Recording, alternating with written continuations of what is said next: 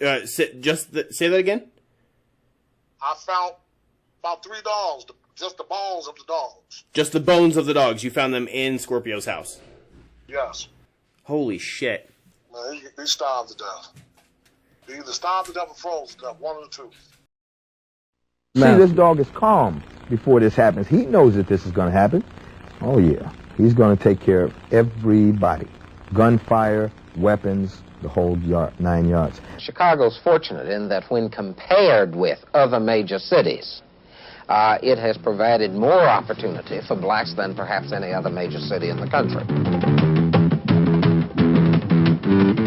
Although a black explorer, Jean-Baptiste du Sablé was Chicago's first settler in 1765. It wasn't until the early 1900s that a sizable black population was established in Chicago.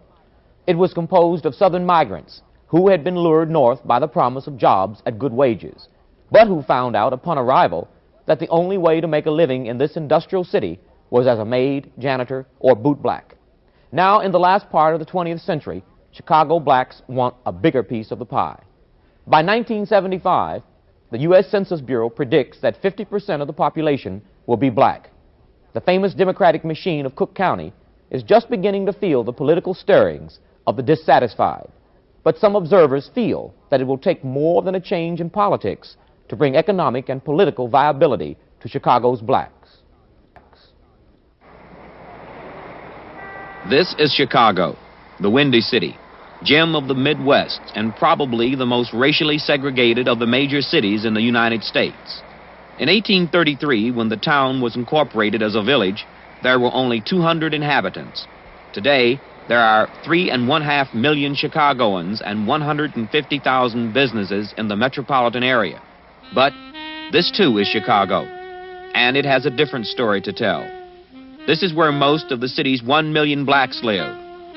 Their homes a far cry from the fancy steel and glass high-rise structures that are becoming the new promised land for the whites and the wealthy. How does local government affect housing for black people in Chicago? I couldn't talk about local government without talking about the federal government. In that the federal programs, umbrella, whatever the local programs are. I mean, I'm speaking specifically of HUD and its subsidiary FHA. Has urban renewal been a positive or negative aspect? In my opinion, it's been a negative aspect in that so many blacks were displaced, and of course, in turn, created high density and more congested conditions in the areas that surrounded the urban renewal programs. There are many urban renewal programs that were started, say, 10 years ago, where the land is still vacant and people are still unhoused. HUD is saying that you can't have a house in the city and white folks ain't gonna have you in the suburbs. So, you know, it seems to me that, you know, blacks have to become moon folk in order to do anything. And this is what we're gonna have to work with. This is what we're gonna have to deal with. I think it ought to be said, however, that urban renewal, contrary to popular belief, is not simply a housing program. It is a process for renewing communities and providing not only added housing, but other amenities, so that it may well be true that urban renewal has destroyed more housing than it has built.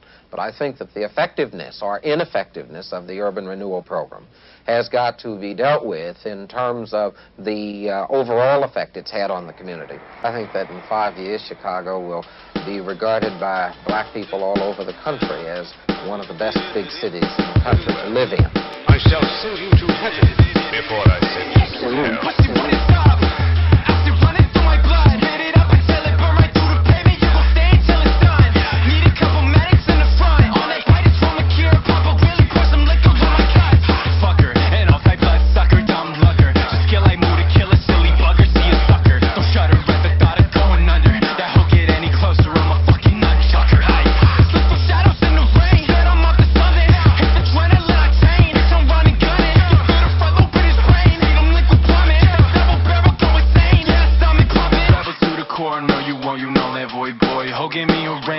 Treat her like a joy toy. Devil that you know, that you don't make a choice, boy. Smoke until it's space until I'm speaker with the corpse voice. Fuck that.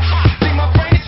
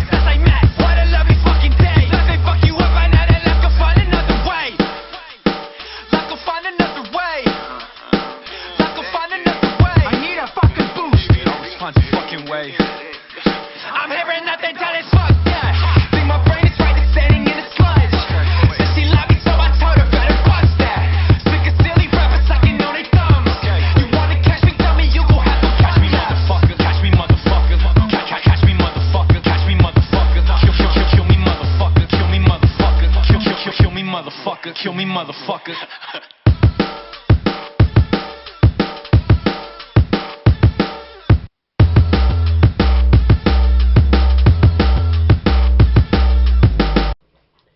And so the environment of Chicago really shaped what the Canis Panther was supposed to be. Yes.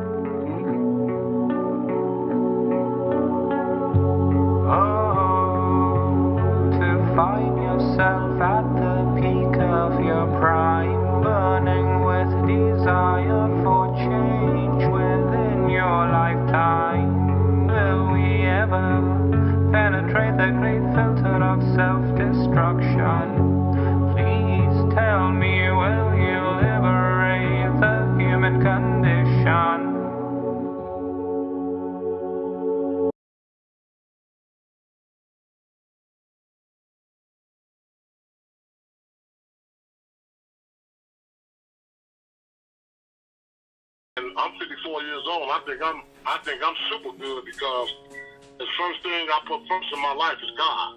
You know, because without God, I'm not nothing. You know, and that's what I keep up for. You know what I'm saying? I keep him up front. Right. And then everything else follows. You know, well, 2000 he died December. He died December the 16th.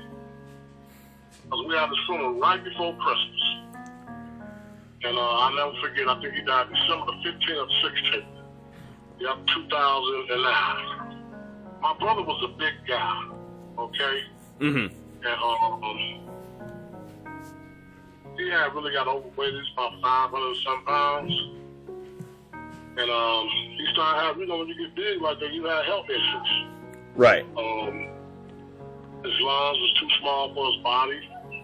You know, he had a lot of issues, man. You know, I mean, he was a diabetic. And the hospital told us he died from MRSA. You know what I'm saying? Mm-hmm. And, but my brother, when he was in the hospital, he didn't want them to cut on him. And they cut a hole in his throat. And he didn't live a week after that. If it wasn't for my brother, it wouldn't be no me, okay?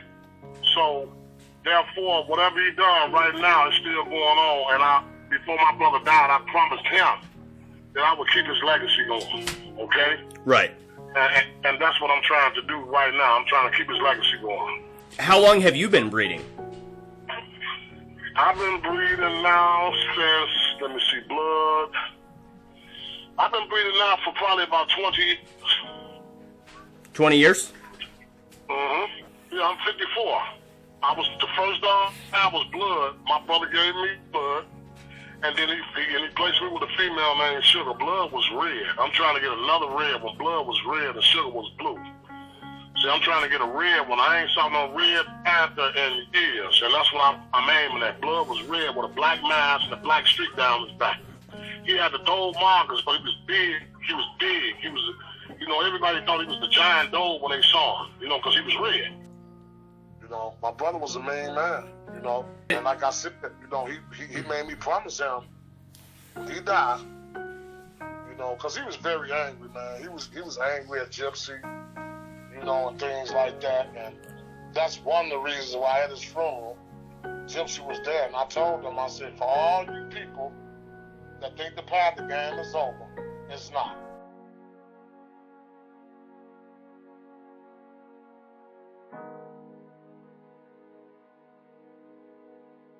My motive is to provide for people a dog that will keep motherfuckers out of their house. That's a good motive. That's my motive. That is a good motive. You better believe it. It's a valuable motive. Because see, in the dog world, dope dealers don't pray for you. Smart guys don't pray for you. Other breeders don't pray for you. But when you teach somebody or provide somebody with protection, every time that dog makes somebody walk away, they say, thank God for Gypsy.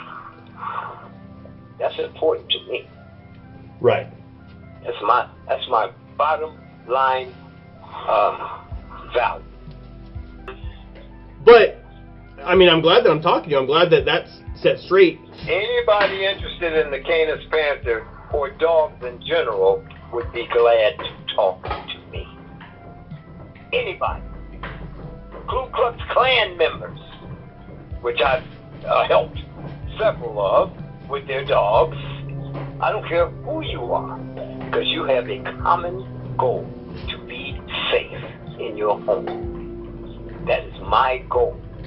That is my only goal when it comes to dogs. Besides the hugs and the kisses and the wagging tails. That's the best part, isn't it? No. No, okay. The good part. The best part is knowing motherfuckers ain't trying to come in my house because I got a dragon in here.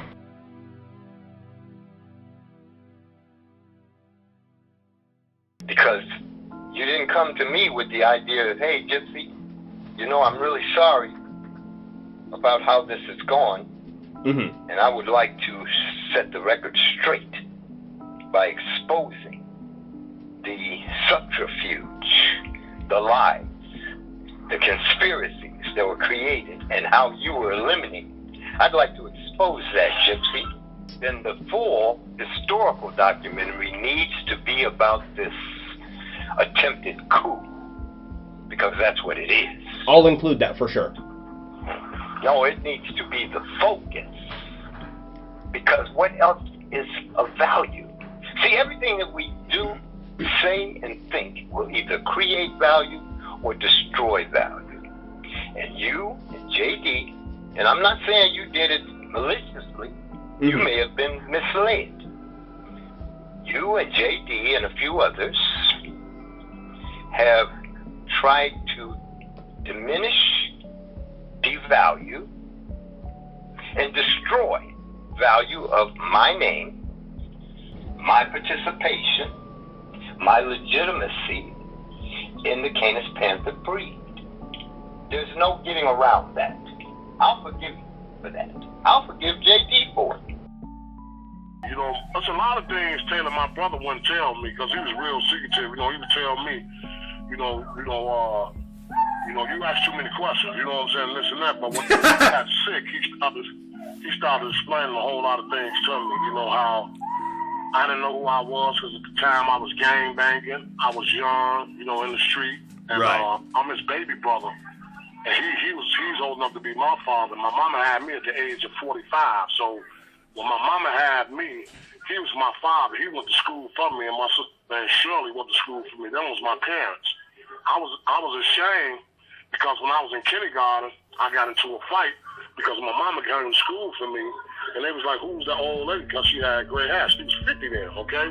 Right. And I told my mama, you know, a kid, I didn't mean no harm. I told my mama, "Can you let Shirley come to the school for me? Because everybody else mama is young, and you the only, you old mama, and they, you know, so, and right now that was a cruel thing to say, but kids don't know no better, you know?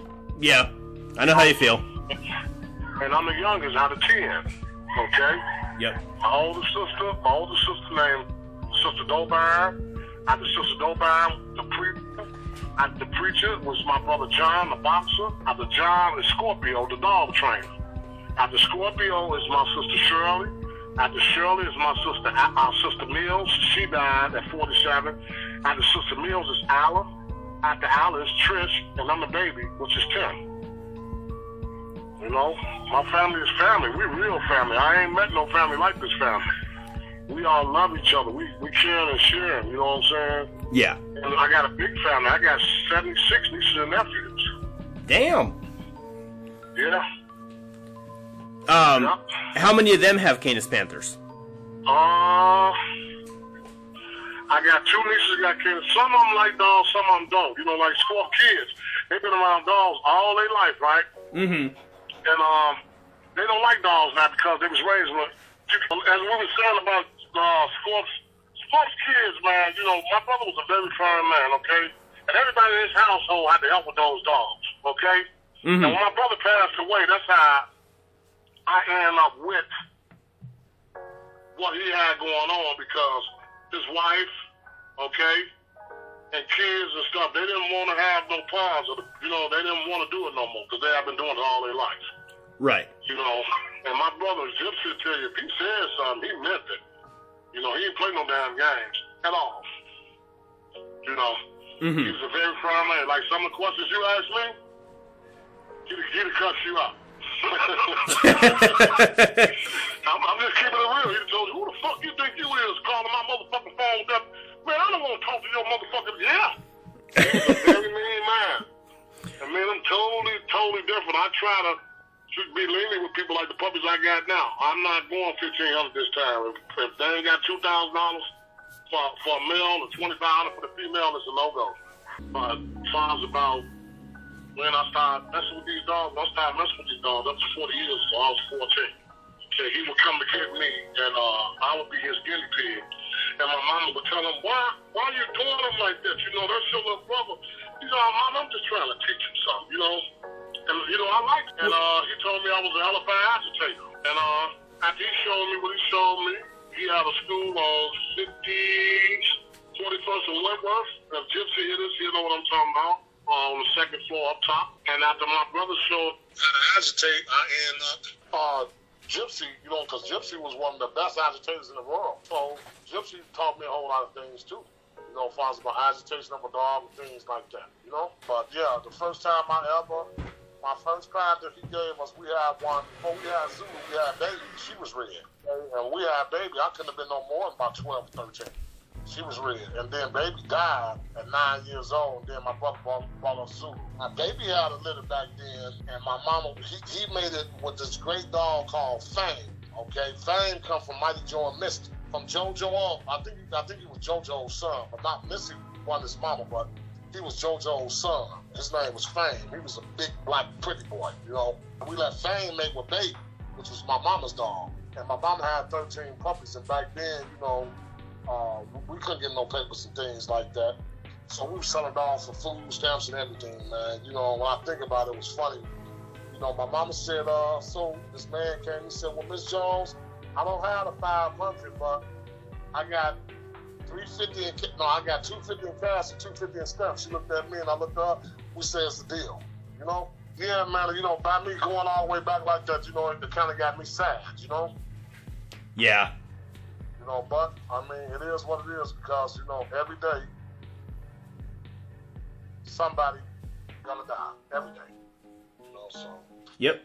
A lot of my people gone. You know what I'm saying? Out of 10 kids, there's only 4 of us left. 6 gone. Damn. Yep. And I'm the baby. I'm the last boy. I ain't got no more brothers. So it's you and 3 sisters. Me and 3 sisters, yep. Are any of them involved in the Canis Panther or no? No, now one of them, they, you know what I'm saying? My sisters that passed away, they love dogs. But my sister that's right up over me named Trish, she's 56. I'm 54. She don't like dogs. Because my mama had them. She said she don't want dogs and no cats. I'm telling you, Taylor, all my life, man, we had dogs and cats. It was a dog family. My sister said, well, she told my mama, whenever I get my own house, I'll never have a dog or a cat. And she don't like them. She tell me right now today, why you got all them stanky ass dogs, you know? And I'll be like, why would you say that? You know what I'm saying? Because I don't understand you with these damn dogs. I say, look, if I'm a dog lover, as long as they ain't costing you nothing, let me be a dog lover, you know? Mm-hmm. Yeah, but, you know, I got some family members like that love the Panthers, because all my brothers had them. My brother John had one. Her name was Dee Dee. The preacher, he had one. His name was Champ. Before that, he had Pac-Man. Man, we all had them, you know? My sister had one, a big black bitch named Grandma, you know? Mm-hmm. And, yeah, you know, they've been around. And then my other sister had one named Zeus. Okay. Yep. Everybody in the family had one of these dogs. Except for, I said a few of my siblings, but everybody else, you know, maybe 2 or 3 of my sisters probably said, no dog. You know, but everybody else, you know, not a problem. How many of Scorpio's kids have Canis Panthers? None. Why is that? I told you, they said the same thing. When Same they thing? got their own place, they'd never get a dog. My brother had at one time like 40 dogs. Damn. Yeah, and they had to help him. You know what I'm saying? They had to clean up dog shit. They had to, you know. They want him, you know. I mean, he tell them, you know what I'm saying? What you put in, that's what you get out. If you don't help, then you don't get nothing. You know. Right. And them girls used to get down, man, in the basement, man, and clean the basement and you know, clean up dog shit like dudes. You know. Mm-hmm. So, like I said, when they got older, they just said they don't want no dogs. You know. And I can't blame them for that. You know. Yeah.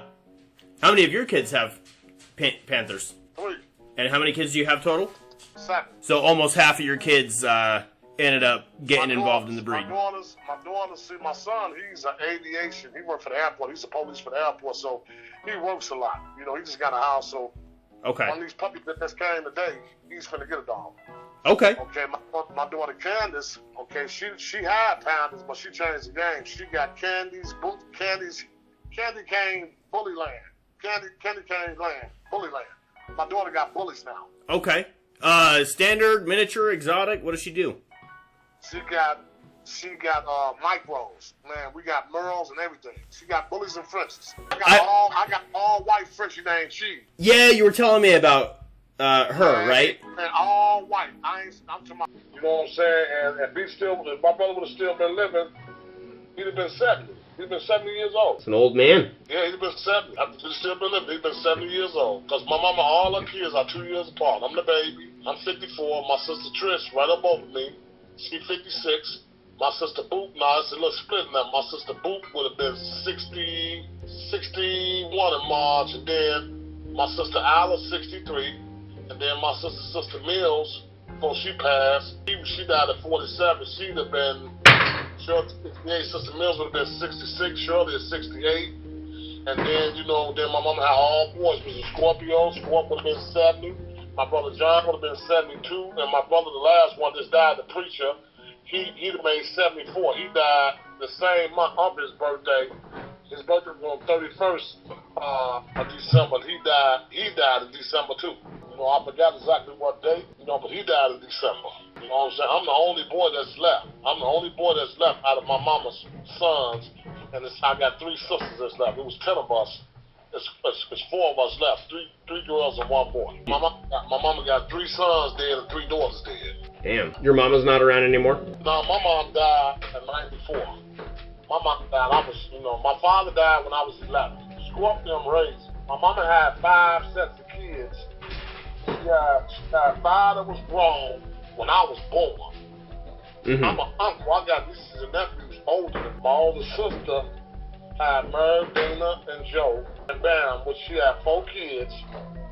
Already, my mom had me. I already had nieces and nephews. I was born an uncle, and that's why, when a lot of things that I do, my niece she gets so emotional, you know what I'm saying, because, she tell me, which is his daughter, she'll say, man, I wish my daddy was here to see what you're doing, Uncle Tim, Mm-hmm. And like I said, you know what I'm saying, that's why I fight hard to keep what's going on, man. Because, this ain't nothing that my brother was trying. This ain't nothing he was trying to do. This was something that he done. And you know what I'm saying? By him doing what he done, that's why I'm doing what I'm doing. Until I can't do it no more. You understand what I'm saying? Mm-hmm. And my brother kept talking to me in my dreams, telling me don't let him down. And I'm trying to find me somebody that's a dog man in my family, which one of my nieces and nephews, if something happened to me, well, they can keep it going. That's one of the things, so that's one of my theories, you know what I'm saying, trying to keep his legacy going. And like I say, everybody claimed to have a Panther, everybody claimed to do this, but at the end of the day, I'm Scorp's brother, I got 2 pups right now that's 8 months, but they hot, Taylor. I'm trying to just get away for $250 a piece, which is Panther Presses, Taylor. Little Larry Hoover dogs. Did you say little Edgar Hoover dogs? This is what I'm telling you about. I swear 120 pounds. I swear to God, Taylor. 8 months, 120 pounds. And then Bella, he got a Bella too. She was like 100 pounds.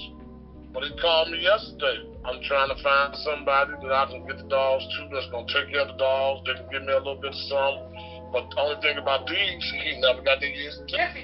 My brother, Gypsy was a dog trainer, which Gypsy taught me how to train dogs, okay? Right.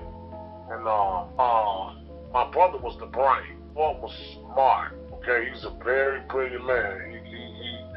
He built, he drew, you know what I'm saying, just the whole 9. He was, he would call me at 2 or 3 in the morning and tell me some of his ideas. And I'd be like, Scorp, man, it's 3 in the morning, what the fuck, man? He'd be like, Tim, I'm just thinking about money, man. I can't go to sleep.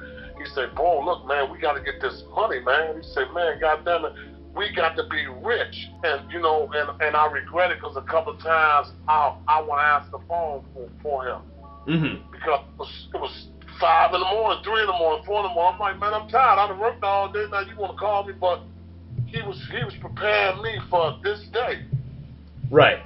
I really believe he knew at some point he was getting ready to leave this earth, and he was preparing me to get ready for the future. You know what I'm saying? And sometimes when I think about it, it makes me kind of emotional, you know what I'm saying? Because, my brother was like my father. All he ever wanted from me is just to be right.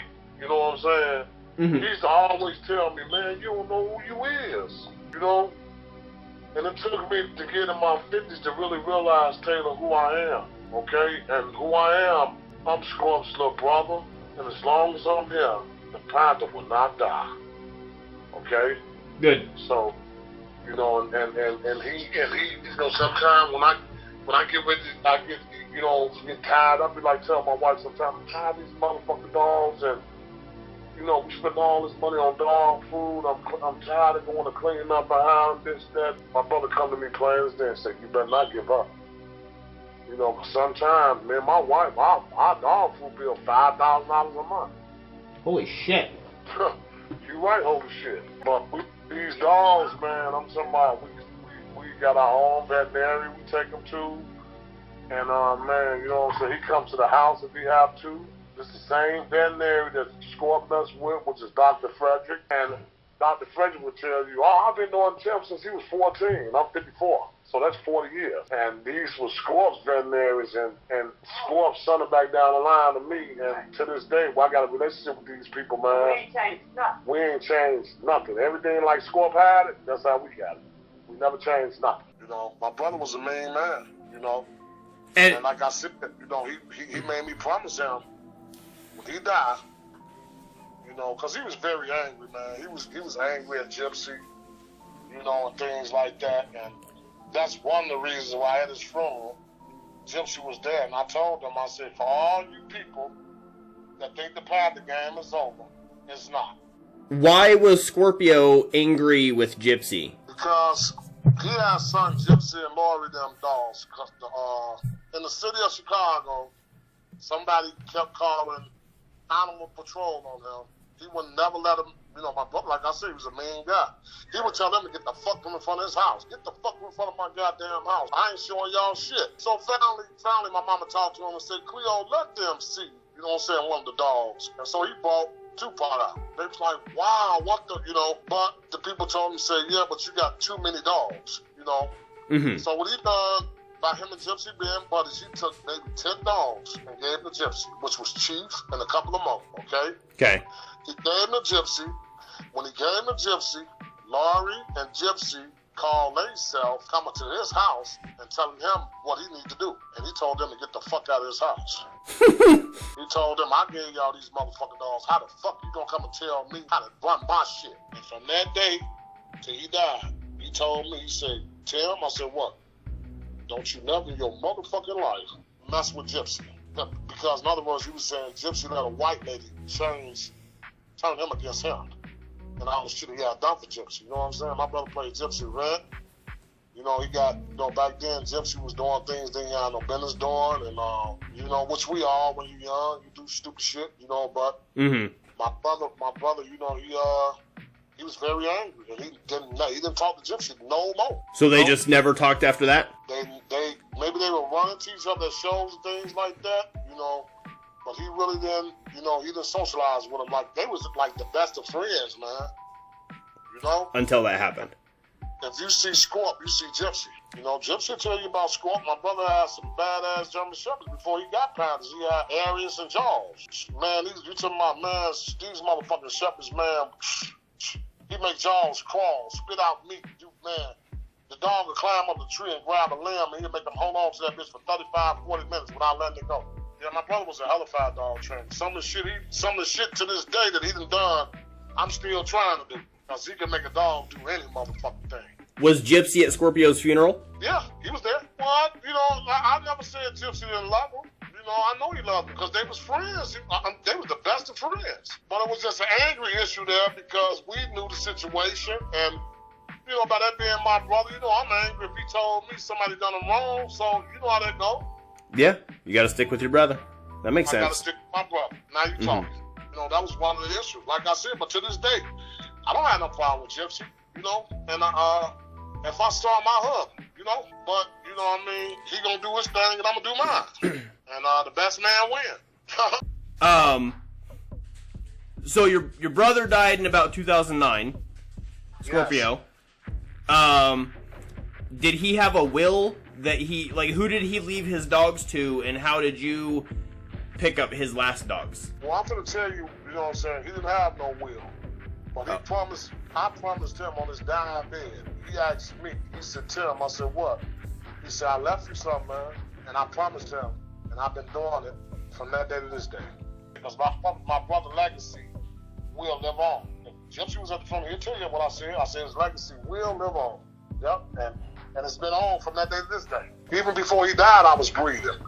You know what I'm saying? You remember I told you I had to make the dogs back bigger, and he got mad at me. And then he got the contract with the people over in China. Then he called me back and said, hey man, bring me all them motherfucking puppies. You know what I'm saying? bring you all my puppies. He was like, yeah, bring me all them motherfucking puppies, man. I said, no, I can't bring you all my puppies, man. You know, and he was like, you gonna get some, you know what I'm saying? So I took him 2 bitches and he gave me $2,500, you know what I'm saying? They was his dogs anyway, but my brother had just done $1 million contract with the people overseas. And he died. And after they found out he died, they breached the contract. Damn. So nobody in China, as far as you know, has Canis Panthers right now? I don't know if it's still over there, but I know they said they was going to use them as military dogs. Interesting. Okay. Yeah, and I went to the airport, the Chinese man, we took the dogs. A Chinese man gave him a suitcase. When he opened that suitcase, it fucking blew me. He had like $500,000. Yep. For about 8 or 9 dogs. He sold his dog for $25,000 a piece. So after Scorpio died, you told me that he had a house that he owned and you had to pay the property tax on it, but you ended up cleaning out the house and you found some things in there. Can you tell us a little bit about that? Well, you know, so a lot of things I found in there. I found some dead dogs, man. What, you know what I'm saying? I mean, that his wife them had left. You know, he had a marvelous dog in the name Bull. That was one of the last dogs he had. And I was feeding Bull and taking care of Bull, but my niece, which was Scorp's daughter, she really didn't want me to have the property. So what she done, she called the city on me. And when she called the city on me, they came and said the dogs was being neglected, things like that, which they wasn't. You know what I'm saying? Mm-hmm. And she authorized them to take the dogs, you know? Right. You know, but she had here Bull. But they took my dogs, which was Shyster, Chaos, and Smoke. I had three of them down there. And they took the dogs and they left Bull in the house. I'm thinking they took him with them somewhere. When we was gutting the house out, I found Bull and a couple of more dogs. Just the bone, all the bone, you know? Say that again? I found about 3 dogs, just the bones of the dogs. Just the bones of the dogs. You found them in Scorpio's house? Yes. Holy shit.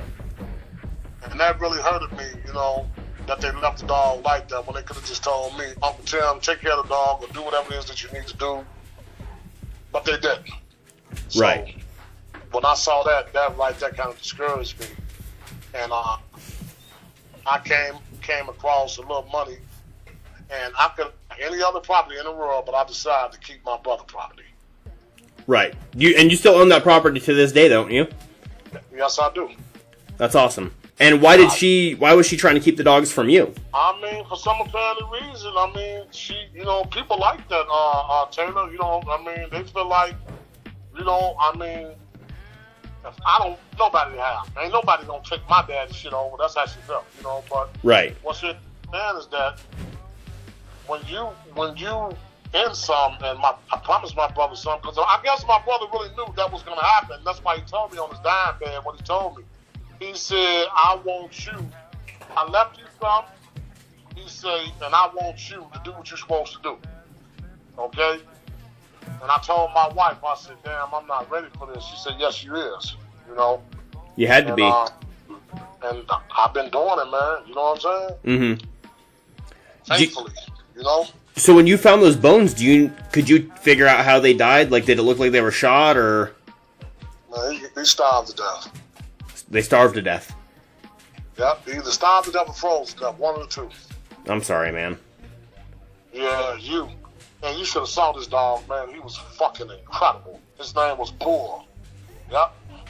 Do you have any of his puppies? I had Blackjack, and I had Blackjack, and I had a Bluebeard. I had to put Blackjack down, which I got puppies off Blackjack. But I had to put him down because he had a syndrome called the wobbles. And, you know, Dr. Frederick told me it wasn't going to get no better. He said the dog is suffering. You know, it's like he couldn't stand. You know what I'm saying? Like, you know what I'm saying? He, you know, when he stand, he be wobbling. Like, you know. So right. I had to get him put down. And you got puppies off of him. Do you have any of those puppies still? No, you know what I'm saying? I have puppies off them, which is somewhere in this line, somewhere, man. You know what I'm saying? I really can't tell you. Let's not look at the paper. But it's his puppies. He got puppies in the line. Okay. I know that for a fact. You know?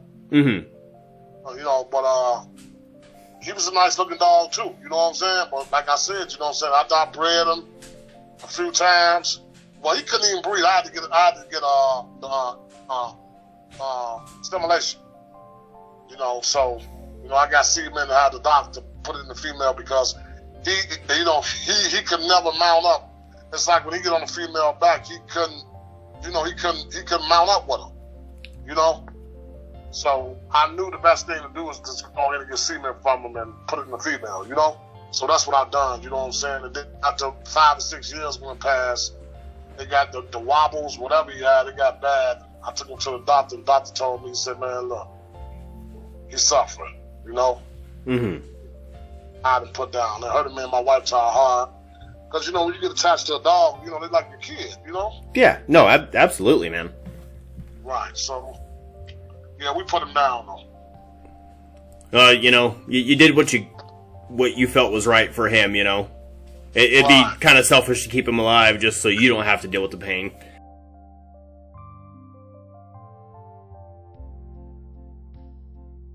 I didn't just show up, brother. I was there. Yeah, okay. All right. Well, this sounds like an exercise in futility, okay? Because there is real, there is documented, there is historic, and then there is imagined. Right. And because if she has admitted that, then she has delegitimized herself. Any person who is in the dog world will know that if you take a German Shepherd and breed it to a Mastiff, there's no longer a German Shepherd. Right. Anyone. Yep. So how is it? Do you understand? Yeah, no, absolutely. To even discuss that helps them to establish some legitimacy. Did you grow up in Chicago? Yes, I did. And how old are you now, if you don't mind me asking? 70 years old. I was born there. I was born in Cook County Hospital. It's on the west side of Chicago. The west side of Chicago is the only place worse than the south side. Did you grow up with any dogs? Yep. What kind of dogs I found out what a dog was about when I was a child. It's in my book. How often do you breed? Whenever nature allows it. I don't force it. Okay. I'm not trying to populate the world with Canis Panthers. I'd rather not. I don't want to see a Canis Panther in every yard. I don't want that to happen. That's fair. And, you know, I think that getting popular is one road to destruction for a breed. That's what happened with the... It certainly is. Yep. I've never tried to make it popular.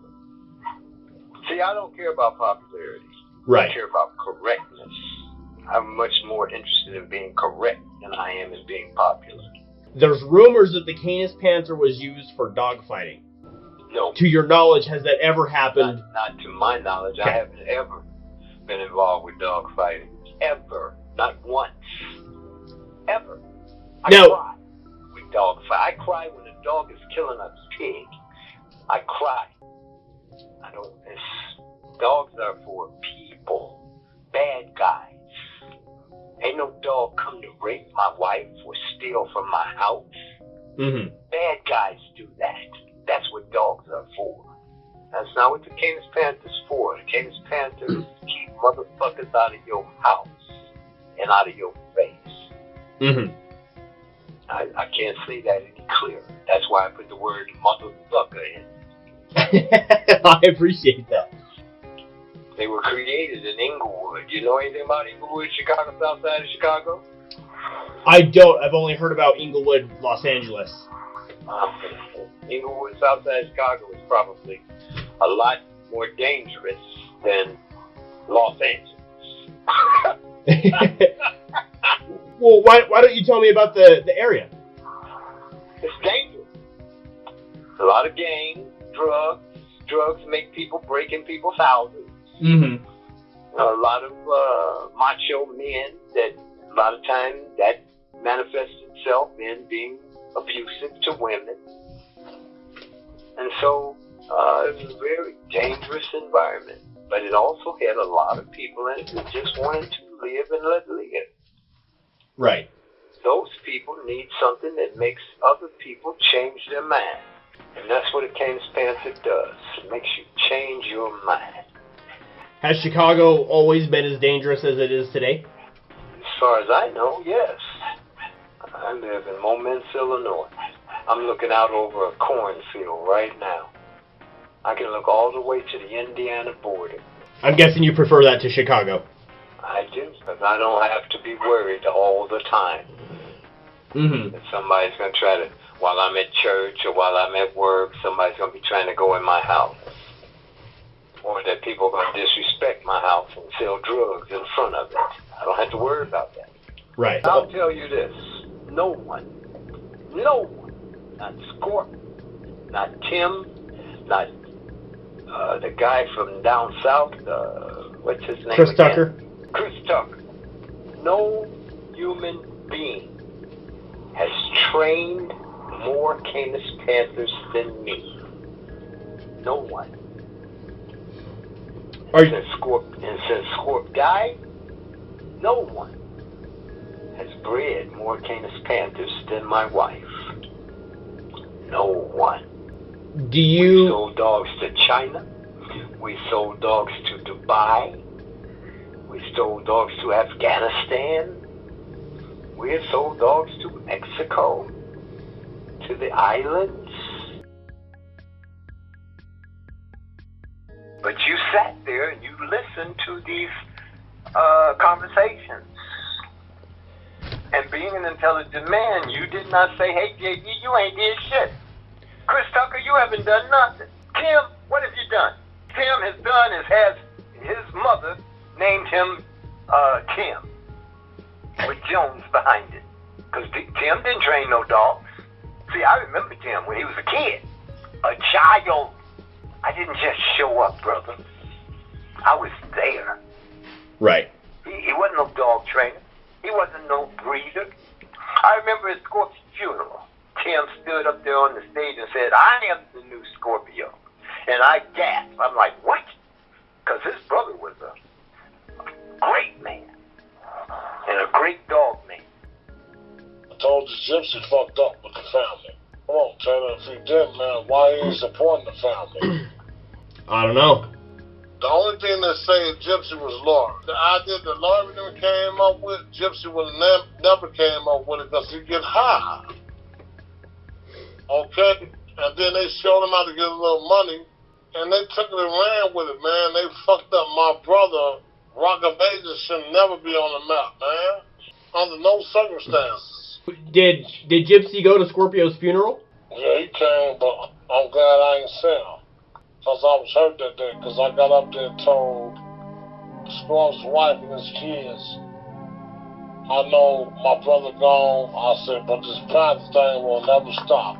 And I used to see Scorp beg his brother, Tim, I need some help. Come over here and help me. And Tim's like, I'm not doing no work. And so your opinion of Scorpio is quite high. Huh? So your opinion of Scorpio is quite high because he was working. Man, Scorpio is the king of men. Okay. The king. You've heard me. If you've heard any documentaries, my first words of Scorpio deserves the credit. If you listen to me, or if you've read anything that I've written, then you've heard, then you know that already. I spent every day of my life with Scorpio. How did you guys meet? We met in Earl Jones's dog school. I was an apprentice under Earl Jones when Scorpio walked into his school with Aries, German Shepherd. Are you available to continue our interview? When you call, you should always tell me who you are, so I can remember your name. My name is Taylor. Okay, Taylor. Now, my wife asked me, did you ask Taylor if he's recording this conversation? And I told her no. So I'll ask you now, did you record us yesterday? I did, and I can delete that if you want. And I'm. Wait a minute, Taylor. Well, I did bring it up in the beginning. Taylor, no. You did never even indicate that you were actively recording our conversation. So I hope you publish that conversation, because I told you yesterday, I tell the truth all the time. Taylor, you were in a cabal of people who tried to discredit me, to devalue me, to replace me. Right. And then you come with the same type of subterfuge as those people in that cabal. How can I trust you? I have a volumes to say. I've been training dogs 50 years. At no time did you say, I'm recording this conversation. Since it didn't happen yesterday, I was going to tell you today. Okay. Which is why I answered truthfully when you asked me.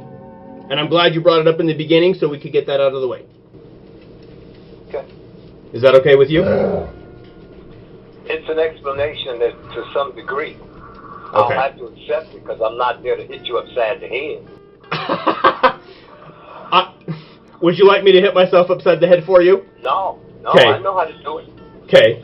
I thought I could speak to you openly and truthfully, the way I do anybody, until I realized you're an adversary. I forgave you for being an adversary before you ever talked to me or encountered me. Okay. Anywhere you go, my number is accessible. It's been the same number for 25 years. I didn't know that. If you were really interested in my side of things, why didn't you just call me? Why didn't you ask JD for my phone number? Okay. So I'm going to tell... You wanted me to be honest with you. So I'm going to tell you... I think you want to be honest with me. Go ahead. Oh, I do want to be honest. I prefer to be honest. Here's the opportunity. Okay. Go ahead. So there's two things. One, I messaged you on Facebook, and you're not about that. That's fine. And when you didn't answer, so then I went to Lori, and Lori, you know, I feel like she felt skeptical about my intentions, so she didn't answer me. And then when I got my male Canis Panther, Heisenberg, the breeder he came from had mentioned that they believed you would not talk to a white man. You would talk to... My wife is white. I know. So didn't that just make you say to that person, you're an idiot? His wife is white. Well, I did, and she specified that it's white men that you have an issue with. You'll talk to white women. You'll talk to anybody. Come on. Yeah.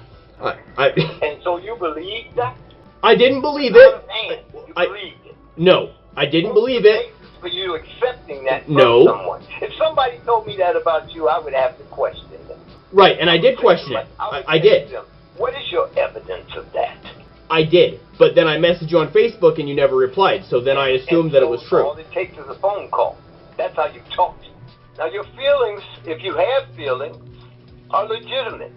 And I'm not making you anything. You should have felt that way before you did it. Unless you laugh to yourself maniacally. Oh, I'm a this guy. No, I never laughed to myself maniacally about you. Well, it could. Well, there's nothing funny about me, man. I just can't. I can't understand that. If somebody told me that you wouldn't talk to a black man, I would say, how do you know that? Right. Have you ever tried to talk to this man? And then I would say, why are you saying that? If you haven't talked to this man, if you've never attempted to talk to Gypsy, then why are you saying it? What is your motive? I'll tell you why. Because no matter what race you are, there's a criminal around you. Mm-hmm. White people get broke in all the time. Yep. By other white people. Yeah. Spanish people get broke in all the time by other Spanish people. Asian people get broke in. They get molested. They get attacked. That has nothing to do with race whatsoever. Right. That is a human condition. About some people are honest and hardworking, and other people are thieves and connivers and manipulators. What I try to do is be honest all the time. That takes effort. It does. To be honest, to be real, and to be merciful. It takes effort. How do you feel that other people are getting their dogs from you and then they're breeding them and... Now, let's assume they give you credit, but how does it make you... This is America. All I can do is control what I can control. I can't burn brain cells or get an ulcer based on what someone else does. If that was the case, how would I live? How would I have any happiness? No, you wouldn't. That's right. There's too many bad people out there. And I don't allow people to control me. Now, my wife, she can control me. Yes, my wife might control me. Yeah. That's for sure. But no one else. That's the wife's job, isn't it? Thank God for it. Yeah, sometimes they get on our nerves, but they keep us safe at the same time. That's right. A good wife raises a man. I never thought about it like that. I was going to tell you, write that down. You will literally help anybody. Anybody. As long as it's dogs. Everybody needs to be protected. No one can tell you any different. And I think in the future you should say, when people have something bad to say about me, you should say, well, have you ever talked to Gypsy? Because even after I found out you called here with subterfuge, I'm still talking to you. Right. Even after I knew you were part of the cabal that was trying to destroy me, I still talk to you. Right. Didn't I? Yeah. So in the future, or go back to the people who told you that and ask them, why would you tell me something like that? Have you ever talked to the man? Never lied to him? Never discriminated against him? What I didn't do was allow him to become the middleman, the broker for the Canis Panther breed. And that was his desire. That's what he expressed to me. Do you know why he approached you about that to begin with? Like, did he... Because he saw my dog. And he knew I had a bunch of them. And they all looked great. And something must have went through his head. Boy, this guy, he's just a farmer. He don't know what he's got. I can turn this into a bonanza. I'm guessing you're not trying to get rich off of the dogs, either. Man, hell no. Okay. It's like trying to get rich off no dogs. You can't get rich off no pigs. He thinks you can. But in order for him to do that, he would have to eliminate me. Because the simple question that anybody with any logical mind would say, well, JD, where'd you get your dog?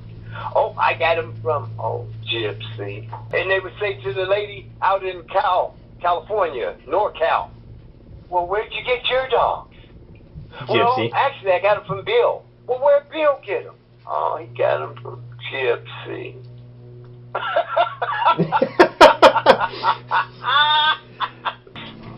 Who told you I don't talk to white men?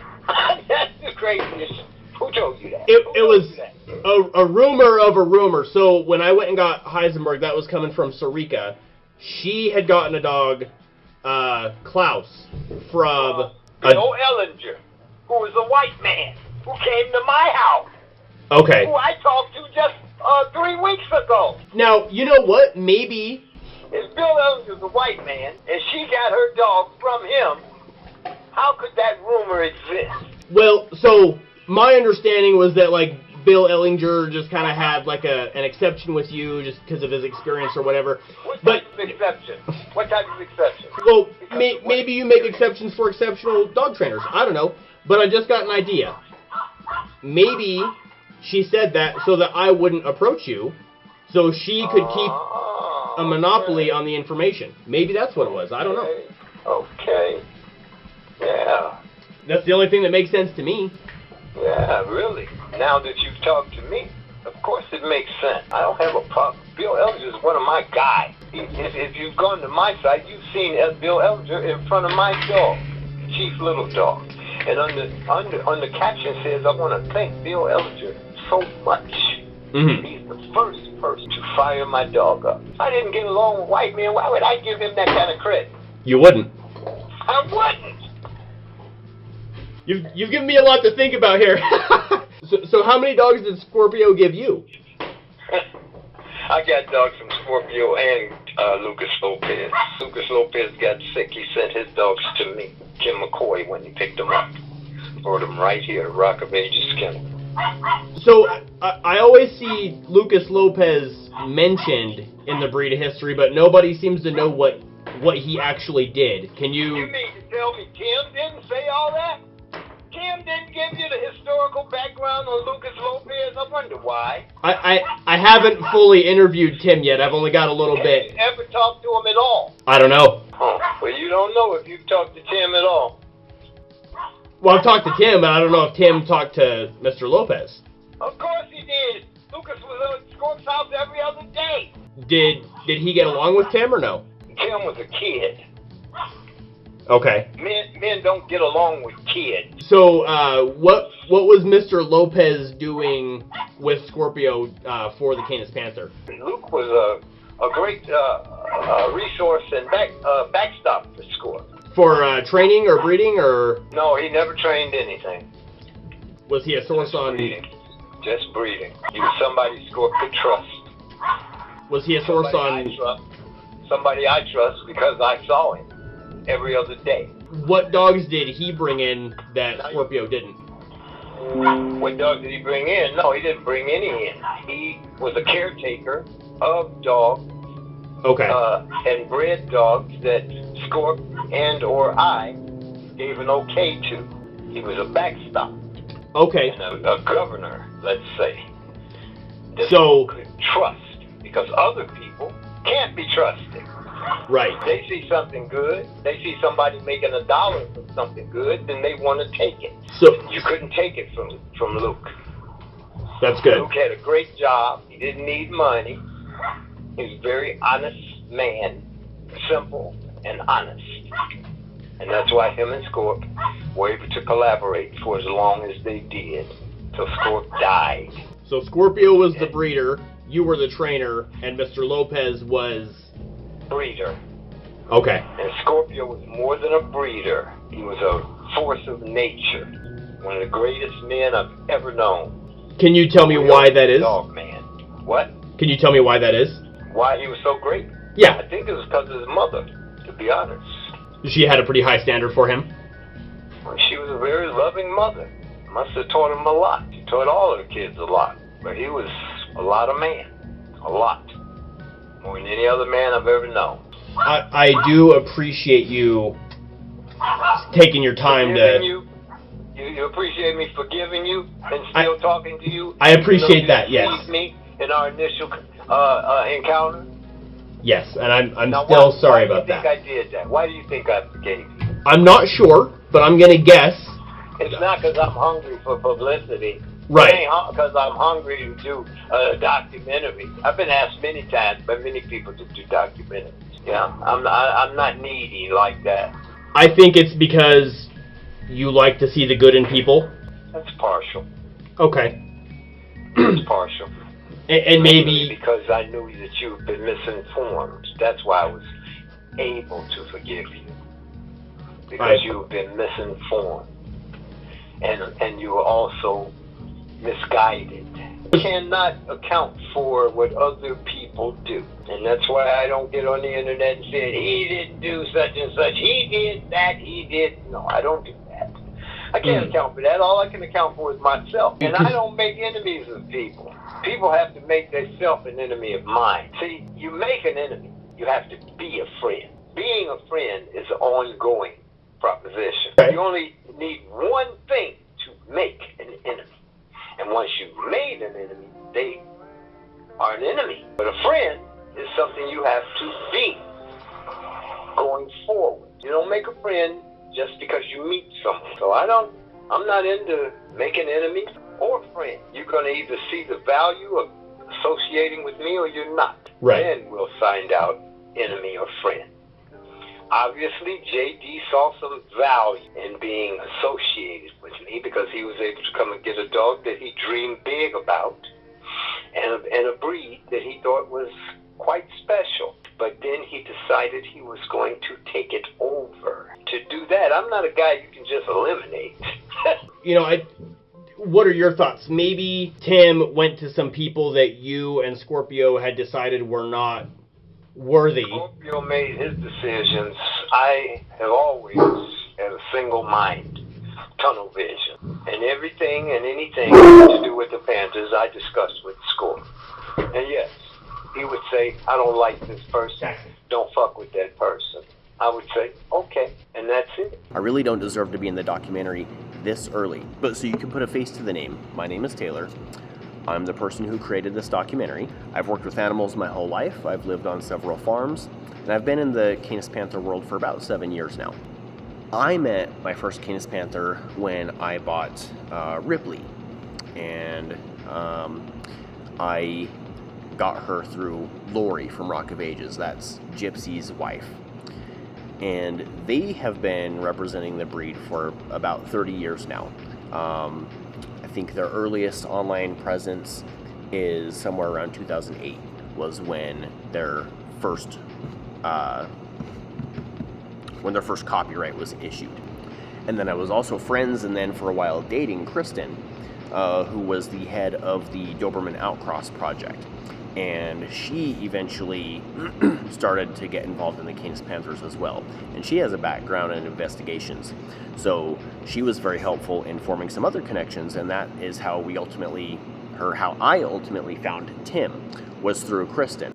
And ever since I was aware of the Canis Panther and that it didn't have a club or any sort of major representation, I've always wanted to make a club for the breed, and I've always wanted to make a documentary. And because of, like work circumstances, stuff like that, I just didn't have the time early on. And then in early 2020, JD approached me about breeding my female Canis Panther on my kennel page. And from there we started talking, and that was where the idea of starting the CPCA came from. So I joined with him and his efforts to get that started, and I thought that would be a productive arrangement, but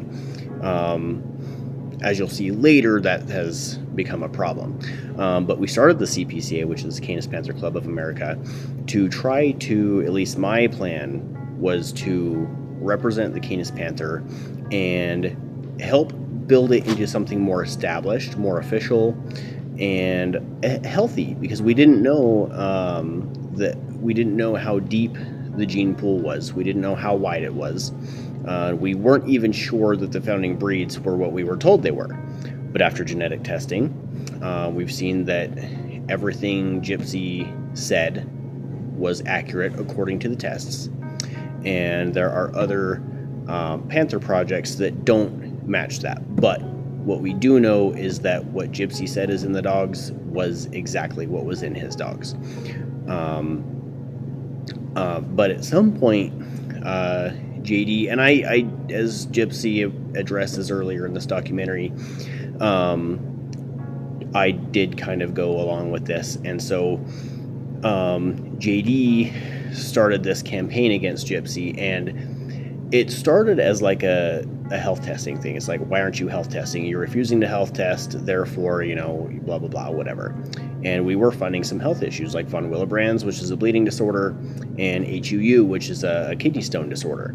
But like Gypsy also says later on, HUU doesn't guarantee that you get kidney stones. HUU is a high probability, but depending on the diet, depending on the water, and some other circumstances, you can mitigate that and not even know that you're mitigating it. And then same thing with von Willebrand's. My male pit panther, Heisenberg, he has both copies of von Willebrand's, and he's had some pretty severe injuries, but he's never bled to death. So he bleeds more than an average dog, but it's not obviously a death sentence. And so with the club, what we wanted to do was develop a management system for the breed to help control those health issues and help breed those down. But we didn't know the extent of the gene pool we were working with, and every dog that we looked at the pedigrees on were all going back to a fairly narrow selection of dogs. So it was my assumption, and I believe the assumption of other members of the club, that the breed had a relatively shallow gene pool. And that implies that it's going to be more difficult to get rid of those health issues, because it's like if this dog has both copies of von Willebrand's and this other dog has similar ancestry, the chances of this dog having 1 or 0 copies is lower. And so then it's like if all of his cousins are in that same situation, you're just going to create more carriers, and then that guarantees more clear dogs down the line, but it also guarantees more affected dogs, and it means a large number of carriers. And so my approach was to introduce some new dogs as we go. That was one of the reasons why I kept my Dogo mix. And other people's solutions were kind of in line with that, except there was a divide on whether or not you want to add a new breed like the Dogo Argentino or an Airedale Terrier or Schnauzers, some similar protection type breeds or breeds that have something to offer, and then you can breed back for that temperament. And then the other part of the discussion was, instead of doing that, why don't we just keep breeding in more founding breeds? And I think both of them are legitimate. In fact, I have a friend who's publishing a study on the genetics of the Doberman, and her determinations for genetics are that whether you do outcrossing or careful backbreeding, in other words, outcrossing or breeding that breed to that breed, so a Doberman outcross or just Dobermans to Dobermans, both ways are equally effective, according to her research, in mitigating a health issue. But if you want to deepen a gene pool very quickly, then going to a very different breed is the better option. But the caveat to that is that you could also be introducing additional health issues. And so you have to be careful when you're doing even that. Now, what's interesting is I was never criticized for the risk of bringing in additional health issues. Not one person has brought up the idea to me that I could be creating deaf Canis Panthers with my Dogo mixes. Now, maybe it's because they already know that that's not going to happen, because in Dogos, it's pigment-related deafness. So as long as I don't have white Canis Panthers, then I won't have deaf Canis Panthers. But it's still something that a layman would probably have a concern about. So the gravity of the other side of the discussion, the one that has been opposing me, is more about legitimacy. It's like the Canis Panther is an established breed, but if we want to outcross, we should take it only to founding breeds. And so it's like, if you're mixing breeds, you're mixing breeds. So if you consider the Panther breeding true, it's just like the Dogo. The Dogo has Great Dane in the ancestry. If I breed a Dogo to a Dane, that's now a mix. And I cover this a little bit later in the documentary. It's just, I'm being repetitive because it's frustrating. It's a Dogo mix. It's a Dogo Dane mix. And so if I do the same thing with a Panther, that's now a mix. But certain people insisted that crossing a Canis Panther outside of its own breed to a founding breed is superior to breeding it to a non-founding breed. In other words, if I bred a Dogo Argentino to a Great Dane, that's better than if I cross it to a Doberman, which doesn't make any sense, because if you look at an established breed like the Dogo, whether you breed it to a Doberman or a Great Dane, one a founding breed, one not, you're still creating a Dogo mix. You're still depleting that scaffold that makes the Dogo Argentino unique and special. And so if I take a Canis Panther, if it is a solid independent breed, and breed it to supposedly an inferior Great Dane, I'm not doing anything legitimate. I'm still watering down the concentrated genetics of the Canis Panther. And that is something that Gypsy brought up. It's like, this is a line-bred dog. We've been working on concentrating specific traits from each of the founding breeds. So if I breed in more Great Dane, sure, I might help re-emphasize the size, but now I'm going to be depleting the traits that the Labrador, the American Pit Bull Terrier, and the Doberman brought in that make the Canis Panther special.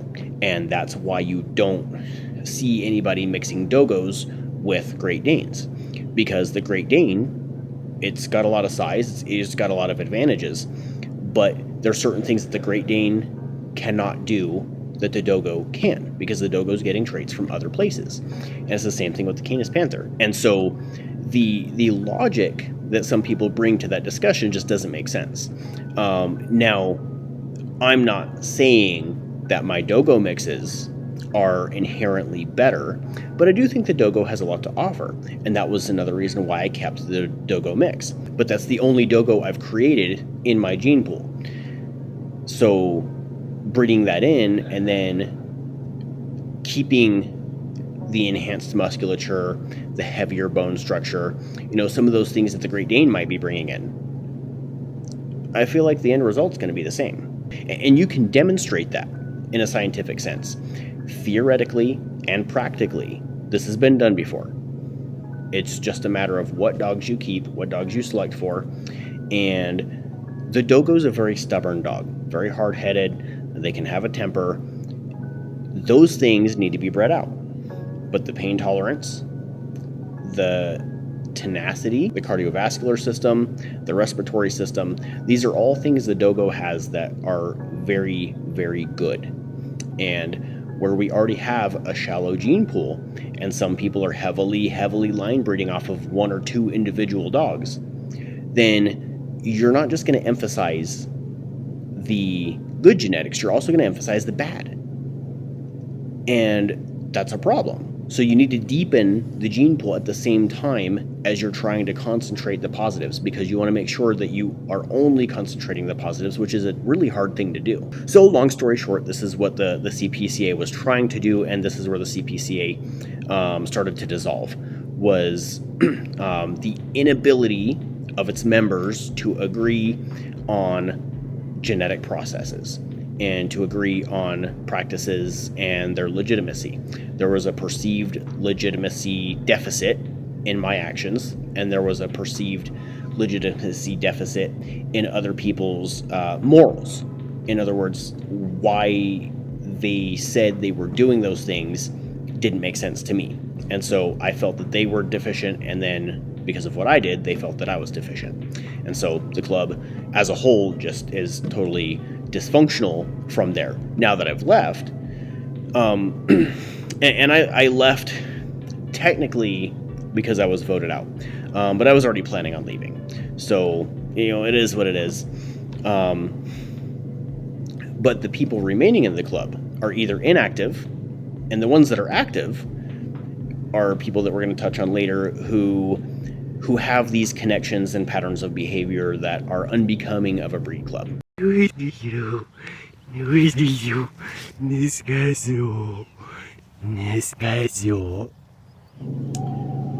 War I, March 1918. After receiving nearly 5 million casualties, Russia signed the Treaty of Brest-Litovsk with Germany. This freed 2 million veteran soldiers for the fight in the Western Front. Highly motivated and trying to prevent the buildup of newly involved American troops, the German war machine swung west towards Paris. Nearing military collapse, the tattered French and British forces augmented American forces. The American 5th and 6th Marines met the Germans head-on at the Battle of Belleau Wood. The Marines fought so doggedly that Germans allegedly took to calling them Teufelhunden, or Devil Dog. Considering the origins of the Canis Panther, the creator's military family members, and its zeal for protecting its family, it's probably not a coincidence that the first name for the Canis Panther was Devil Dog.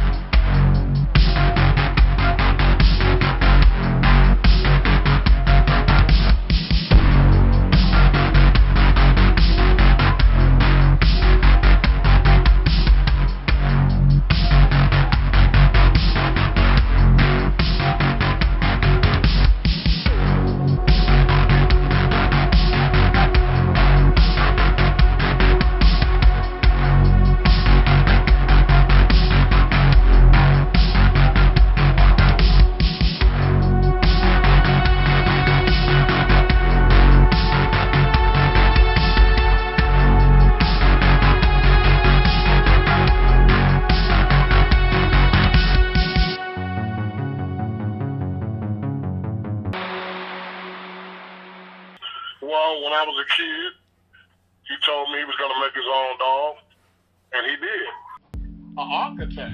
Oh, an architect. Okay. Yeah, he can draw, you know. Right, you know, he draws sketches, everything. Yeah, he done that.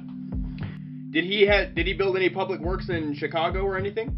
Yeah, he helped build good old grammar school. Okay. Yeah.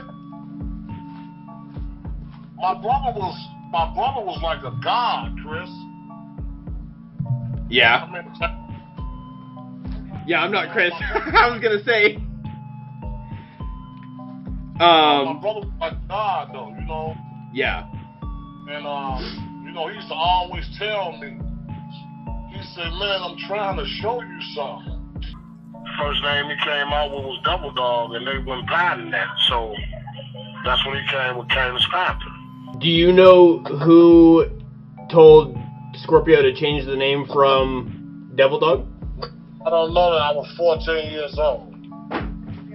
Why did he choose that name? You know, and I can't, you know what I'm saying, tell you why he named them Canis Panthers or nothing like that, but that's what he named them because they was first called Devil Dogs. You know, if you look at Diablo can go for a devil dog. You see what I'm saying? You know, and you got to think about it, Taylor. He's just 2. And you said he's 180 pounds, right? He's 175 pounds. 175. And is that you in the picture? That's me. How tall are you? I'm 6'2". You're 6'2", so he's like 3 foot tall. Yeah, I guess, yeah. 9 legs, yeah. Now, did he come up with the name Canis Panther, or did Gypsy do that? My brother came up with the name Canis Panther. Well, maybe, don't get me wrong, Taylor, or maybe they done it together, okay? Okay. Gypsy and Scorp, I'm 54. My brother Scorp would still been living, he'd have been 70. So, Gypsy probably almost 70, if not 70. And they was good friends back then, and, you know, a lot of things Gypsy taught me himself, you know what I'm saying? Mm-hmm. So, you know, as far as about the name, I don't, you know what I'm saying? I know my brother told me he came up with the name Canis Panther. So, I mean, if he did, you know, it is what it is. You know? Did he tell you why he chose the name Devil Dog? He said the people wouldn't patent it. He said they said that was like a vicious, you know what I'm saying, a vicious name for a dog. And I told him, man, ain't no church lady gonna buy a dog named Devil Dog. So he said, well, then you name him then. What's the name, though? I said, after some research and thinking, I said, Canis Panther. Canis is the phylum name for any canine. Wolf and coyote. It's the phylum name. It's the highest scientific name category. Right. Canis, and the look of the dog, and the movement of the dog, the size of the dog, reminded me of a panther. I named this breed. Me. Not Scorp, not Lucas, not Tim, not JD. And I'll tell you where the term Devil Dog came from. Earl Jones, the person who taught me to train dogs, at one point was trying to create a dog, and he had already picked a name for it, and it was Devil Dog. And one day in a discussion, or several days in several discussions, my father, who read Earl Jones's dope, Tobar the Great, and helped to train him, knew this. And so we had discussions all the time. And so that's where that name came from. It didn't come out of Scorp's head. Was it a Earl military Jones, reference? My father said Devil Dog out of his mouth. Okay. Telling us about Earl Jones trying to create another dog. Scorp didn't come up with that out of his own head. And they were mean, so it's one way you could go that way, but I objected. Right. And Lucas believed what I said. Lucas agreed. And this dog was created for the church lady. It wasn't created for the dope dealer. It's created for the church lady. Mm-hmm. The greatest test of that was Scorp's mother. They had a dog named G-Money. Lucas called it Jiminy. Jiminy. Lucas was a square. He wasn't that hip. So G-Money was not something he wanted to say. So he called him Jiminy. Like I just told you, even as far as naming the dog, we argued about it. And he respected me enough, my intelligence, my ability, my forethought. my vision enough to say, well, then you name them. Because I came to him with a logical argument of why we cannot name these dogs Devil Dog. And he accepted it because he was a very wise man. One of the greatest men I've ever known. Ever. And if you're going to pick a different name, how about let's use some science, and it cannot be assailed. Some scientific weight to the breed. Right. Therefore, Canis Panther. Not Panther Dog, Canis Panther. I've noticed some people like to use the word Panther Dog. Where did that come from? I have no idea. That's laziness. And maybe another attempt to erase history, to erase me, since I'm the one who named the breed. So, what caused you three gentlemen to conspire to create a dog breed? Because at the time, we wanted to import dogs. First, we tried buying dogs. Rottweilers was basically the dog that we had our eye on. And when we went to try to get the best Rottweilers we could, usually they were in the hands of white people. And when they realized that we were, first off, when we pull up, we're black men. We're young black men.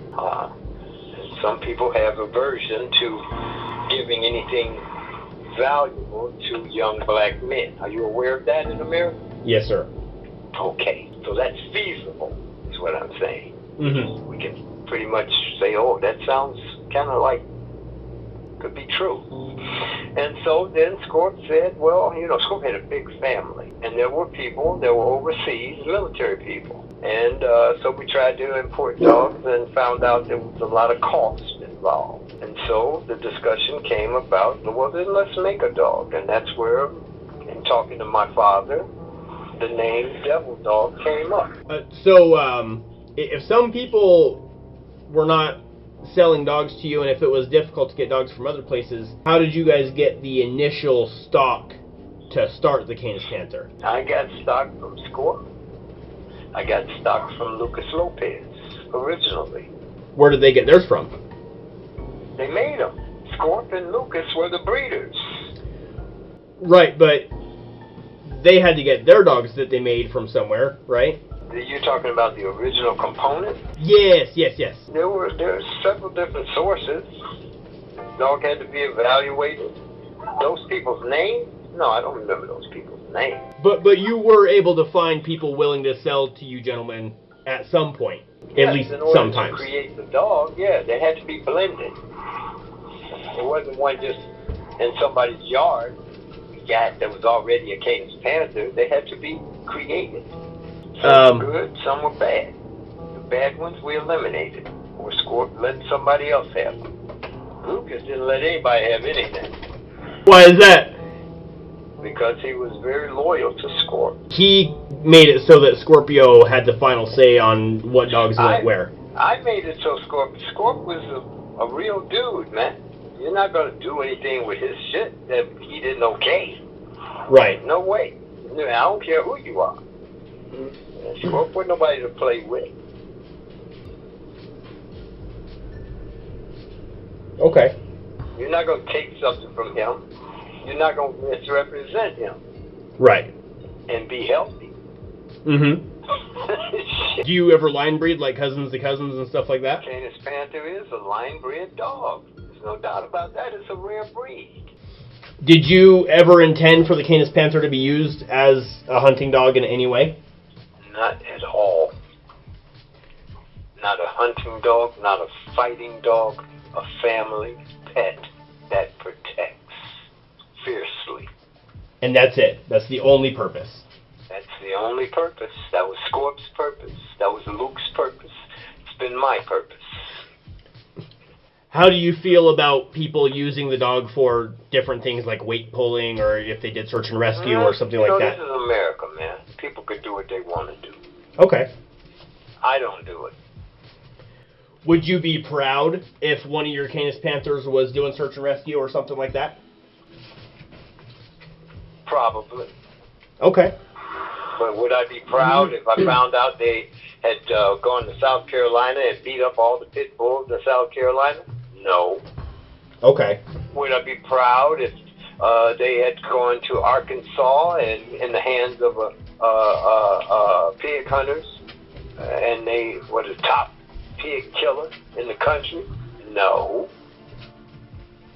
Would I be proud if they were police canines and all that? Probably not. Okay. What I am proud of is when they go to a home, they love who they live with, and they despise everyone else. And so, the environment of Chicago really shaped what the Canis Panther was supposed to be. Yes.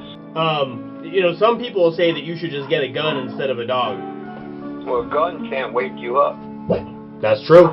A gun cannot aim itself. And a gun cannot fly to your hand when you call its name. Right. I know something that can, though. What? A Canis Panther. That's right. Well, it wasn't just one dog Right. that created all these dogs. This is a blend. And it doesn't happen overnight. So what dogs were bred together to create the first litter of Canis Panthers? That's a trade secret that I'm not... I have the paperwork in the house. Gloria has all that. Okay. Straight from Scorp's hand. But that's very valuable, and you don't just cast your pearl among swine. Right. Not that you're a swine. You did approach me in that manner, and you came from a cabal of swine. So why would I feed my enemies? You shouldn't. Why would I do that? You shouldn't. Why? Well, then why would you expect me to? I don't expect you Am to. I that stupid? Am I that No. gullible? Am No, I that sir. starving for attention? I'd go, oh, no, let me tell you everything. Like I said, the first two dogs that he had was Missy and Mighty Joe. Them was the first two Panthers that were created. Misty and Mighty Joe. What breeds? Their parents, What breeds were their parents? their parents was, Gorilla was a Great Dane mixed with Lab, and Sugar was a big bitch dog. Okay, and then Missy and who was the other dog? Missy and Joe came from that. They were siblings? Missy and Joe were sisters and brothers. Okay. And then from there, are all Canis Panthers just from this brother-sibling breeding, or were more things brought in down the line as they built it? More things was brought down the line as they built it. Okay. The first litter of Canis Panthers, did you don't have to tell me, what the breeds were, but did you do a similar thing to create a separate litter and then start them together, or did you have that first litter and breed stuff in piece by piece as you went? Several litters. Several. Okay. Yeah, several. And Lucas Lopez held most of them down until a selection was made, then they were brought to Scorp's house, or vice versa. Again, Lucas Lopez was like a vault. No one could get in or out past Lucas. So he was actually a really key player. He was oh God, yes, in every document that there has been about the Canis Panther, Lucas Lopez comes right after Scorpio. I've never put my name first. And then my mama, he gave my mom's a dog. My mama had a panther named Zulu. Okay. See, Pablo is small compared to Zulu. Okay? How big was Zulu? Zulu was probably about 205 pounds. Damn. So was he really heavy on the Dane? Huh? Was he really heavy on the Dane? Yeah, he had a lot of Dane in him. You know what I'm saying? Yeah. And we got Zulu mate with this guy named Pookie. Pookie had a dog named I know Zulu made Deuce. Deuce was Zulu's son. That's when my brother shortened the Panthers down. Okay, he took the Panthers and made them shorter, like Tupac. Tupac was a shorter breed than Diablo. Tupac was more muscle. He looked like a giant pit. Okay. You know, and he's shorting the breed. Why was each breed used? Well, I mean, that I can't explain. That was my brother's idea, and I think he done an amazing thing. Why he done it, I don't know. Well, I've trained a lot of Great Danes. They can be real hot. That's why they're part of the blend of the Canis Panther. No. He said he was making the dogs smaller because people were saying there was too much dog to be in their house. Mm-hmm.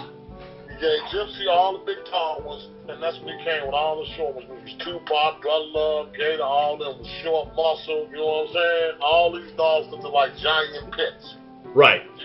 You wouldn't see no Dame or nothing in there like Diablo, okay? Now, when I interviewed Gypsy, we had a few hiccups, but talking with him was quite enlightening. I just regret that Gypsy couldn't see the documentary and that I wasn't able to ask him why the German Shepherd wasn't used in the breed. Since him and Scorpio both had German Shepherds, it would make sense that they would use it, but they specifically chose not to. And Tim says that he doesn't know because Scorpio was so secretive, so I guess we'll never know why. Scorp took Gorilla, which was a Great Dane mixed with Labrador, and he bred it with a big Doberman pigeon named Sugar. And the first two crowns was named Mighty Joe and Missy. We have found Labrador in the breed. Okay. First question, was that intentional or by design? Everything about the dog is by design. Okay. It's not I tell people all the time, this is not a mixed breed. It's a blended breed dog. You can't blend all these dogs at one time. It takes time. Mm-hmm. It takes effort. Now you have to see if a dog is suitable to blend. And then after that blend, you have to see, was that blend successful or not? Right. Yeah. Now Scorp didn't just kill dogs if they didn't meet mine or Luke's standards, because they were still good enough dogs for people, and people wanted them. So there are people who have had, there are a lot of people who have had Canis Panthers, man. And when did they get them? At what point in the blend did they get them? Did they get them before they were registered or after? Did the people who find someone with a Canis Panther or derivative after so many generations and they still call it the Canis Panther? They got one from them? I don't know. Maybe he ain't never worked the lab. The lab can go to the bone to fight. Mm-hmm. Yeah. Shit, the lab is one of the greatest working dogs on the planet. And they ain't about a soft fight. Have you ever been bit by a lab? I've been bit over 100 times, and I've trained all kind of dogs. Okay. I know what a lab can do. So if you're breeding out the lab, you underestimate the lab, and you fundamentally don't understand what a protection lab means.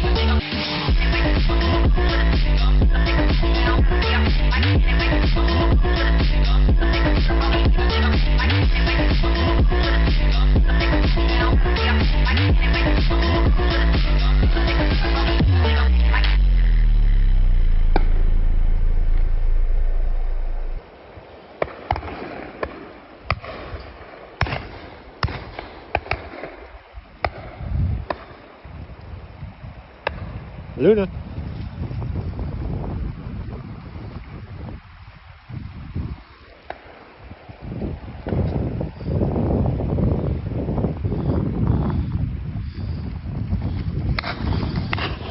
get them. Shit, the Lab is one of the greatest working dogs on the planet.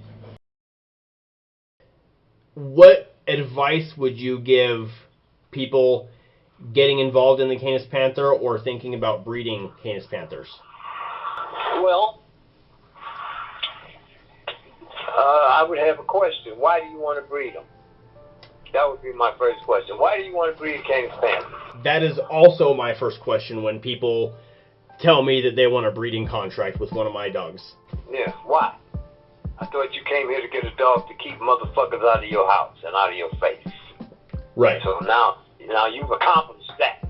So now, what's your motivation for wanting to breed them? That's the question I would ask.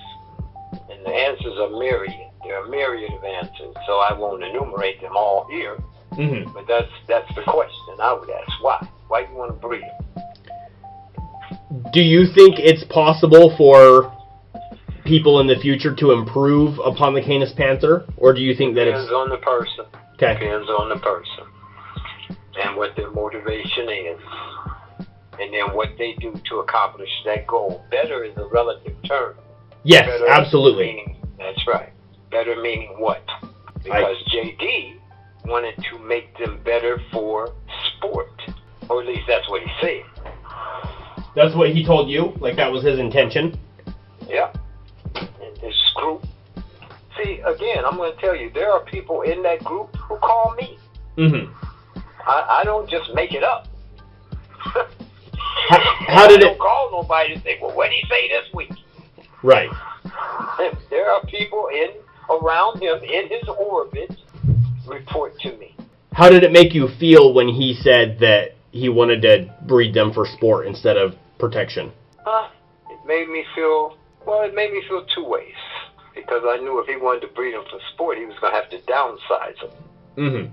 So that made me sad. And then it made me kind of like, okay. Because it made me know then that he's no challenge to me. Right. Because they wasn't made for sport. They were made for family, pet, protector. Size has a lot to do with that. It's part of the psychological warfare. Bad guys feel more comfortable with a small dog. Yes, they can do. overpower it. They may not be harmed as much. You know, human beings have a genetic component that is averse to being eaten. Did you know that? I saw this the guy. size of Canis Panther gives you it triggers that genetic component in your brain that says, I don't want to be eaten. And so they go down the block to somebody that's got a little dog or no dog. And that's before any bite ever occurs. And that's why I call it psychological warfare. So if he wanted to downsize them, I think it's because when he tried to breed them, he didn't get the size back. And I think that's probably because he wasn't breeding Canis Panthers. Oh, no, you mean to tell me JD would be so unscrupulous to breed something else into the Canis Panther, and once he found out it wasn't what he originally could have, what he fell in love with, he created a whole new reason for having them. Do you think that he bred a Canis Panther to something different to begin with? I don't know. But I know he didn't have access to a lot of Canis Panthers. Would you get a dog from him if you thought that it was a solid dog? I have to see it and talk to him, but I tell you this, I never have. Would you be open to talking to him? I've talked to Tim. Tim called me not too long ago. I don't hear he doesn't say, hey, this is Tim, and I hang up. Or say, you fucker, what do I want to talk to you for? Never done that. Never done that. That's not how I operate. You and him had a conversation? How did it go? We've had several conversations. I've known Tim since he was a kid. Is he trying to get dogs from you or give you dogs, or is he just catching up, or what? No. I don't know if he's trying to get dogs from me or not. Would you sell him one? Would I? Yeah. Probably yes. Why not? Not. Why wouldn't I? I don't know. I would sell JD one. As bad as I think he is, I would sell him one. See, I could create the Canis Panther again if God forbid there was a plague and all of them died. I have the formula. I know how many this and how many of that. I know what to do, when to do. I could recreate them if I wanted to, if I needed to. The only person that I would say has any legitimacy is Tim, because he's Scorp's brother. Right. He grew up with him. He was there. He at least saw it. He saw some of it. Tim Right. had other interests. Tim wasn't a dog man. He didn't become a dog man until Scorp died. I told you yesterday at Scorp's funeral, Tim said, I am the new Scorpio. Mm-hmm. And that's where his dog career or story began. Other than that, he was a spectator. I never changed. I have practiced all through the fit from now and 54 since I was 14, so that's 40 years. Dogs take work. Tim was not a worker. Or ask the question, how come Gypsy, the last remaining founder of this breed, how come he's not over here on this board? Who made that decision? I think we just kind of collectively, we had talked about it, and we didn't want to include you because I think the initial reasoning was the health testing. It wasn't rumors about who you will and will not talk to. It wasn't anything. It was because you did not want to look at the genetics of your own dogs. I'm looking at the genetics of my dogs, man. Looking at them every day. Yes, I have. The eye test. I will not breed a dog that is not healthy, that is not intelligent, that won't protect. Mm-hmm. Period. Won't Right. breed them.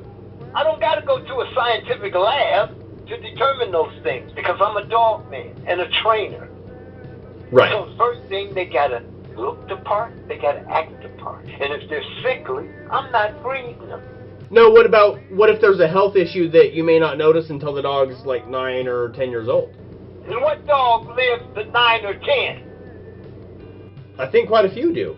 Okay then. But I'm saying... Mine do. So what have I got to be concerned about? If labs live this long and panthers live relatively the same amount of time, what do I need a scientist to tell me about?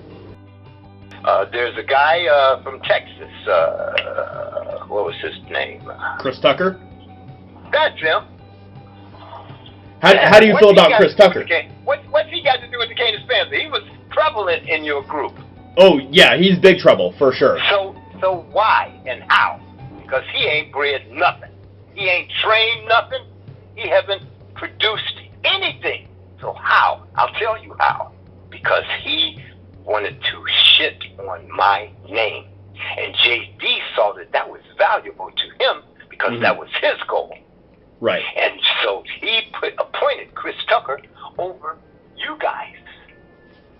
No one asked Chris Tucker, Chris, when did you breed a Canis Panther? Chris, when did you train a Canis Panther? Chris, what do you got to do with the Canis Panther?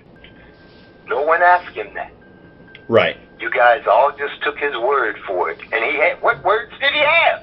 Yep. He couldn't tell you that I wasn't with Scorp, that I wasn't with Lucas Lopez. He couldn't tell you that. He couldn't tell you I wasn't a great trainer. He could not tell you that. So what did he tell you that made you and others go along with this coup?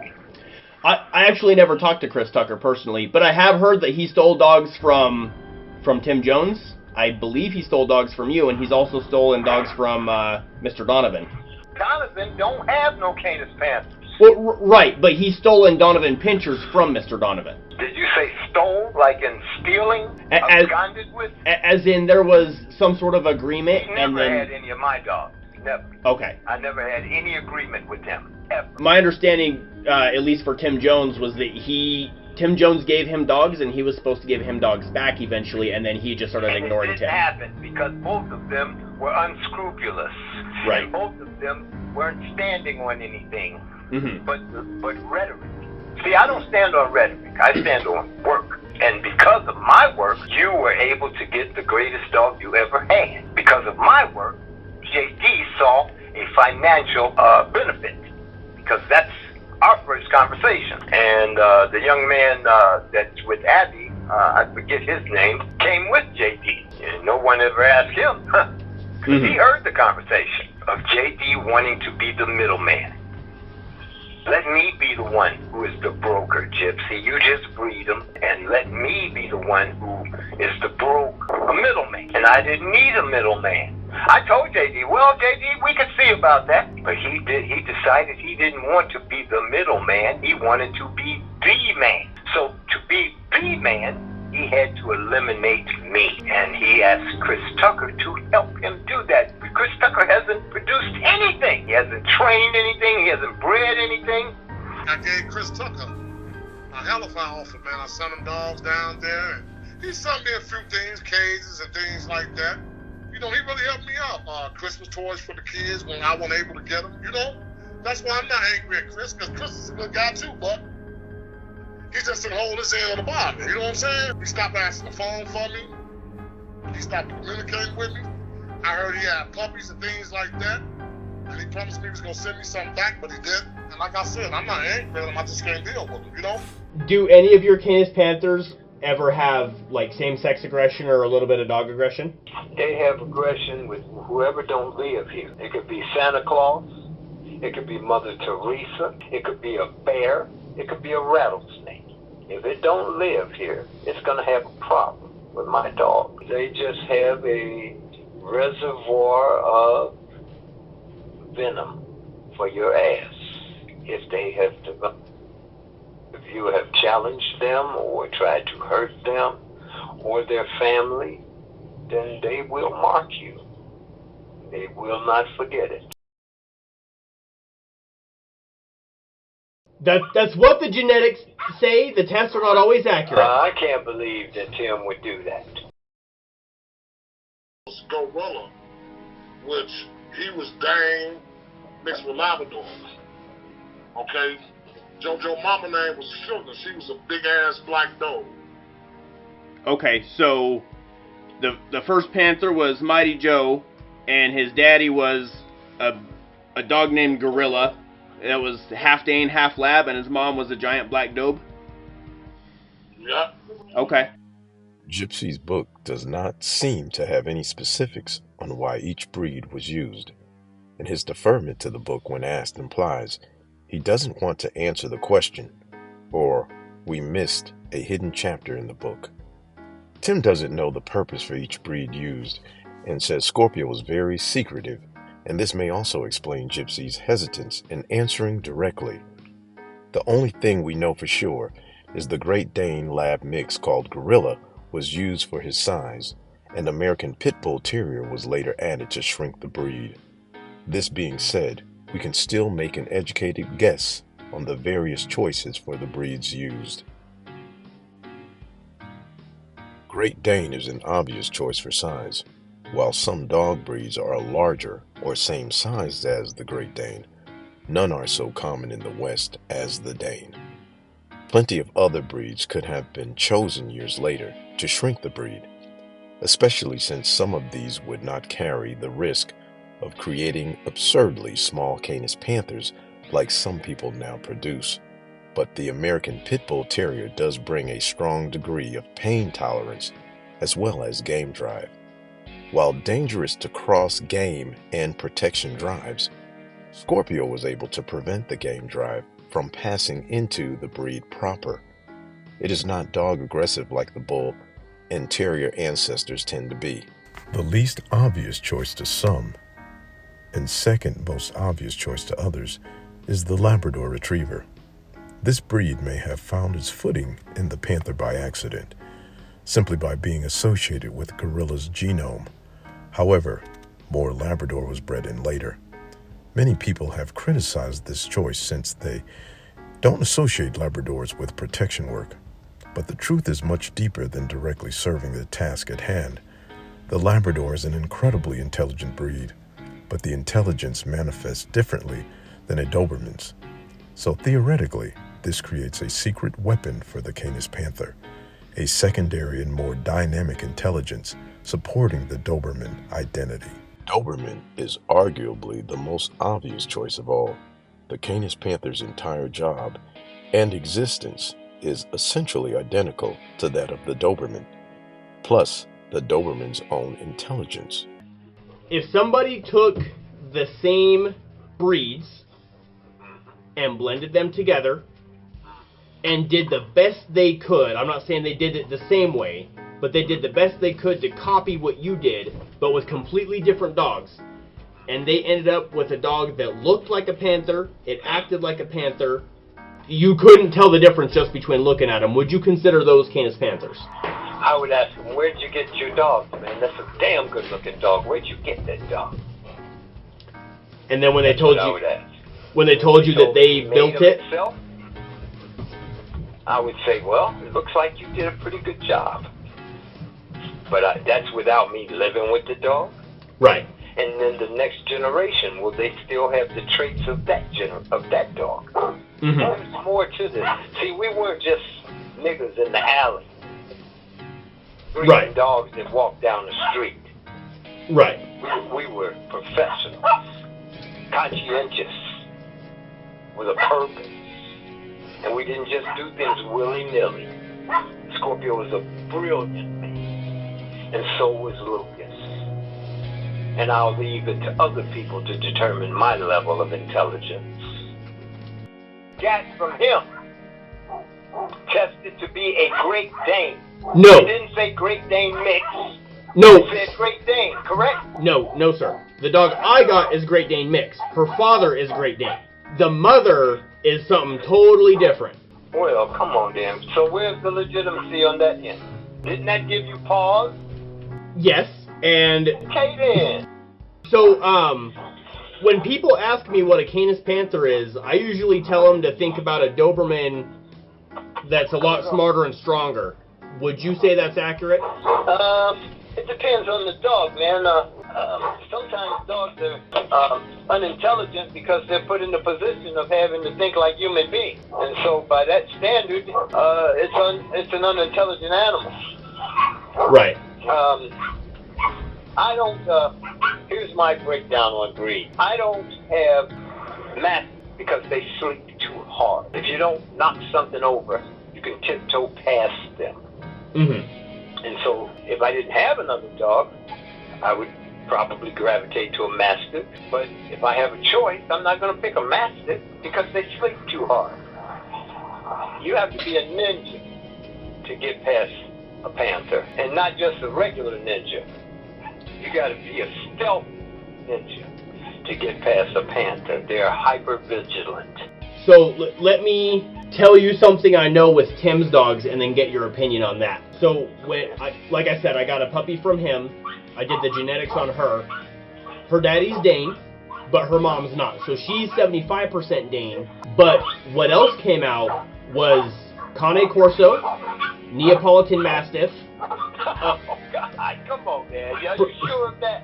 That's what the genetics say. The tests are not always accurate. I can't believe that Tim would do that. Yeah. And another thing is, Tim did not breed Canis Panthers until after Scorp was dead. You got the greatest dog you ever had from me. Right. JD saw mountains of gold that he saw here. And there was no mention of me. None. See, I'm a patient man. I just wait for things to play out because I know who I am. I know what I've done. Right. And I also know what these people have not done. Tim Jones ain't never trained a dog. Why do you say that?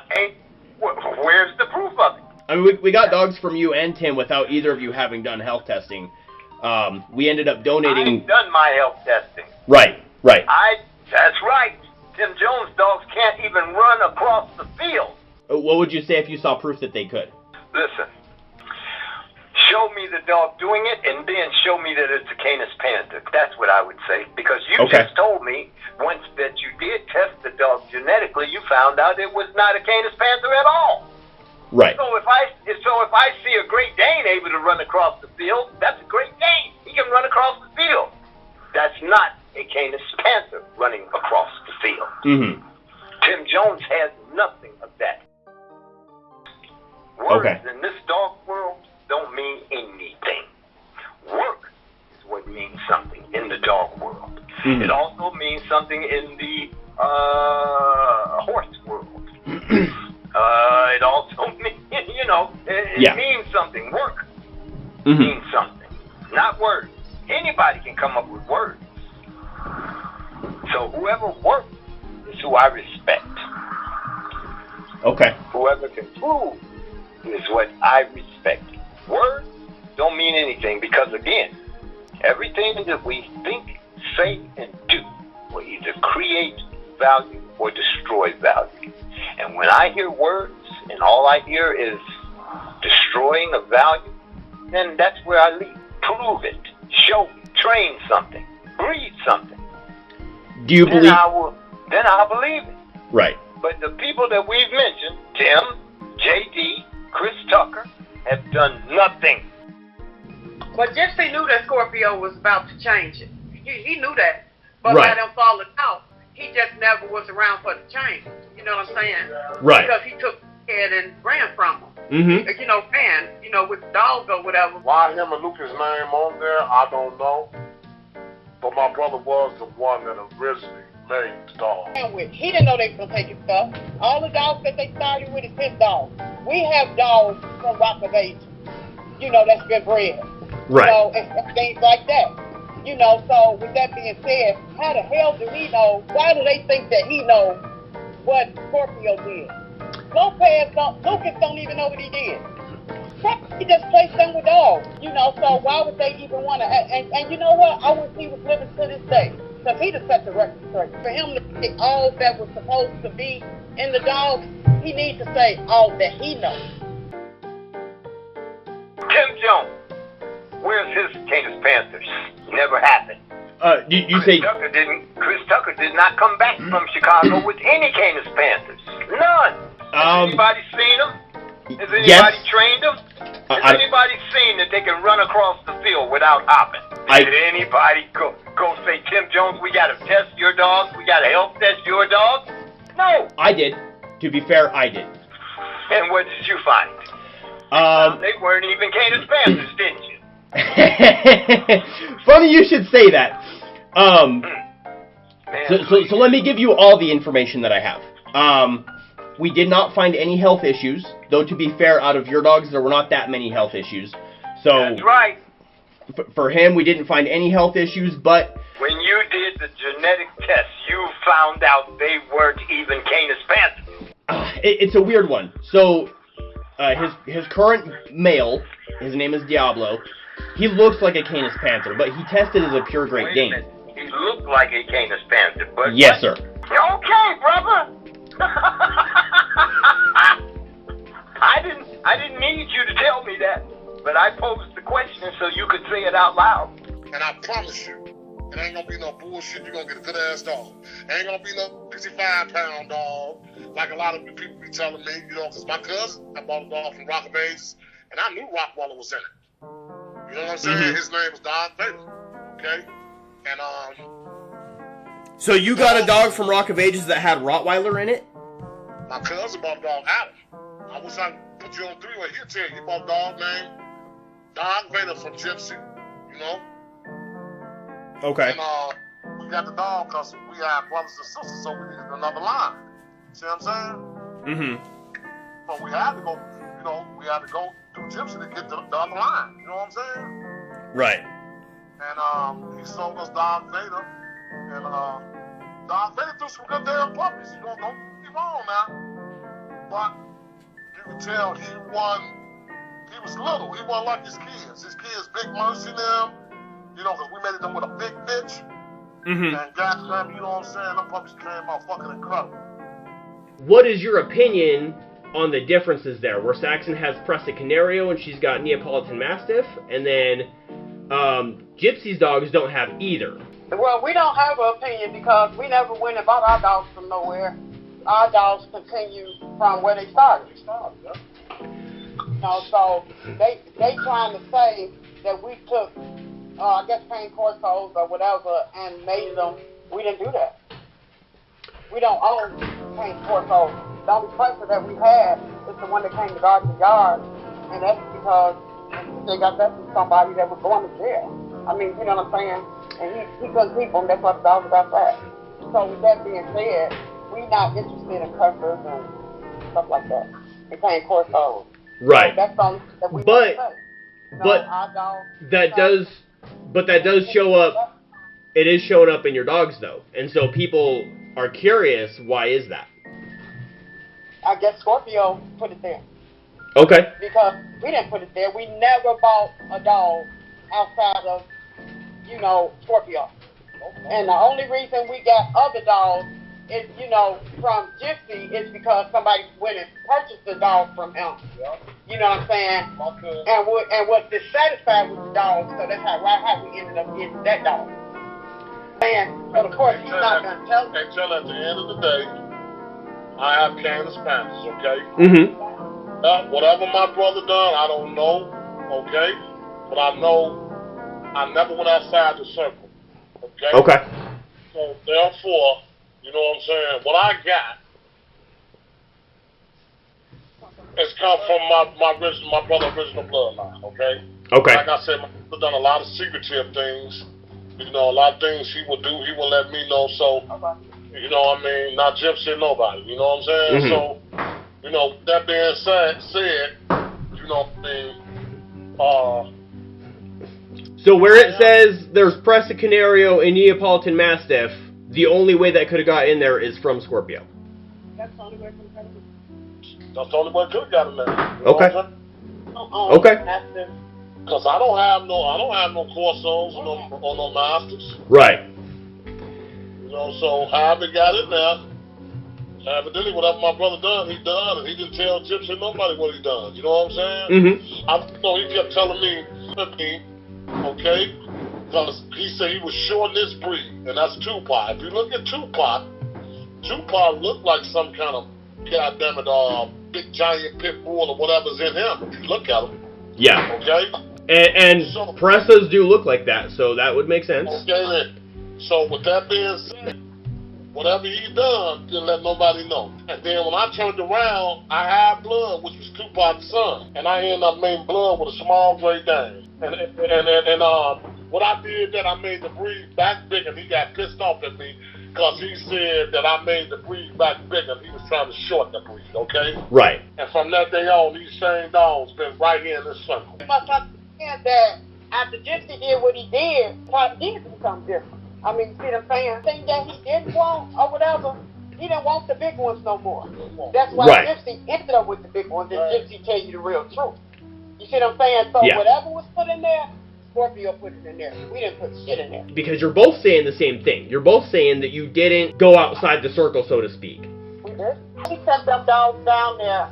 He didn't want that anymore. So he did something different. I can tell you that. He did something different. Right. So with that being said, that was his difference. Okay, so he gave Gypsy some dogs, and then he started doing something different, but he didn't tell anybody what it was. He didn't want the big ones anymore. Gypsy knew that. Okay. He said he was short. He said he was making the dogs smaller because people were saying there was too much dog to be in their house. Mm-hmm. He gave Gypsy all the big tall ones, and that's when he came with all the short ones. It was Tupac, Brother Love, Gator, all them was short muscle. You know what I'm saying? All these dogs looked like giant pits. Right. You wouldn't see no Dame or nothing in there like Diablo. Okay. Yeah. That makes sense. That makes sense, Taylor. That makes sense because he did. Yeah. And like I said, he gave Gypsy those dogs. I don't know what Gypsy done when he sent them dogs over there with him, but I know my brother said he was shorting the breed because Tupac now looked like, goddammit, they looked like giant pits. Mm-hmm. Okay? The dogs that Gypsy had was much taller. You could see more Dame, okay? And then anything. And he didn't want that no more. He said that he was shorting his breed. He went crazy on me because I made it back bigger. Mm-hmm. When he died, some of his friends came over, was looking at my sister dog, and was like, this our original Panther right here, which was grandma. She was in my sister's yard. He was like, goody. Now, him and Cleek came up together. He said, man, that's the original Panther right there. That's the first Panther that Scorp made. So right there, that's telling the truth. That's the original Panther right there. But Cleek changed some. So both of them are the original Panthers, but he made them have two different looks. Right. When you called them in the story, he didn't want what they did. No, he was making something totally different. Exactly. You know? He said more muscle, more confirmation, more faster, not clumsy, you know, just the whole nine. So like I said, my brother was very secretive, but you said something that made a whole lot of sense. he made both of the patents. Yep. Everything come from him. What Gypsy got come from him. Whatever Gypsy done, he done. What I got come from him. I didn't do nothing though. So there you go, right there. It's there, right there, Taylor. Okay. That's your whole. That's the whole. That answer everything right there. My brother made both of them. Okay. Yep. Because I don't have no Corso. I don't have no poor man. You know, I don't like no Corsos and no Masters anyway because they're too big and slow to me. Yeah. They sloppy. You know what I'm saying? Yep. They drool too much. They're not fast like I want them to be. Okay. Mm-hmm. So I never put nothing there. To be honest with you, I don't even like press. You know. Yeah. My wife don't mind because the press I got, my wife didn't want me to have that. No. Like I said, you know, just to set the record straight, my brother was very secretive. Whatever he gave Gypsy, he gave Gypsy. He said he was shorting the breed. I'll never forget that. He shorted the breed. So whatever he put in there, I never changed anything. And that's that right there. That's the final goddamn answer. I never put nothing in these dogs. I got the original from him. Okay. You know, and like you said, maybe he made two different Panthers. You know what I'm saying? Mm-hmm. You know what I'm saying? Because he said he's going to make them short. Because Blood wasn't near as tall as Diablo, was he, baby? Blood, that, you know what I'm saying, which was Tupac's son. Blood wasn't number 90. No, he was 100 pounds even. He was 100 pounds even. Diablo is 145, 50 pounds. You know what I'm saying? Right. You know what I'm saying? But and it came from blood. And then when I made it blood with a small Dane, okay, his kids came out at 6 months. They was bigger than him. Mm-hmm. You know? So that right there show you what, you know what I'm saying, these dogs can throw. I can't say anybody is, or if so, who is lying. But where the stories don't match up, clearly something is amiss. Now, I only mention this because when I initially asked Tim about the admixture of Presa Canario and Cane Corso in his dogs, he told me that he had gotten Missy and Bambi, 2 of his 3 current Canis Panther bitches, from somebody who owed him puppies. And when I first talked to him, he told me that he was getting back into breeding. And we also know that Diablo and Missy and Bambi, when he had this first group of breedings, they were only about 1.5 years old. And Tim said that Missy and Bambi came from somebody who owed him puppies from a previous arrangement. But now that Tim's been working with JD, suddenly the story is that Scorpio had created 2 different breeds. And while Tim Jones and JD are pushing this narrative, JD is also pushing the narrative that Rock of Ages went in a significantly different direction by upping the Great Dane content and really played down like the Doberman elements, and they mostly focused on the Labrador and the Great Dane. But Tim Jones's stud tests as a pure Great Dane.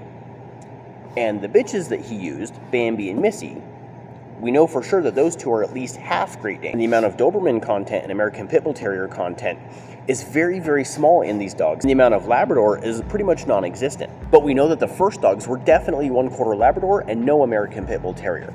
We also know that there was no Cane Corso and there was no Presa Canaria. So as I mentioned earlier, I just think it's a little strange that the stories don't match up and that Tim Jones has more Great Dane than Rock of Ages, yet Rock of Ages is the ones who are introducing more Great Dane. Now, whatever Tim Jones has done here, if he has done anything different from what his brother did, it's possible that this is simply a cover-up because Tim Jones got his dogs from somebody who was not breeding Canis Panthers, but was simply breeding band dogs. And those dogs have Canis Panther ancestry, and that was good enough for Tim to incorporate into his new program. And I'm not critical of that decision. However, this is meant to be an exhaustive documentary about the truth and the history of the Canis Panther. And that means I have to cover everything I find. The good and the bad of Rock of Ages, the good and the bad of Scorpio, the good and the bad of Tim. So Tim, if you're watching this, please don't take this as a direct criticism of you. It is not. Now, I think the best way to summarize this is, if you recall earlier, Gypsy said that Scorpio didn't just kill dogs that were bad, because they were still good enough dogs and people wanted them. But they weren't what Scorpio and Gypsy and Mr. Lopez were looking for. So they were soft-cold from that program. That does not mean that they were soft-cold completely. And for those of you who don't know, hard culling is killing and soft culling is sterilization. But you can also soft cull in a more conceptual sense, meaning that I get rid of this dog but it's not neutered, so it's soft-cold from my program, but not necessarily soft-cold from somebody else's program. And a consequence of this would be that multiple families in the Englewood, Chicago area ended up with dogs that were runoff from the Canis Panther program. And these dogs ended up getting included into various small band dog programs around the area. And so if you go to the area, you'll probably find a lot of dogs, with or without pedigrees, who have a lot of Great Dane and Doberman and Labrador ancestry, who can probably trace at least part of those ancestries back to some of the original Canis Panthers.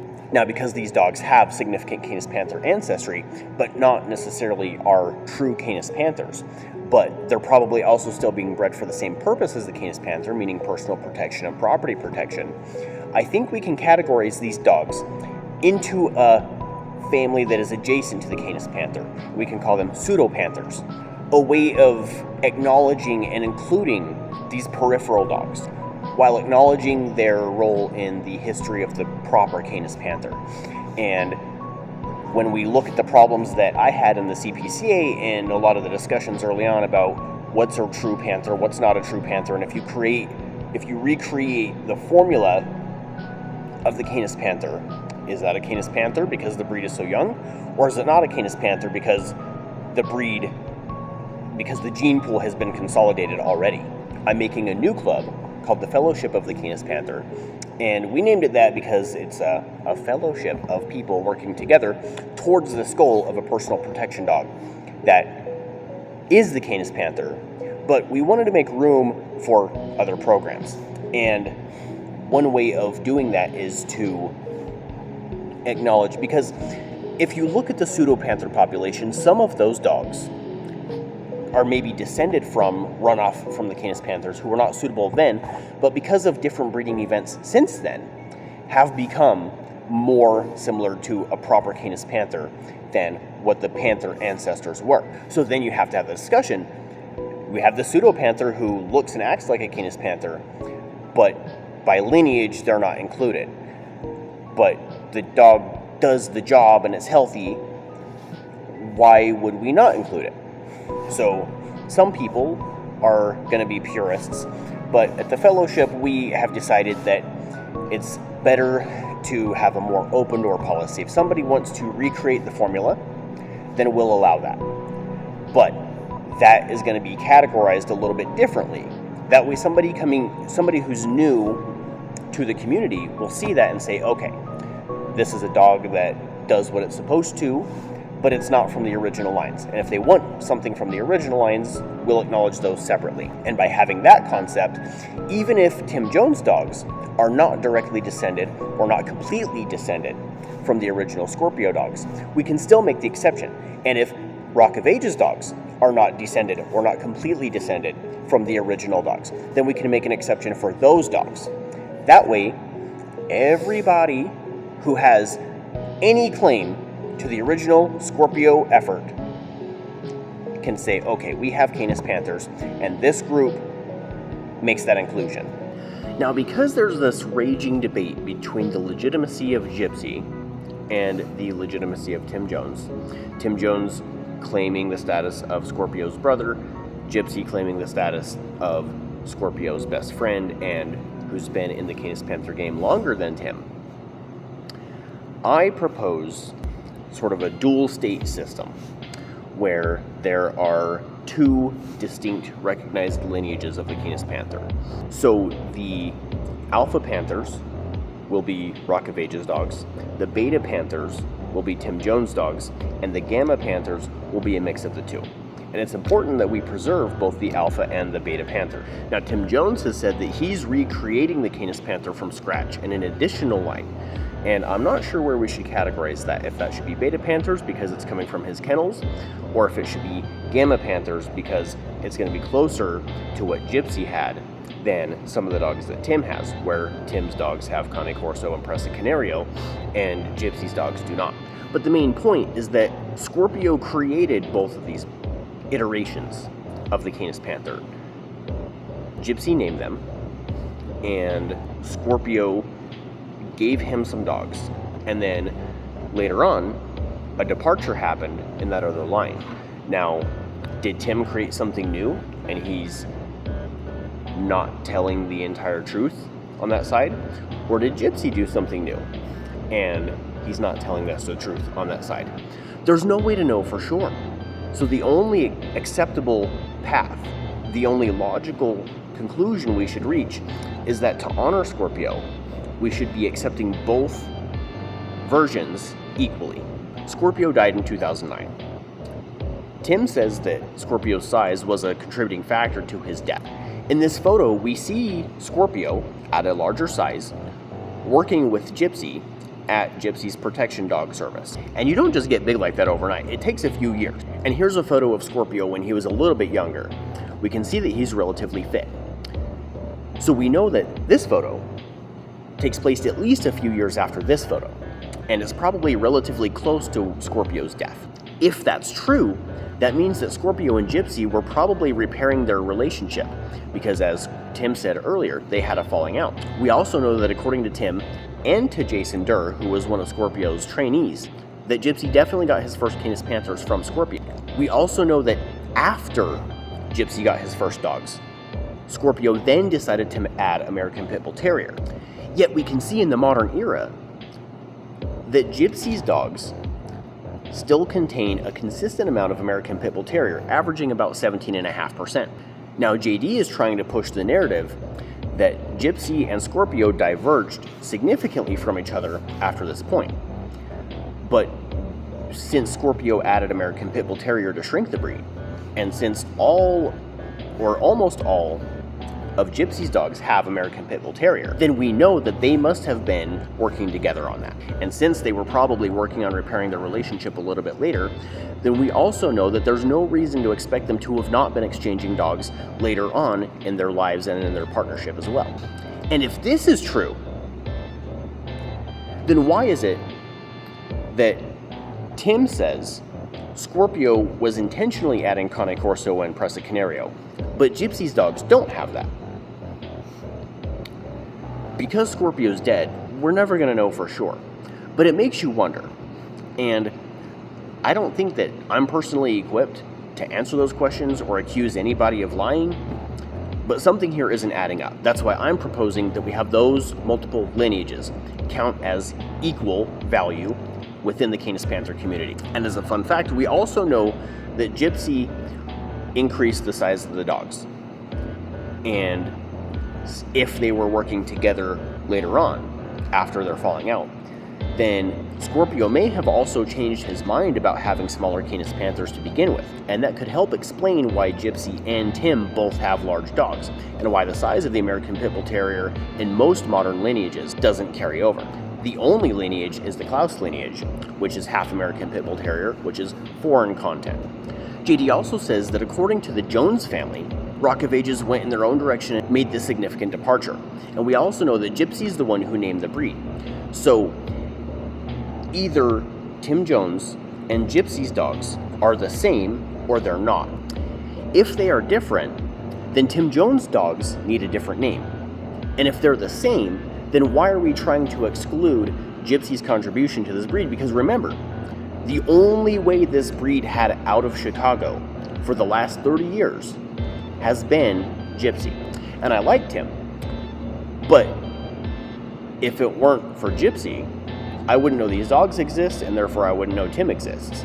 And JD would probably be involved in some other exotic breed like the Thai Ridgeback or something. Missy's parents and grandparents supposedly came from you.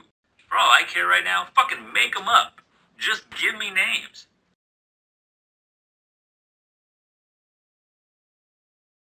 Let the bodies hit the floor. Let the bodies hit the floor. Let the bodies hit the floor. Let the bodies hit the floor. Let the bodies hit the floor. Here we go, here we go, here we go now. Here we go, here we go, here we go. Nothing wrong with me. 2, nothing wrong with me. 3, nothing wrong with me. 4, nothing wrong with me. 1, something's got to give. 2, something's got to give. 3, something's got to give. Yeah. Here we go, here we go, here we go now. Now Tim Jones feels that the Jones family hasn't got their fair share of the Canis Panther pie. And he called me a couple days after Gypsy died.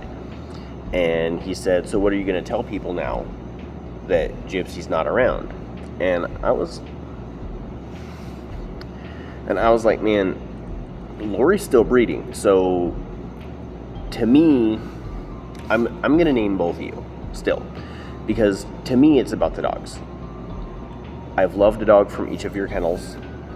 You know, Ripley was the best dog I've ever had. Saxon is pretty much at the same level, you know, very similar. I've almost thought that maybe Ripley's been reincarnated in another dog because they are so similar. And, you know, I can't pick favorites.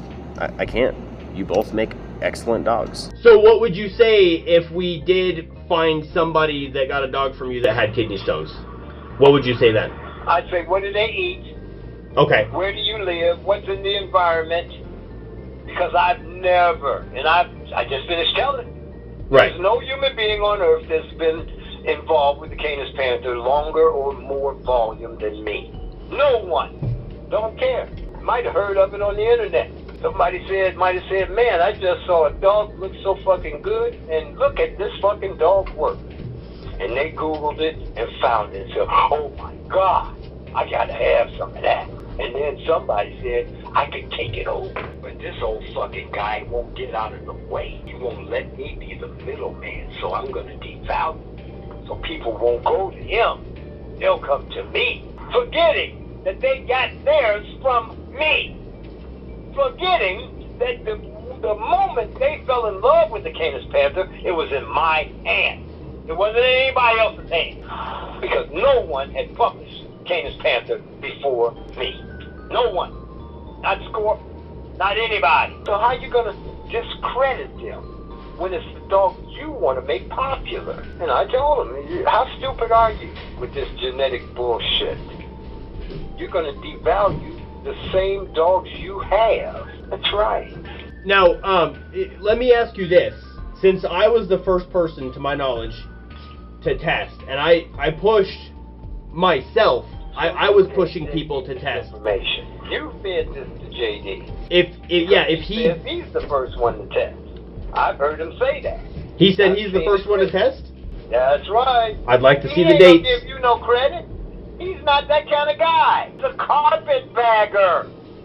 Afraid of JD. JD don't know shit, man. JD ain't never did nothing. He don't know nothing, and he's never done anything. I hope that when I hear it, I hear what I'm saying to you.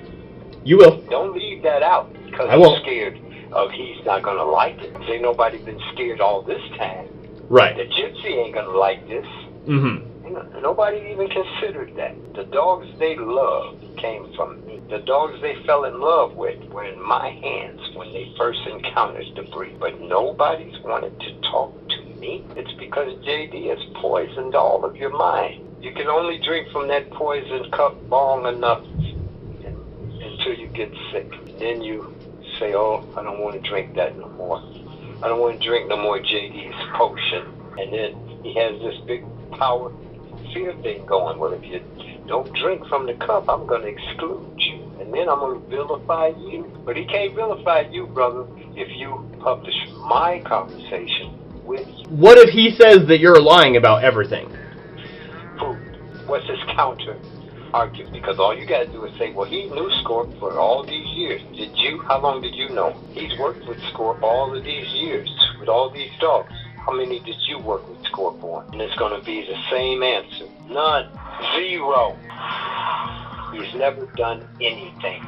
But I feel bad about how bad they've spoken my name to be a motivating factor. Damn, I've put so much shit on this man's name. I don't know if I could stand to sit there and be proven wrong. People don't like to be wrong. No, they don't, and that, it's hard. Even for me, sometimes I'm like, well, shit, that's tough to admit. Like, admitting about the honesty here in the beginning, I was a little bit ashamed. I should have been more direct with you. I want you to put that. I want you to put that. I will. The Gypsy took me to task. Chewed my ass, and I tell him that I was recording him, but when he realized I was, he still talked to me, and he didn't call me a motherfucker. He didn't tell me to go to hell. You never said that to him? Although you came and got the best dog you ever had from me? That is correct. And the reason is because I assumed you were not interested in... Whether I was interested or not, truth is truth.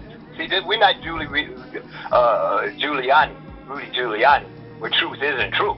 Right. You know truth is truth. When you noticed, since you didn't come from South America and didn't know anything about me. You knew about me. You came and got the best dog you ever had from me, and you were in a group of people who never mentioned my name, publicly anyway, probably said many things. That's what the documentary needs to be about, brother. How did these people try to erase Gypsy from Canis Panther history, from Canis Panther prominence? Right. When all of you, JD, you, whoever else, you first got aware of the Canis Panther and were blown out, like, oh my God, what a dog. All of you had that knowledge. And at some point, you had to recognize that Gypsy was not being mentioned publicly. So I think your documentary, this is just an idea, and I'm willing to participate. The documentary, I would say, should be about who was it that tried to delegitimize, take over this breed and determine its future and erase its past. You were there. You were in the room. You sound like an intelligent person.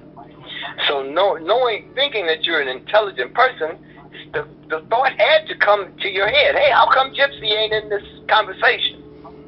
That's public. Now here's the real goal. What were the private conversations, the political conversations to eliminate Gypsy, the last living founder of this breed, the person who brought this breed to prominence, the person who the first time we saw one was in his hand? How you had to be in those conversations. I was. Even if you were not perpetuating the conversation, you had to have heard them. I did. Pardon? I said I did. What would you like to know? Well, there's your history. There is your documentary. I can give you the byline.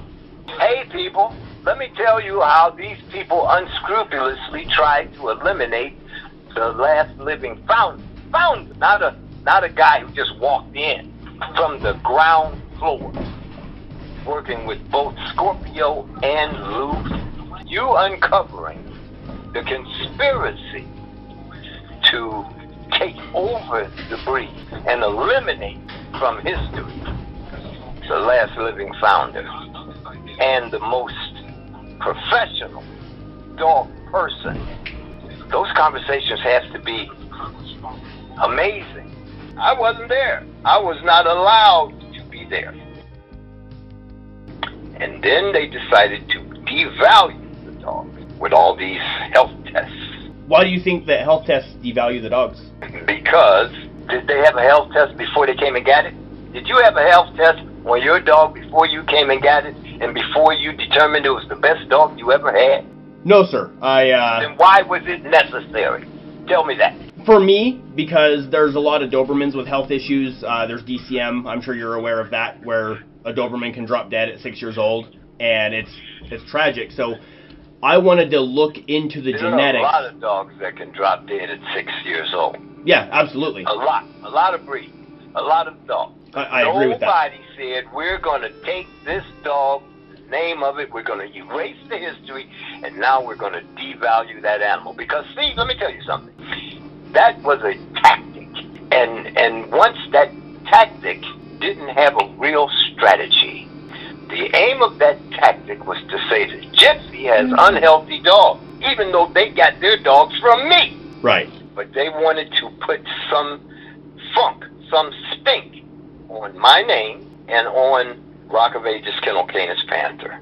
Because all of you who have Canis Panthers have a Rock of Ages Kennel Canis Panther. Mm-hmm. All of you who have mixed something else into your Canis Panther have a Rock of Ages Canis Panther background. Right. So that was a terrible mistake from the beginning. That's cutting off your nose to spite your face. But I didn't fight that because I know what I got. Mm-hmm. I know what you got when you came and got it from me. Okay. Now I haven't done. If you've noticed when you saw the documentary that I was asked to do, I didn't mention JD because he's inconsequential as far as I'm concerned. Right. He is what I call a carpetbagger. Oh. Yes. Oh. Would you consider me a carpetbagger? I think you were influenced by a carpetbagger, and at one point you were supporting the carpetbagger movement. Right. But something happened. Mm-hmm. You saw the illegitimacy of the carpetbaggers, and maybe at that point you decided to separate yourself from them. And because you're an intelligent person. Because JD has there has been no reason for people to gravitate to JD. And if there is, tell me. So first of all, just full disclosure, I am still in that club, but JD and I are the only people that I'll remind you, there are people in that club who report to me. Go ahead. And that's fine. But JD and I, we butt heads. And how did he convince you to never mention Gypsy, to never mention Rock of Ages Kennel or Lori? To be fair, how did he convince you of that? You were mentioned quite a bit in private conversations. But never positively, always negatively. Mostly negatively. I think there was definitely some positivity. And what was the basis of that negativity? What crime had I committed? I wouldn't say you've committed a crime, but there was criticism about, one, you didn't health test, and two, the videos of you working dogs. Why did you come buy a dog from me? Why did JD come buy a dog from me? Why have all these other people come and bought dogs from me that they are now putting other dogs into? That was a criteria. Because, see, I have a test. It's the eye test. It's the longevity test. I tested the original dogs that went into making the Canis Panther because I am a trainer. Mm-hmm. I was Lucas Lopez's trainer. I didn't do this outside of them. It was me who decided this one is not good, Scorp. This one doesn't have the brain, Scorp. This one doesn't have the physical ability, Scorp. Scorp said to me, okay. When it came to naming the breed, it was Gypsy who named the breed. When it came to registering the breed, it was Gypsy and Lord registered the breed. All right. So where did I go wrong? It was those conversations about. In those conversations, it was never said, hey, you know what, this guy, Gypsy, he's a hell of a trainer. He proved this breed enough that made us want to go get it. Because they didn't just see pictures of this dog, they seen this dog in action. Right. Because I remember telling Scorp, we got to show this dog working. And it was my wife's camera and my work and our dog that did that, presented it, and you guys came and got it. So at what point in what conversation? See, the problem was here. I'm going to give you a little history.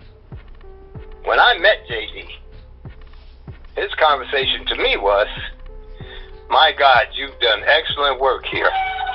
I'd like to be your broker.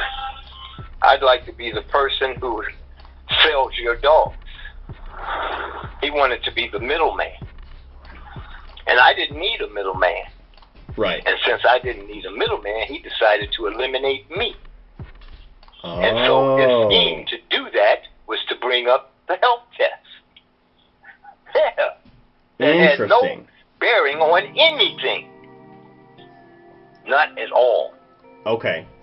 So how did he convince you to eliminate the master dog trainer, the originator of the breed? I never wanted to eliminate you.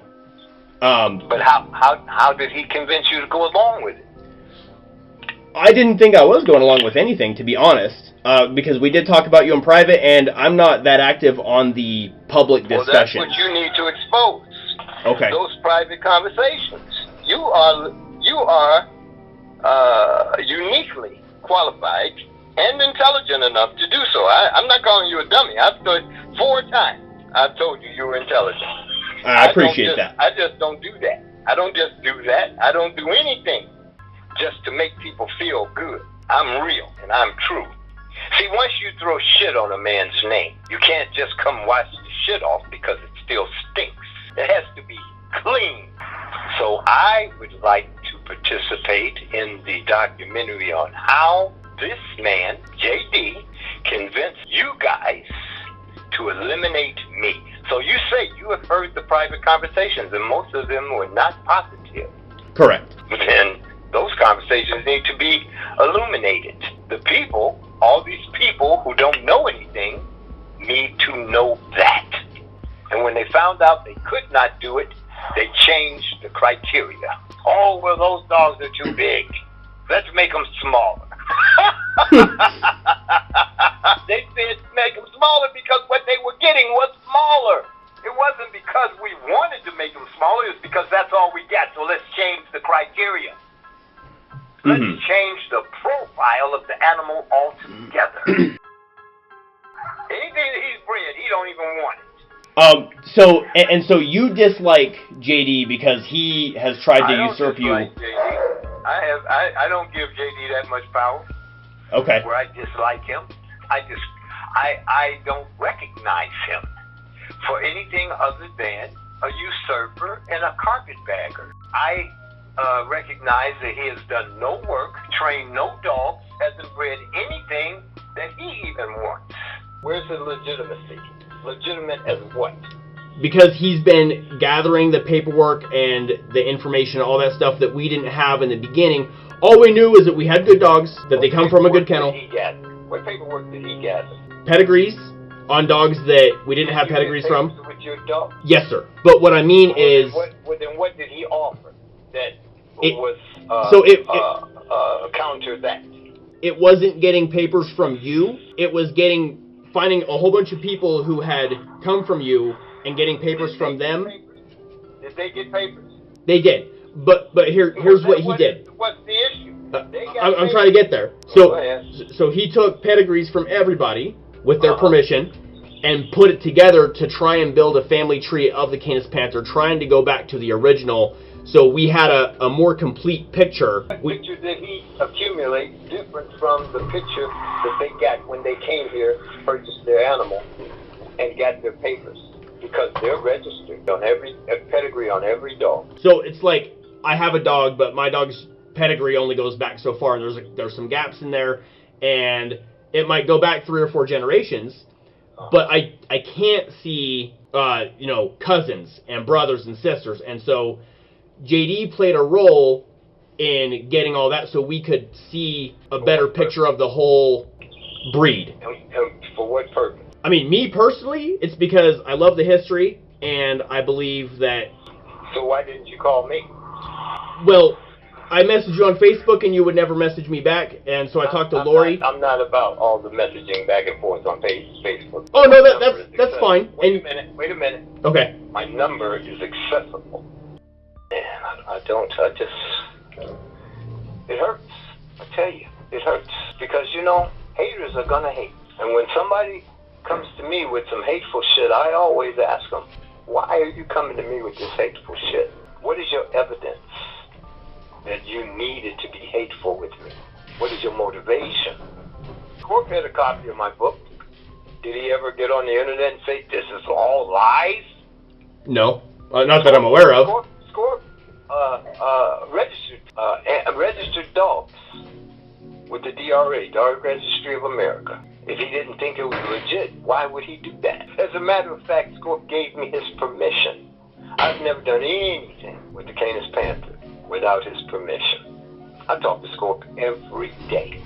When JD approached you about being the middleman, did he tell you or indicate in any way that he had experience in dog training or breeding or anything? And no, he brought his trainer with him. I told his trainer, and I'm about to ask my wife what his name was. His girlfriend, his wife now, is named Abby Holmes. But I told him, that's your boss, pointed to JD. But I will teach you how to train. That's what I told him. You can ask JD that. If he's got any ounce of truth in him, he'll tell you, yeah, he did say that. I didn't tell the guy he brought here, hey, this guy don't know nothing. As a matter of fact, the first words I said to JD was, hey, tough guy, you must be the tough guy that's been talking tough to my wife. Was he talking tough to your wife? Well, he tried to. How? I wasn't part of the conversation. But Lori wasn't happy about it. Nope. Because JD's a slickster, man. My wife ain't no fool. She ain't Pollyanna. She know a slickster when she talking to one. So with the first words out of my mouth, oh, you must be the tough guy, trying to talk tough to my wife. Well, of course, he apologized and made it seem like, well, that was a misunderstanding and all that. But I didn't. There was no misunderstanding. I'm clear as a bell, man. I don't play. I do not play. You talk tough to my wife, I'm going to say something about it. And now you have the chance to apologize, or it's time to get busy. And he apologized. Of course he did, because he wanted that dog, and I'm standing right in front of him. So why did you sell him a dog to begin with? Because he needed one. So how do you feel that he rehomed it, and now, I don't know for sure, but as far as I know, he did, because he don't know what to do with a dog. I don't know what he does. He could cook them and make jackets out of them. I don't know. Shit. I'm not into JD, man. You think how many brain cells you think I burned up over JD? I respect work, not words. Do you think they are better? Well, I mean, obviously you would think they're better than Dobermans. Don't say that. Ask the question. Don't give me my answer. Do you think they're better than Dobermans? And do you think that there could ever be a Doberman that could compare to a Panther? I'm sure there are. The Germans have made some great Dobermans. There have been some great Dobermans over the years. AKC, though, got involved with the Doberman and diminished it. Because they were looking for something else, more cosmetic than functional. Boy, that sounds like an intelligent dog man answer, doesn't it? How did you first hear about the Canis Panther? I first heard through my ex-roommate, J.D. Wise. I wasn't really familiar in terms of what a Canis Panther was or what it entailed. And so he kind of broke it down for us in terms of where it started, kind of his vision for what he wanted within the Canis Panther world. And, you know, he expressed to me that he wanted to breed dogs. And for me, that was always kind of a dream. Was to orient myself within something that was more canine and a little bit less construction. I usually get Doberman mix, Great Dane mix. Some people will say lab mix, so like they're detecting that lab in there, but they don't know for sure, you know. For sure, absolutely. Yeah, I get a lot of Dobe and Dane mix, which, you know, I tell them it's pretty close, but I break it down, and then comes the whole 10-minute speech of, you know, what a Panther is, where it came from. The 10-minute speech. Because we all gotta have it, right? Yep. So you have a Panther right now currently? I do, yeah. Who is that? His name is Poncho. So oh! He is from the Rock of Ages group. Okay. He's a breeding of the Sharkey and Maya group.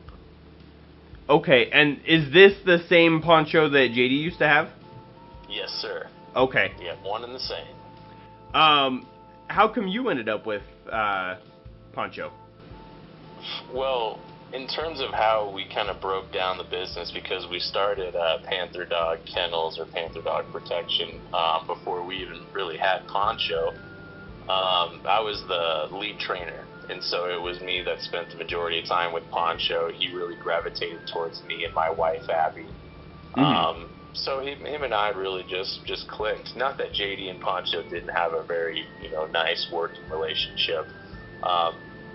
Man, I just really attached myself to Poncho, and I wasn't going to let anyone else have him. So I ended up with him. Me and my wife have him with our two other dogs. Okay. And would you say Poncho's a good dog? Oh, my gosh. I mean, all dogs are good dogs, but I mean, like, as far as temperament, expectations, you know, is he what a Panther's supposed to be? You know, I think that is an interesting question. In terms of what a Panther is supposed to be, I myself am absolutely infatuated with Poncho. You know, in terms of the kind of dog he is, what we've trained him to be. You know, I've obviously grew up with dogs my whole life, but I've never had a dog that was quite like a dog that Poncho is. In terms of the loyalness that I get from him, the dedication to his people that I've gotten. I mean, it's incredible. So I'm not sure if he's really the point of view or the point that people want to reach with the Panther. I've heard that they want a certain color, they want a certain size, but I mean, I've got a 130-pound beautiful, well-mannered dog that I couldn't be more proud of. So I think that he's an incredible pup. Good. I'm glad. Yeah. And so your business endeavor, Panther Dog Kennel, is that still going on? So I don't believe it is. We dissolved the business about 2 years ago or so. Okay. You know, COVID really changed the whole idea of what we wanted to do as dog trainers, what JD wanted to do as a breeder. He moved to a location that was a little bit further away from us, and so it wasn't really going to be something that we could make tangible in terms of the closeness that him and I needed to reach what we wanted with the business. So we dissolved it, and I owned my own construction company at the time, so I got really busy, and I know JD was as well, not only with what he was doing for work, but his ideas of what he wanted to do with the Panthers. Do you still get along with JD? Are you guys still potentially business partners in the future, or? Yeah, you know, I think that JD and I have a pretty good relationship. We've always managed a pretty good relationship. I went to his wedding a few weeks ago, so I think we're still good buddies. Okay. In terms of something in the future, maybe. You know, I wouldn't say that it's completely out of the realm of possibilities, but you know, given to breed dogs, you definitely need the right space, the right type of attention that puppies need. That puppy development is huge. I just don't know what I could really provide JD at this time. The big thing is he said that when you and JD showed up, so first of all, did you guys show up together? We did, yes. We drove 24 hours from Idaho to Moments, Illinois to go check out the Rock of Ages and what they were about. And how was that drive and how was that visit? Oh, dude, the drive was crazy. One of the things that stands out to me was the amount of gas stations called Come and Go. And for some reason, that really sticks out to me, and I die laughing every time. Typical veteran. Yeah, exactly.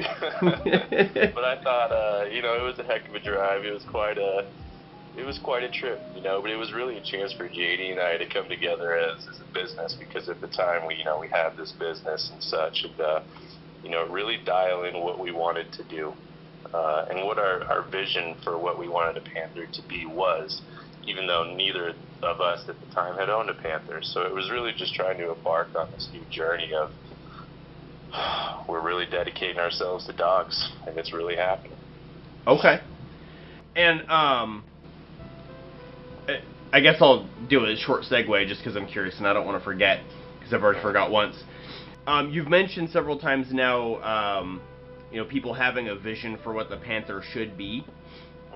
Did you and JD develop a vision for what the Panther should be that was substantially different from what the breed's purpose was originally meant to be? No, absolutely not. I really think that the direction that we wanted to go was very similar to the direction that Gypsy had in mind. You know, when they had come together to create the Canis Panther. So no, I wouldn't say so. I really thought that we were going to try and continue on the legacy at which they created, and really stick close to that game plan. We really didn't know a lot about Rock of Ages until after we had gotten Poncho. You know, and there were a lot of discrepancies with how the Panther came along, how it got here today, the treatment of the dogs and such. So I thought that we wanted to keep it pretty darn close to what it is. Okay. Okay, that makes sense. And so going back to the Gypsy conversation, one of the big things he said, and I want to get corroboration on this. He said that when JD and you showed up, he said that he told you that JD was your boss, but he was going to teach you how to train. Did that happen? He did, yeah. Okay. Yeah. And then he also said that JD approached him about being a broker. He wanted Gypsy to be the breeder, and then JD would be the person to distribute and find homes for the puppies. Did that happen? I believe so, yeah. Okay.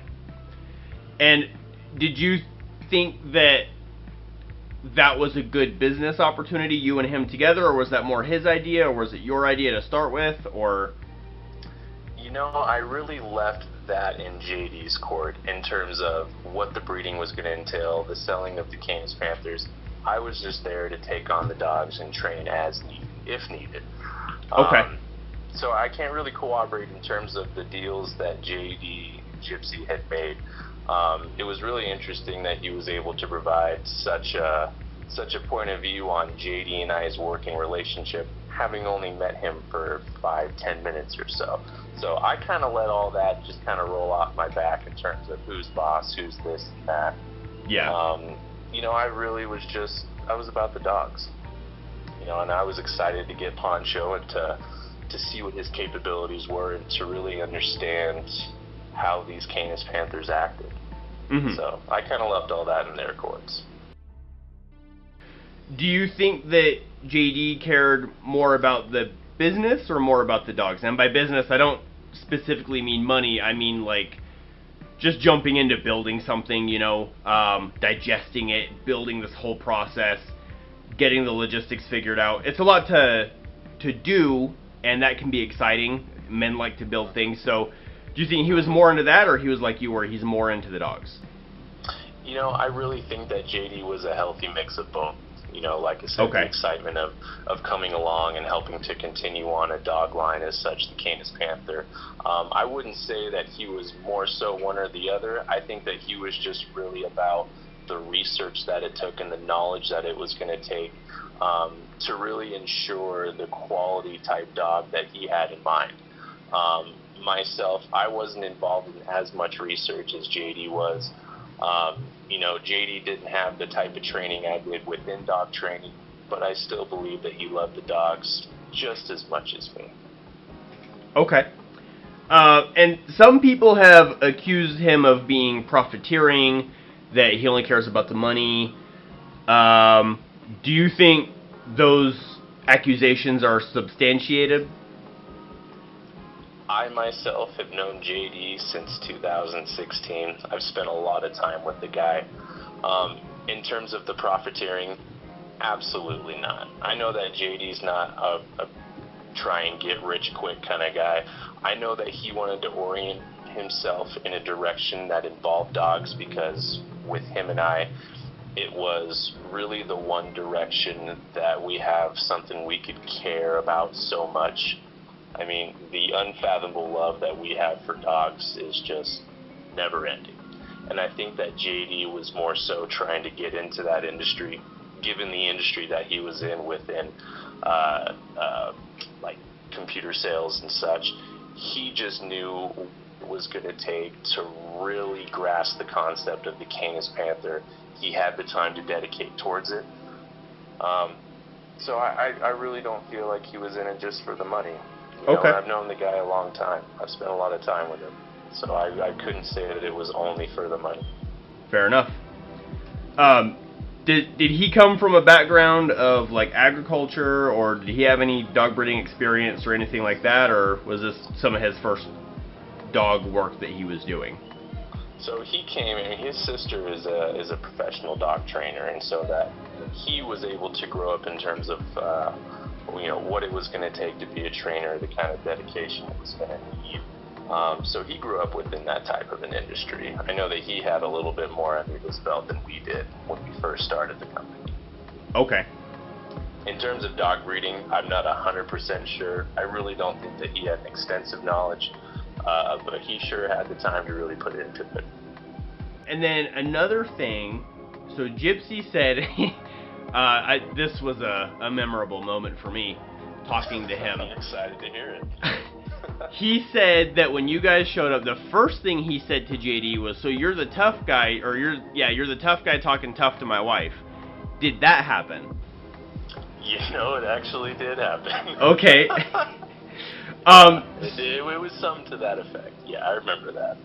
So, where was there a misunderstanding, or was JD really talking tough to her? What was said that like made this perception?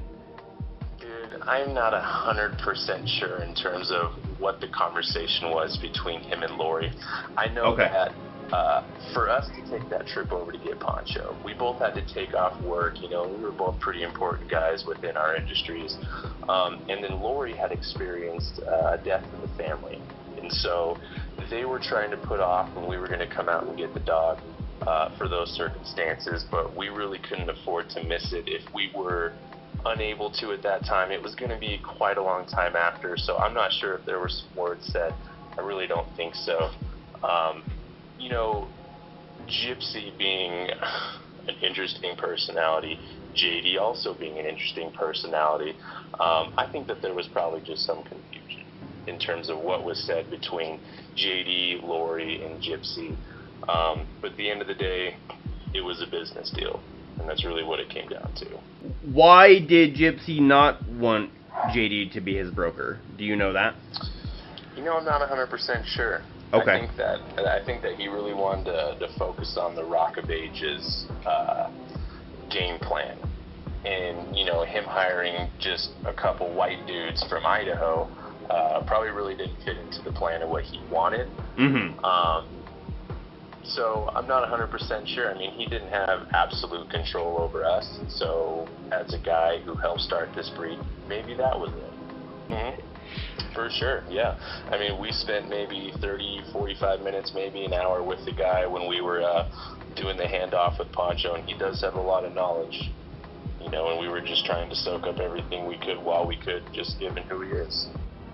Are you familiar with what JD's doing with the Panther currently? I'm not 100% familiar. I know that he has reached out to some other individuals in terms of breeding opportunities. I'm not really sure where he's going with the training direction.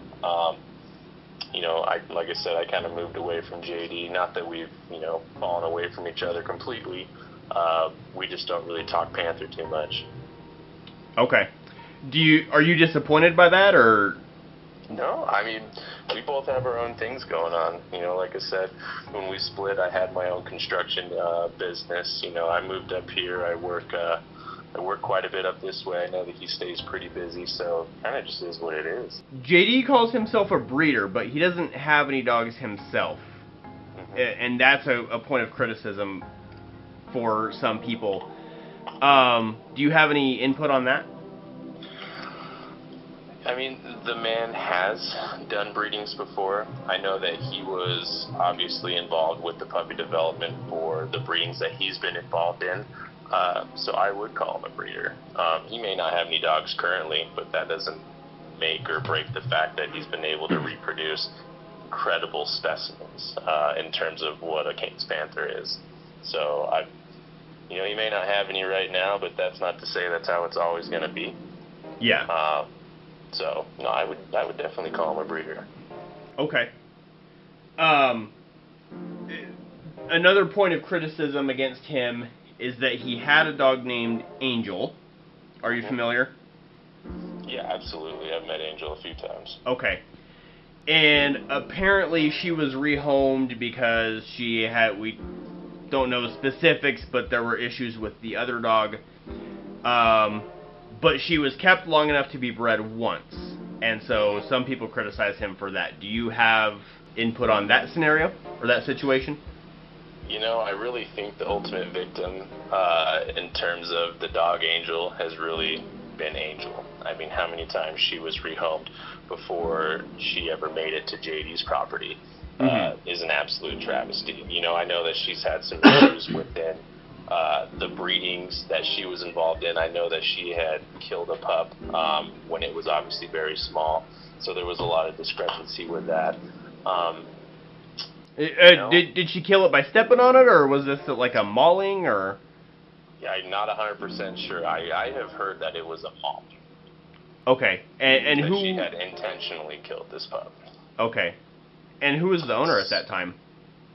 You know, I'm not 100% sure. Okay. I couldn't comment on exactly who it was that had her at the time. And was JD aware of this alleged mauling? Yes, he was. Okay. I know that he took special precautions in terms of the pups that he had from her and the kind of interactions that she was able to have with those dogs at the time. So, I mean, he definitely did what he could to try to make sure that never happened again. Right. In terms of where Angel's at now, I sure do hope that she's happy. I really do hope that she's able to find that family that absolutely cares about her she was just passed around so many dang times. It's heartbreaking. Yeah. Do you know where she is now? I think she's back with Sarika. Okay, that's what I heard last too. Yes, I'm not 100% on her last name. But I believe she's back with, I think it's a Ghost Canis Panther. I think Sarika goes by Norca as the kennel name. Norca, okay, yes, yeah. Norca. So I hear that she's back with her original owners. JD has recently said that he wants to start his own outcross program and incorporate that into the Panther. Do you know if that has been on the stove since the beginning, or if this sounds like something new with what you're familiar with? You know, I think it kind of sounds a little bit new. Well, not kind of. This sounds a little bit newer to me. Like I said, we really wanted to focus on the original game plan for the Canis Panther.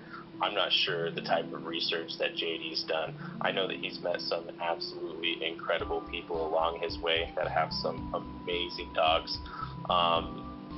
So if he wants to help with an outcross program to bring in some fresh blood, you know, it's definitely on him, and I really support it.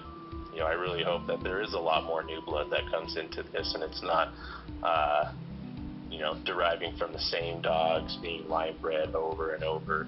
Right. So, yeah, I really hope that they do. Okay. And then, I was able to find Tim Jones, who is Scorpio's brother. He's still alive and he's still breeding. Awesome. But what he's doing is, at least as far as, not the dog's purpose, but the structure of the dogs has diverged from what Gypsy's doing. Having been JD's partner, how do you feel about that divergence, and what conflicts do you foresee that creating in terms of the Panther community at large? So, my real concern with the construction, not to say anything bad about Mr. Jones, our whole thing was health testing our dogs and really finding out the genetics of the pups before we really start putting them together and making new little dogs, because the last thing we want is to make a litter of pups that are inheriting the same issues that their parents did just due to ignorance based on what the dog looks like. You know, I really think that we focused on trying to find healthy pups. So the convergence, my only issues would be health testing the dogs and finding out if those dogs do work together regardless of what they look like. I mean, obviously a big part of the pups that people buy is by how they look, but there are some very healthy looking dogs out there that aren't. So really I would just want to focus on healthy pups. I know that within the industry there's a lot of people who really do focus on that as well, and I definitely commend that. You know, I'm just not in it for the dollar. I know that JD's not in it for the buck either, so I would really hope that they want to base that on their business, or base their business on that fact. Okay. Does that kind of answer your question? Yeah, absolutely. And then I there was one question I forgot, but I remember now. So Gypsy said that y'all wanted to focus more on sport than on direct protection. Do you know if that's true? I don't think that's very true. Okay. We really wanted to find dogs that were that we could focus on the protection if that's what the customer really wanted, was a dog that was focusing, or that wanted to focus on protection. We wanted to also, I mean, we really wanted to diversify our portfolio. We wanted dogs to compete for different types of titles and such. But we were really just trying to find that perfect family protection dog. That good mix of, you know, loyalty and agility. So, you know, I wouldn't say that we were just in it for the sport. At least that's not where I was going with the whole deal. Okay. And why didn't JD and you choose a more established breed with better gene pools to pull from, with an established history of protection work like a German Shepherd or Doberman or something like that? You know, I think it was really just the excitement of a pup that no one really knows about. You know, like I said, the whole want to be a part of something that's bigger than yourself, but is still unfamiliar to a lot of people. And being that person that's able to go out on the forefront of the Canis Panther world and explain, you know, what kind of dogs they are, the percentages of, you know, the Dane, Dobe, Lab, and Staff that they have, and really show these people what a Panther can be. You know, it's not just, you know, it's an intimidating looking dog. You know, I think that, you know, in a lot of cases that is the fact that they are very intimidating looking. But I mean, I haven't found a more loving pup than Poncho, you know, in terms of how dedicated he is to us. You know, he's a lot more than just those cropped ears and big brown eyes to me. Now what comes next is going to be kind of heavy subject material. We're going to be discussing incest and dog abandonment and just some pretty uncomfortable things. So I'm going to try to keep it kind of lighthearted and not be too super serious with this. Before I talk about anybody, I have to talk about myself. I've made a lot of mistakes in my dog breeding years. I've had several accident litters. Because see, this was at a time before I knew what I was doing, before I had any money, and so I had wire crates, and one thing led to another. You have working dogs in wire crates, they're gonna get out. Either they're smart enough or they're strong enough, and when you have dogos, they're both. So I've had several accident litters, and there was one time in particular where I had just gotten into Panthers, probably like a year and a half before, and I came home and there was blood and crap everywhere. And the dogs had all gotten out, and they were fighting and doing their thing, and all the females were in heat at once. So this is where the infamous Emma comes from. She was a dogo, or my male dogo had gotten my female panther, and that created Emma. And I have chosen to keep that dog in my program. Because at the time, we didn't know anything about the genetics of the Canis Panther. We didn't know how many lines there were. I asked Lori, and I wasn't given an answer that I felt from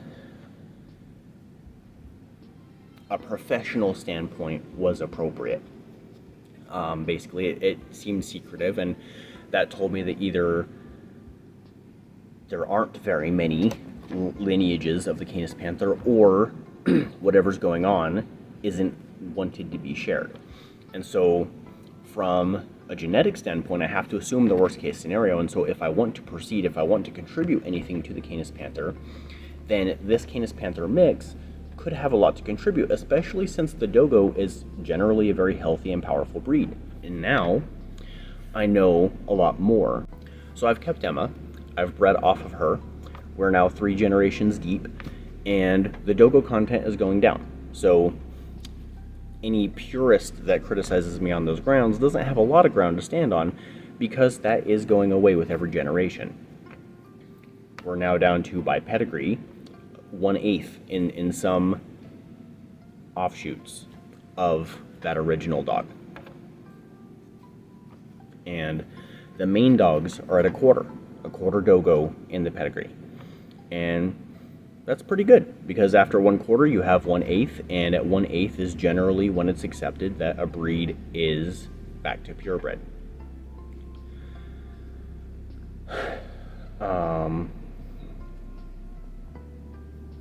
I had Ripley, who is Emma's mother. She died in my care. Again, wire crates. And I had put all the wire crates in one room. It was my library. And I had just recently bought some bookshelves, but I invested in the cheap ones. They were particle board and stuff like that.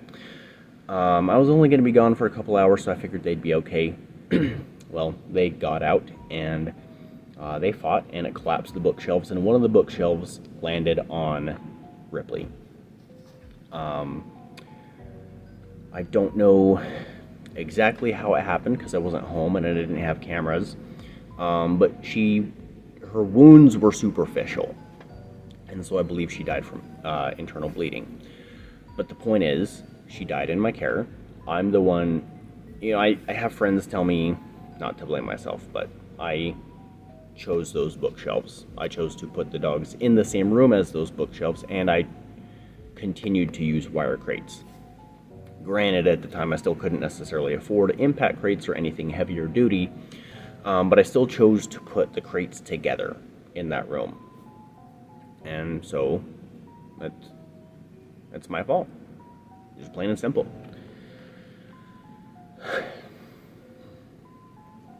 And then lastly, I've had a litter of dogs that, I had 8 puppies. This was in 2022. And 5 of them died of parvo. Now, I had never had parvo on my yard before, so this was something totally new to me. But I was having people come over to look at the puppies because I was trying to find homes. I was growing my online presence and stuff, and it just seemed okay. And then a couple days after, one guy who allegedly or apparently had a kennel farm type deal, a couple days after he came over, so I think it came from him. But I wasn't having people disinfect their hands or feet as they came on and off my property, but I do that now. But a couple days after that, puppies had parvo, and 5 of them died.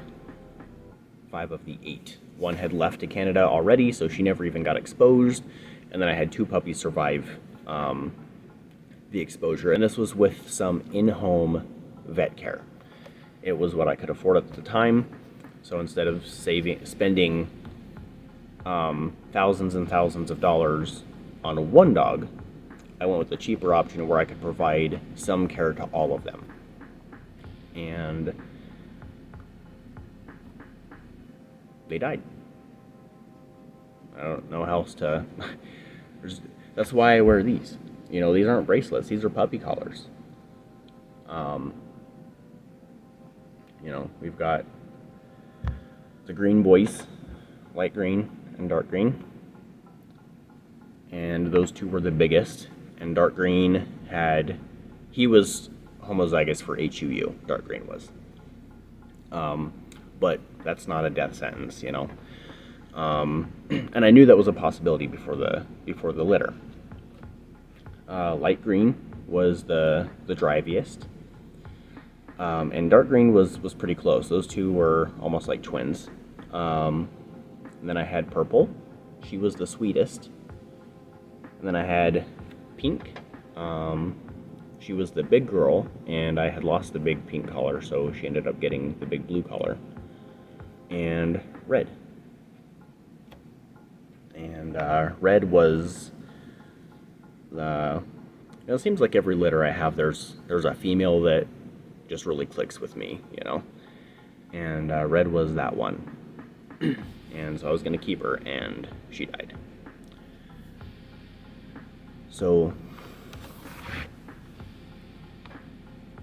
I like to make sure that people understand that I'm not perfect, and that when I'm critical of other people, it's coming from a place of experience. It's coming from a place where I've seen what things can go wrong.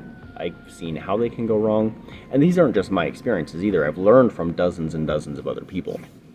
So I've been doing this for almost 10 years now. The biggest issue in the breed is people not knowing what a Canis Panther really is, and they just assume that it's a Doberman mix, and then they create a Doberman mix, and then they call it a Canis Panther. They hashtag Canis Panther. They imply that it's a Canis Panther in order to gain some traction. You'll notice that this is a common theme here, and the current quintessential example of that is Run Amok Kennel. The Canis Panther is a breed that started with Scorpio. If you do any research in the 70s, he's passed away shortly after. And he utilized different breeds in the program to make Canis Panthers. I have a method to my madness, and I know what I'm trying to make. And I'm trying to make a healthy dog that's a good family dog, but also good working dog. I don't want a man killer, and I don't want something that'll hide behind, the 4-year-old kid because there's an intruder. I want a good medium. What I utilized in my Canis Panther program is Dog de Bordeaux, where I got my Mastiff, my thick dog with some protection behind it, and I used my Doberman. Taller, leaner, really good in protection, intelligence, and loyalty. Combining those two breeds, I have my main stud dog. His name's Leonidas, Madtown Leonidas. Awesome dog. Now, you may already be familiar with Run Amok from her documentary TV documentary, where she blatantly calls her dogs Canis Panthers, but they're not. Her Canis Panther is half Doberman, half Dog de Bordeaux, which is a French Mastiff. And the French Mastiff was never part of the original formula. In fact, it's not even part of Tim's formula. So, the Run Amok dogs are called Canis Panthers, even though they have virtually no connection other than being about half Doberman. Now, that doesn't necessarily mean that you should hate or avoid Run Amok Kennel. Michelle's dogs are aesthetic, they do seem well put together, and she does have the same temperament objectives as Gypsy. And in fact, her dogs have been used in some people's Canis Panther programs. So, whether we like it or not, these dogs that are not Canis Panthers have been incorporated into some programs, and inevitably introducing some of that Dog de Bordeaux content into the Canis Panther gene pool proper. So, if you like Canis Panthers, and you like Michelle's dogs, it's not necessarily a bad thing to get one of her dogs. Talking about dogs that are about half Doberman, this brings us to JD. JD first got involved in the breed in 2019, 3 years after me. But the first story about JD is a little bit more recent. Last year,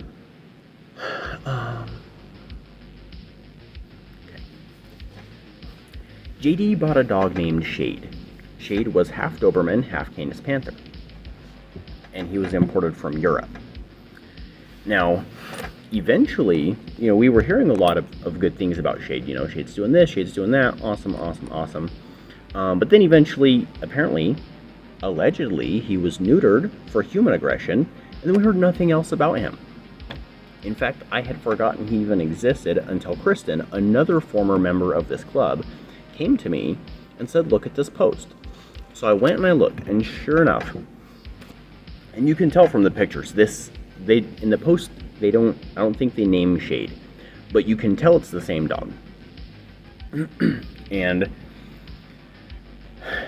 so apparently this rescue had gotten a hold of Shade, and they shared him more of as a courtesy. This was kind of outside their normal operations, but they chose to because he was going to be euthanized. And they stated that somebody from the Canis Panther Club of America had got in touch with them and let them know that the club was familiar with the dog. And JD, despite being a co-owner of this dog, he publicly commented that he was concerned that somebody from the club contacted them about this dog. He does not publicly acknowledge that he's a co-owner. He mentions that he talked to the owners, even though he's one of them. In the club, we never heard anything about him. This dog was going to be euthanized, and he never told us. But he preaches transparency. While we're on the topic of ownership, JD has only owned 2 Canis Panthers. One was Poncho, and he's owned Angel. Now, Angel was created by NorCal Canis Panthers. She was then sold, she had a litter of puppies, and then was sold again. JD bought her and was advised to keep her past 1 heat cycle. But he bred her on her first heat cycle, so within several months, he had bought her, whelped the litter, and then sold her back to NorCal Canis Panthers. Are you crazy? Are you out of your mind? Now, there were several people who were concerned for Angel's well-being and that she was just going to get bred and sold and bred and sold. And NorCal Canis Panthers promised that they would never breed her. And to my knowledge, they haven't. So Serena and Sarika have kept their promise not to breed Angel. But the fact is that JD took a dog before being able to properly temperament test her, bred her within several months, and then rehomed her allegedly for temperament issues. Now, you'll remember with the shade issue where we had alleged human aggression, and keep this alleged dog aggression in the back of your mind as well. Now, JD is also on record as saying that he believes that the breed is an unfinished project. Since it's an unfinished project, it's obviously subject to change, which means he can imbue his vision of the breed upon it. However, his vision is quite different from that of the original founders. He's on record several times saying that he wants to breed down the Labrador and the Great Dane content, which will fundamentally alter the behavior of the breed. It's also going to change the health profile, and it's going to change the size.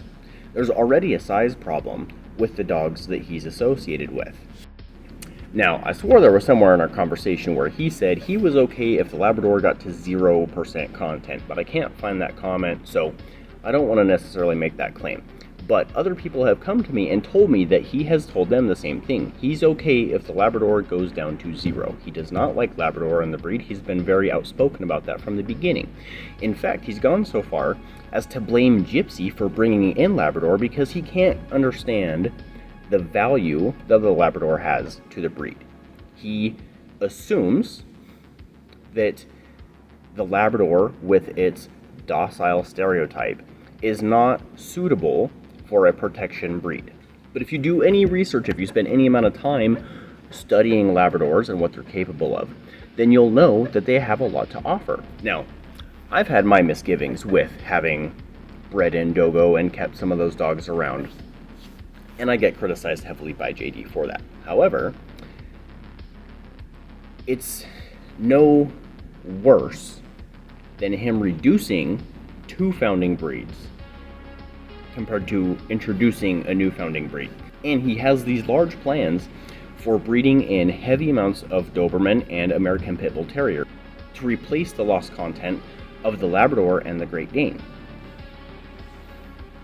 Again, he's changing the formula, which is going to fundamentally change the temperament of the breed. It's going to change the behavior, it's going to change the look, it's going to change everything. And JD, this is for you. Everybody else watching, you don't have to watch this part. This is just for JD. Why don't you just breed Dober pits?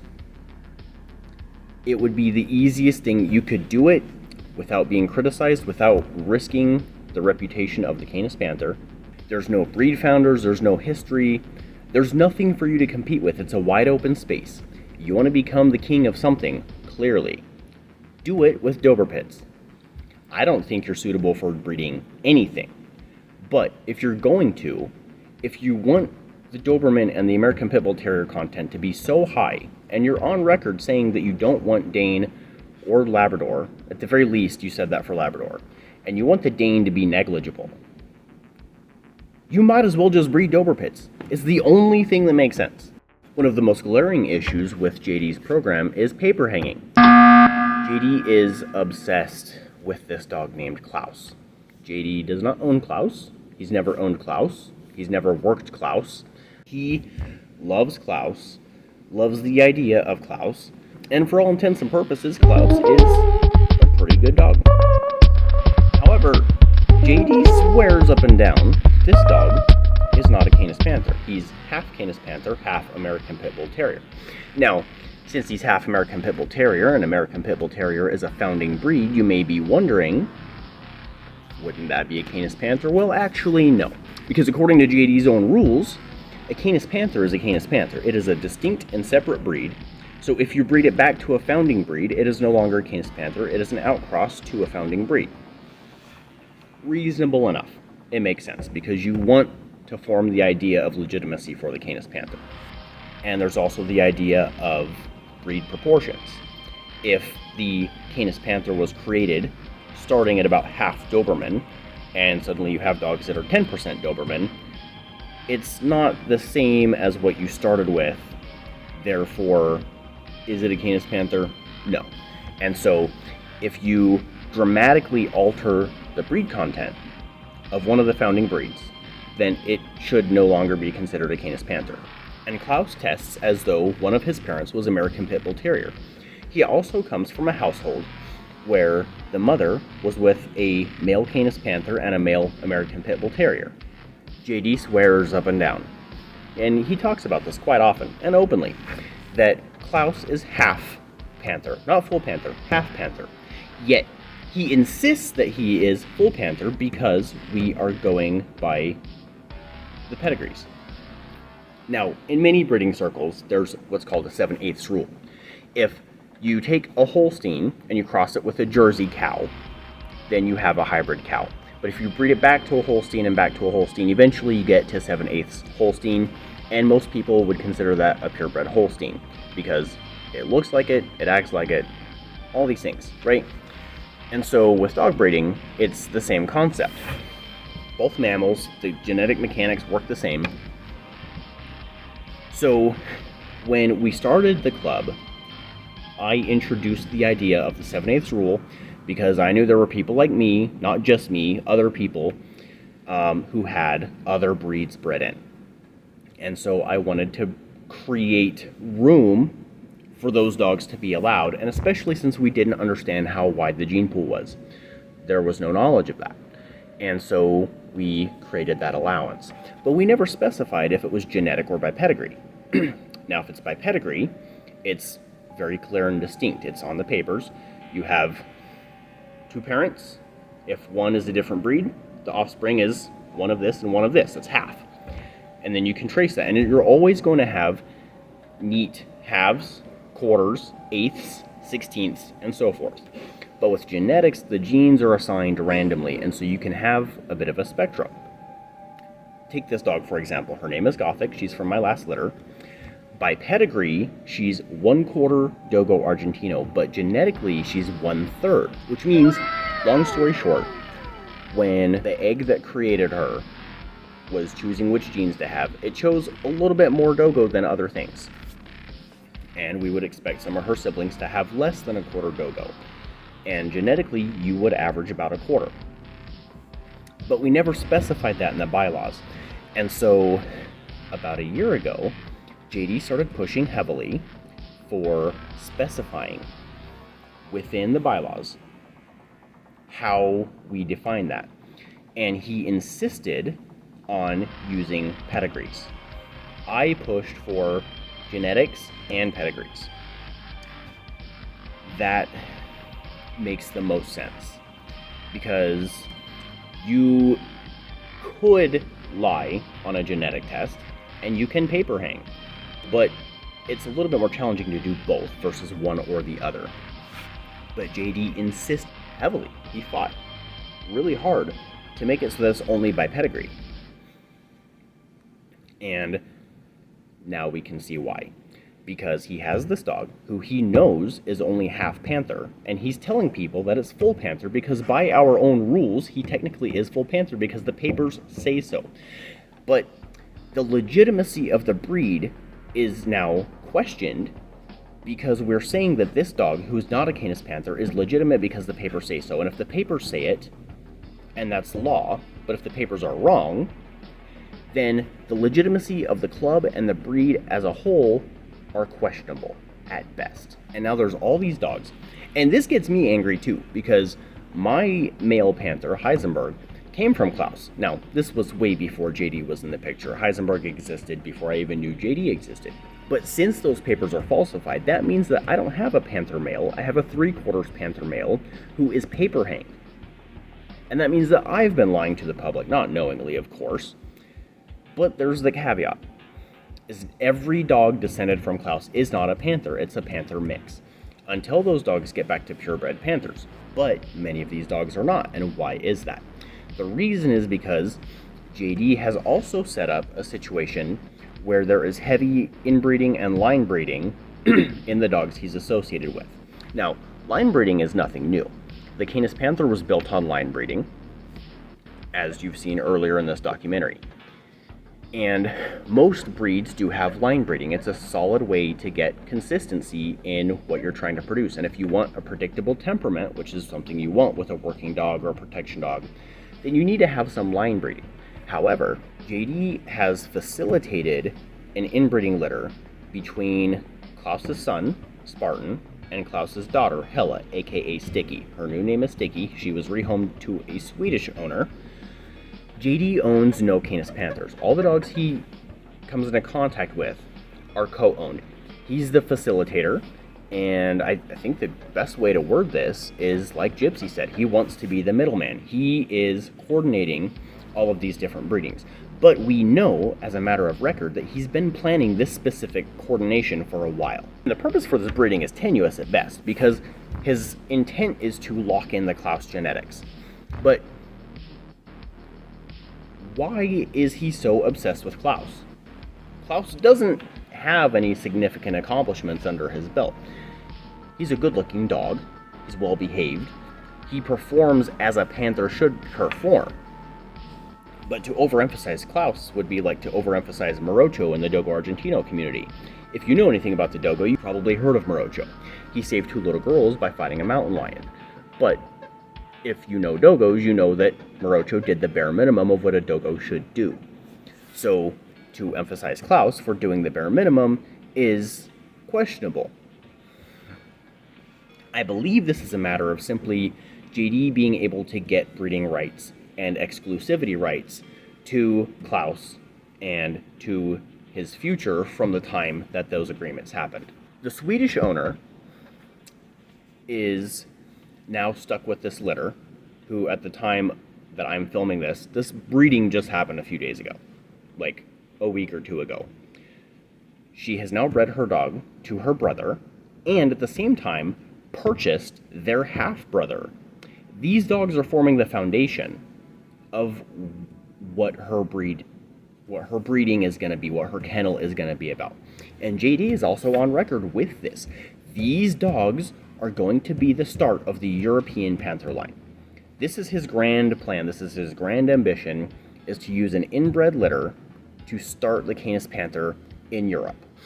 And not just use the inbred litter, but to continue mixing in an uncle of those puppies.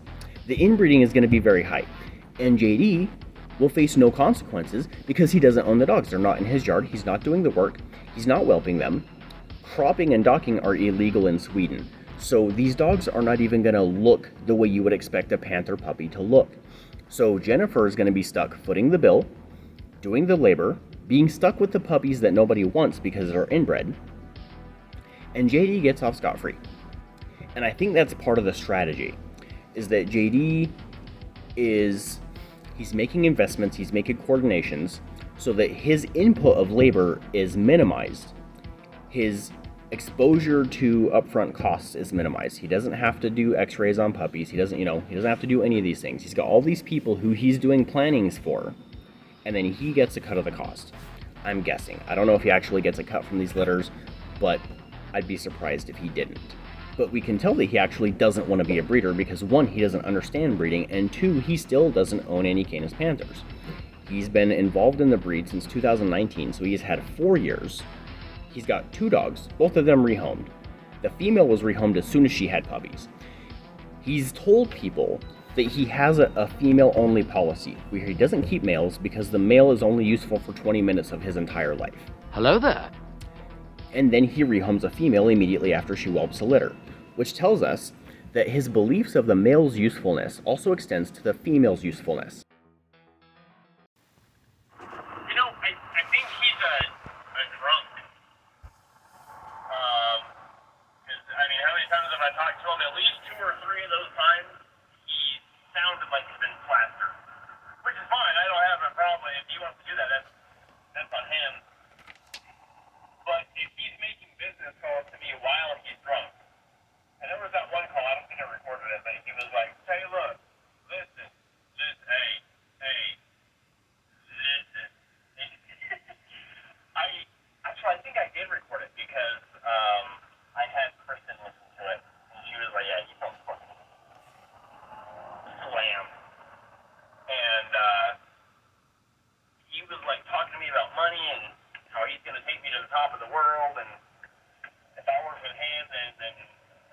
show me all kinds of dollar signs and all kinds of shit. But then at the same time, he was like, we're having trouble feeding the puppies this week, so it'll take me a while to get you the papers, or something like that. Or like he needed deposits because he didn't have enough money to take care of the puppies when they first happened. So, does he make a lot of money off these puppies? I bet you he does. Is he responsible with that money? Is he in any position to tell me that he's going to make me rich? No, absolutely not. But, you know, if he's making business calls while he's drunk, I mean, that kind of speaks volumes to what's going on. You know what I mean? Like, how could you, and sorry if you're kind of far away, I'm backing up right now. How can you run an effective thing or expect anybody to trust you or anything like that if, from his perspective, he should, but he's, I hate talking about behind their backs, but, well, unless they deserve it, and he is a nice guy, so it makes me feel bad, but he's, I really believe, too dumb, legitimately too low IQ to understand the value of a relationship with us beyond his monetary gain. When we started buying puppies from him, he saw a dollar sign. That's what he wanted. That's what he got. That's it. He's not trying to give us a value or anything. The good thing, though, about that is that he's probably being consistent. Everybody got a dog, everybody spends some money. The bad news, though, is that, like, if we donated test kits and we spent all this time and we promoted him and we made connections for him to get puppies, then he should at least be trying to give something back besides lies. You know what I mean? I just don't think he comprehends that that's an option to him. Yes, I said those things. And I have to address why I was angry enough to say those things. Tim was trying to place these puppies at 5 weeks old.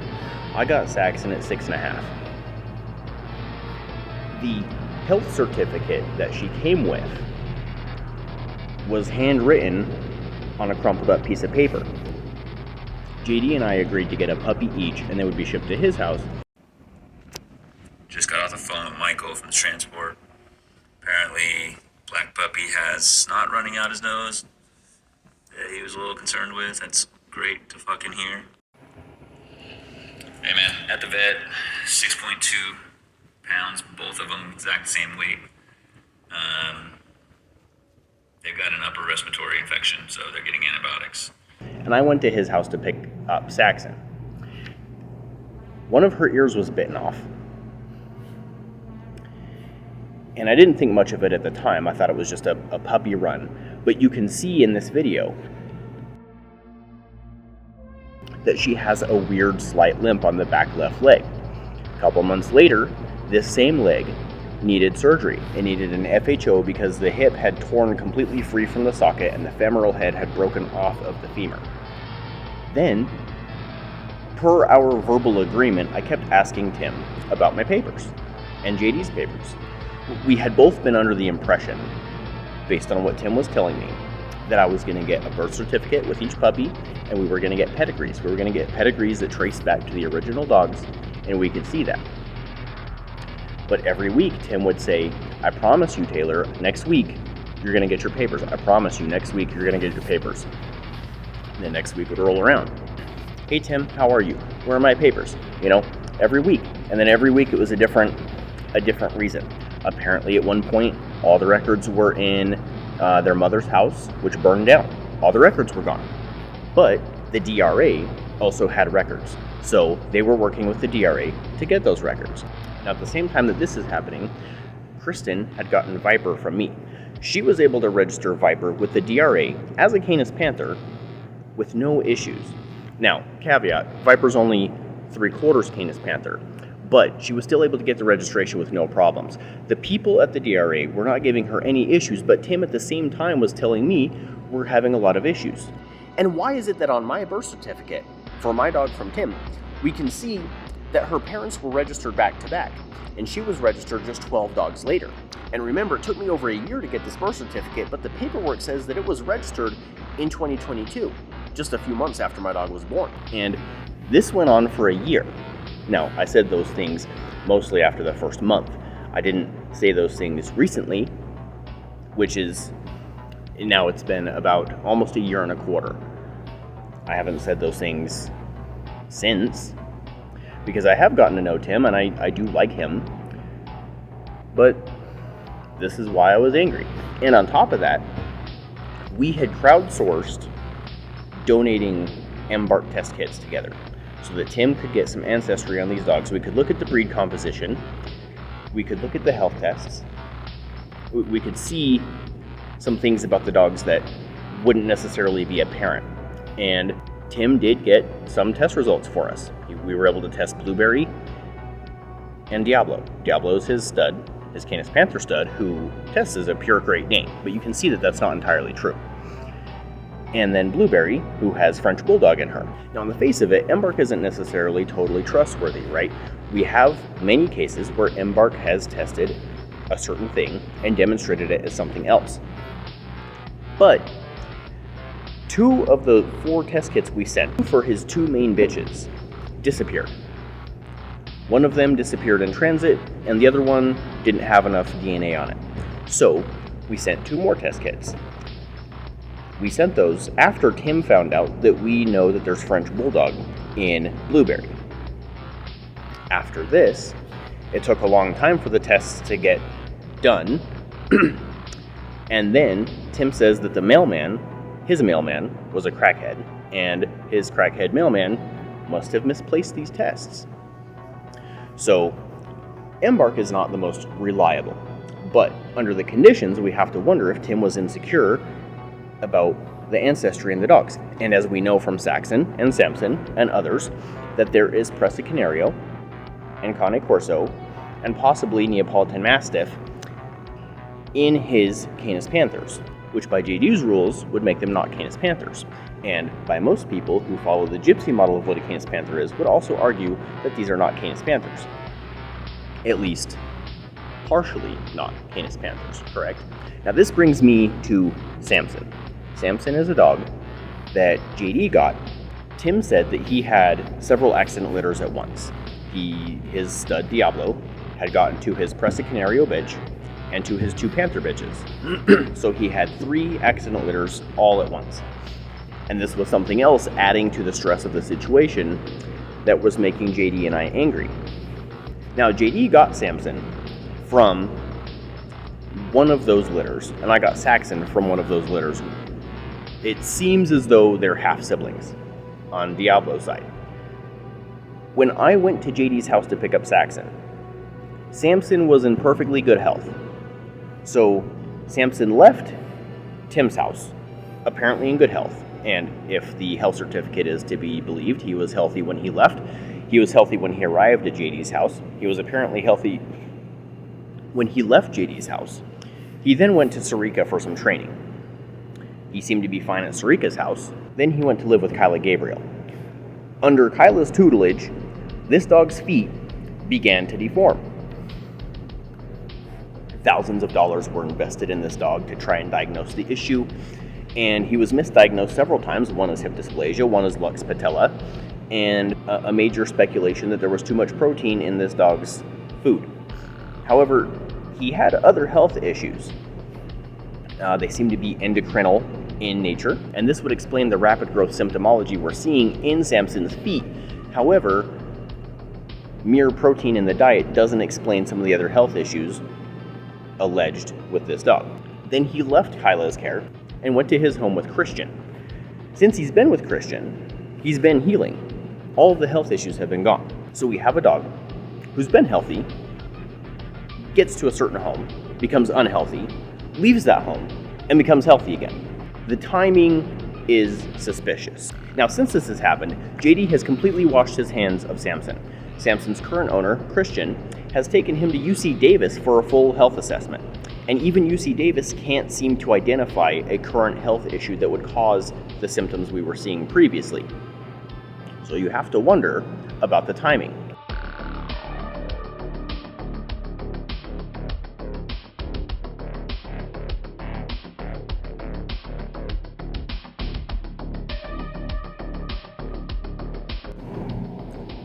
we can see from the screenshot here that he acknowledges that a bred-in lineage can be bred out.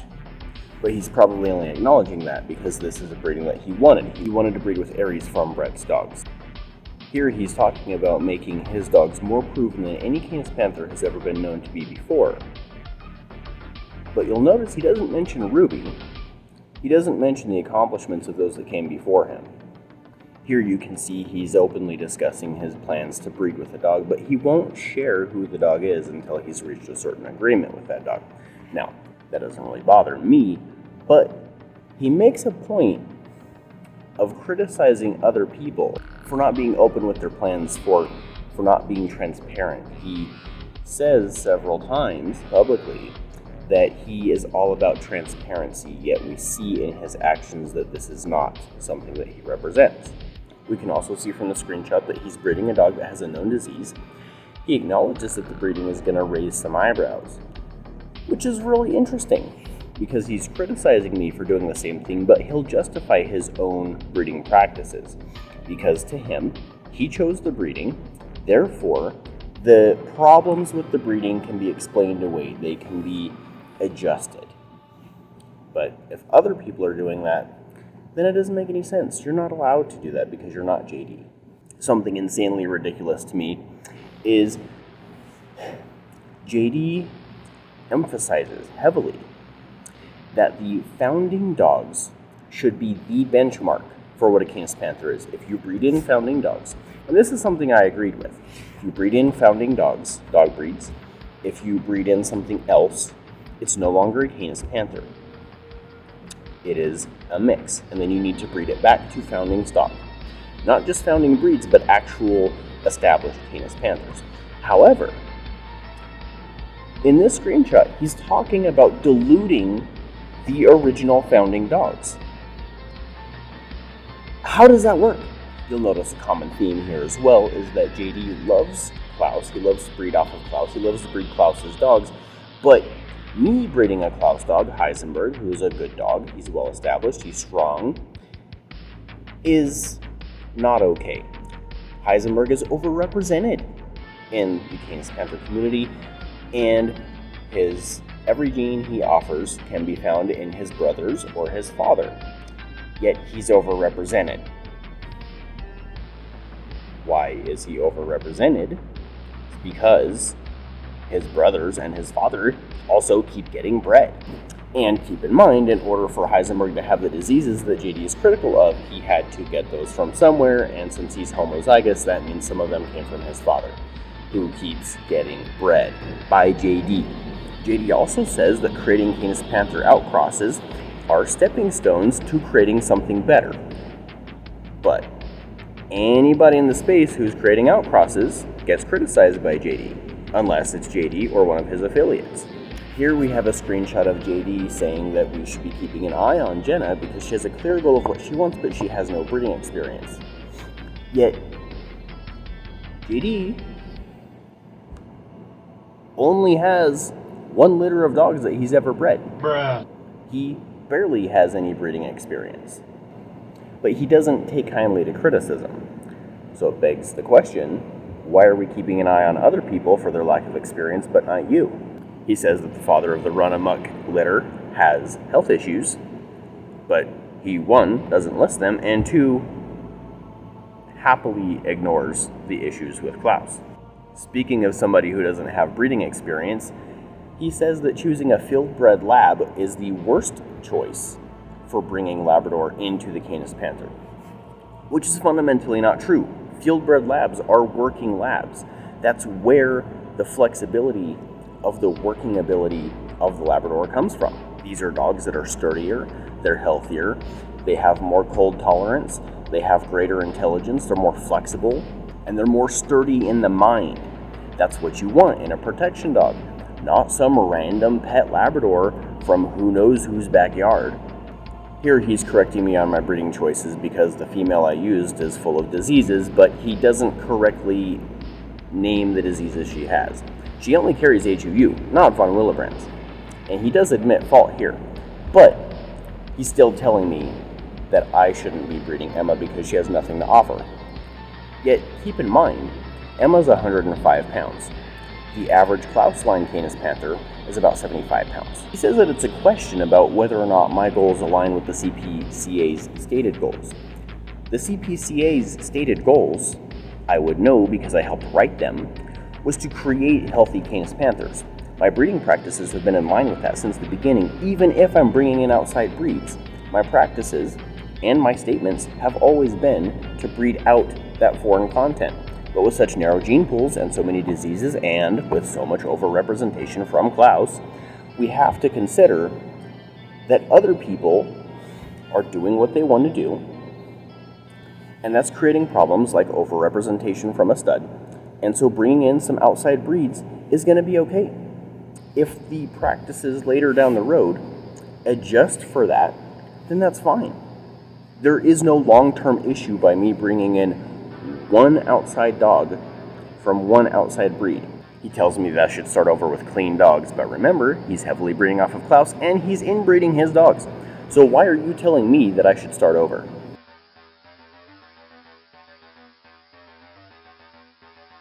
This screenshot is from an email that JD sent out on behalf of his kennel. In this email, he's criticizing the father of the litter as an unknown factor.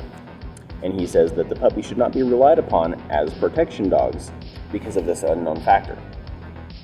He has completely ignored the concept of assessing puppies individually and is solely going based on the lineage, which, if you're a good breeder, if you're a knowledgeable person with dogs, you would know that the lineage isn't the only factor. You have to judge individual puppies, especially where he says they're likely to have similar instincts. Why would you completely negate an entire litter of potential workers just because the father's an unknown factor to you? Assess the dogs individually, do the work like a good breeder, like a good trainer, like you claim to be. He also says in this email that if for any reason he believes that the puppies may end up in a shelter, then he's going to post it in the group to help them find homes. Yet, did he do that for shade? No, he didn't. So we know that this probably was not going to happen. Now, this was a really funny situation here. So, I saw a post of this lady asking for a service dog.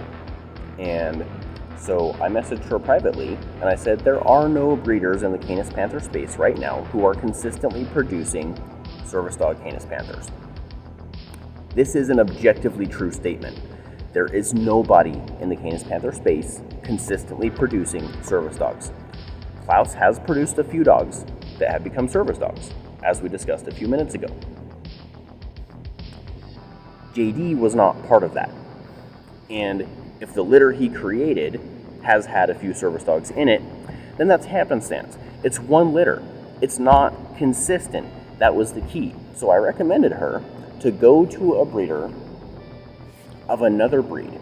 I suggested Doberman, but you can go anywhere. There's tons of people who are consistently producing service dogs, but even if you go back like a dozen generations, it's still hard to consistently produce service dogs from established service dog lines. And the more complicated the service dog task, the more difficult it is to get that consistency. JD became infuriated that I had the audacity to go behind his back and tell his customer that she should go somewhere else. This was never meant to be a stab at JD. I was never meant to be that. I had a dog that needed a home at the time, and so I suggested him, and when I found out more about the situation, I was like, okay, I see that you are in serious need of a high-quality service dog. The puppy I have cannot do that for you, but there's nobody in the Canis Panther space who's going to be able to provide that for you as a guarantee. So you should improve your odds by going to an established breeder who consistently produces service dogs. Allegedly, 10% of the dogs that Klaus has produced have become service dogs. But out of 30 puppies, that's not a large sample size. And even so, those are dogs that Klaus produced, JD. These are not dogs that you produced. You are not consistently creating service dogs. JD boasts that he, at least at this time, that he had a waiting list of 150 people. It's not going to matter if he loses one person. I don't understand why you claim to care about the breed, you claim to care about your customers, but you get mad when I tell this person, and you say right here, they could easily be waiting 4 years. This woman is in desperate need of a service dog. Why would you help her wait 4 years when she can go get a good Labrador or a good Golden Retriever who can do the work just as easily for her now? It's because you're fucking greedy. That's why. Because you don't actually care about the customer. You don't actually care about the people. You don't care about the dogs. You don't care about anything except keeping your wait list as big as possible because that translates to dollar signs for you. And on the same note, this argument is what started the whole vote of removing me from the club that I helped build, by the way. The bylaws, Kristen and I wrote those. JD helped a little bit. The breed standard that the club is currently using, Kristen and I wrote that. But anyway, JD says that he doesn't care what my idea was, that I was asked to quote-unquote lead an effort. That's not true. When we talked about creating the documentary, I proposed the idea because I've always wanted to make a documentary about this breed, and that's what I'm doing now, with or without JD. And we should do like a full feature-length documentary about the Canis Panther. What do you think about that? And over time, he's changed his idea of that conversation to I was asked to lead a project. No, you've never asked me to lead anything. When it came to the subcommittees, I volunteered several times for several different positions. And every time you shot me down. You never asked me to lead anything because you don't want me involved. You never have. So to say that I was asked to lead the documentary effort is complete nonsense. And this became a whole different discussion because I had done all the interviews for this documentary. I had done all the work. And my idea was I was going to make the documentary and then I was going to propose it to the group and then we can make changes. But JD's talking about some middle management nonsense about getting everybody's fingers in the pie and then, everybody's going, oh no, I want to do this. Altering, like, if you've ever run a business, if you've ever run anything, you know that this is an inefficient way to do things. Now you can make that work, obviously, but it's not as efficient, which we know JD cares about efficiency based on his practices with his dogs. For the documentary, he said that for years he was asking me for updates. That's not true. We only began discussing a documentary in late 2022, like at the end of the year. And then I was asked over the course of several months for updates. And it took probably 3 months for those questions to even begin. I love this message right here. JD's telling me that you should never take an F1 to anything but back to pure stock. Because if you take an F1 and breed it to something else and you create an F2 or an F1B or whatever, you just lose all connection to the breeds. You just lose all connection to your founding stock. This message has always fascinated me. He says you do not breed an F1 outside again. But it's like, if I breed a Canis Panther to a German Shepherd, and then to a Chihuahua, and then to a Chow, and then to a Kangal, and then to a Tie Ridgeback, and then to a Boston Terrier, and then to a Yag Terrier, and just whatever the hell I want, to the point that there's no Canis Panther content left. If I breed that to a Canis Panther, those puppies immediately go back to 50% Canis Panther. And then if I breed those to a Canis Panther, those go up to 75% on average. So it's common sense. If you breed in another breed, there's no connection to Canis Panther at all to begin with. But every time you do that, if you breed those puppies back, it doesn't matter how little the Canis Panther content was to begin with your dog that you're referencing for this thought experiment. Whether you're referencing the German Shepherd parent or the German Shepherd Panther outcross, you're still going to be able to match that to a Canis Panther and increase the Canis Panther content. So if I have a dog that's on average 2% Canis Panther and I breed that to a Canis Panther, now we have 51%. That's a majority. You still have a majority even though that your outcross was like 7 or 8 generations removed. So to say that you don't breed an F1 outside because you lose connection is a very bizarre argument to make. which we know logically is not true. Viper is a great example. She looks like a Canis Panther, but she's a quarter dogo. Remember, 7/8 counts as purebred, 6/8 does not. 6/8 is 3/4. So she's 1/8 off from being purebred. But she has enough dogo that we wouldn't count her as a Canis Panther. But if we use JD's logic here, she's lost all connection to the dogo. But she can't lose all connection to the dogo if she's still too much dogo to count as a Canis Panther. You see what I'm saying? So the logical gymnastics here is just hilarious to me. He says that these puppies can barely be considered Canis Panther mixes anymore. They're a quarter Canis Panther! Like, that's like saying Viper can barely be called a dogo mix because she's only a quarter. Like, it's still there. It's still a significant proportion. I also love that he's like, you had every opportunity to reach out to us to use a purebred Canis Panther. Yeah, and I could have reached out to Tim or to Gypsy. Why are you insisting that I reach out to you specifically? Oh, that's right, because Klaus Lion is everything. But I shouldn't have to remind you that Klaus isn't even a Canis Panther. He's half pit bull. Here he's talking about breeding down the Rock of Ages content because he wants to breed in higher quality dogs than the Rock of Ages baseline dogs. So, we've established that you revere the original Canis Panthers to the point that any kind of a cross doesn't count as a Canis Panther unless it's 7/8 founding dogs, aka 7/8 Rock of Ages. And I'm not going to include Tim's dogs in this discussion because this screenshot comes from before that time, and JD has also said that his dogs shouldn't count as Canis Panthers, at least completely. He venerates the Rock of Ages dogs, the founding dogs, but he also wants to dilute them by bringing in quote-unquote higher quality dogs than the baseline dogs. So he's telling us that the founding dogs are not good enough, that they need to be outcrossed. But he's also telling us the founding dogs are too high quality to consider anything else as a Canis Panther. Here JD is expressing a surprising amount of comprehension of genetic mechanisms. He's saying that taking the hybrids to each other technically risks increasing the outside breeds if both exist in each dog. And this is true, just like with the Gothic example.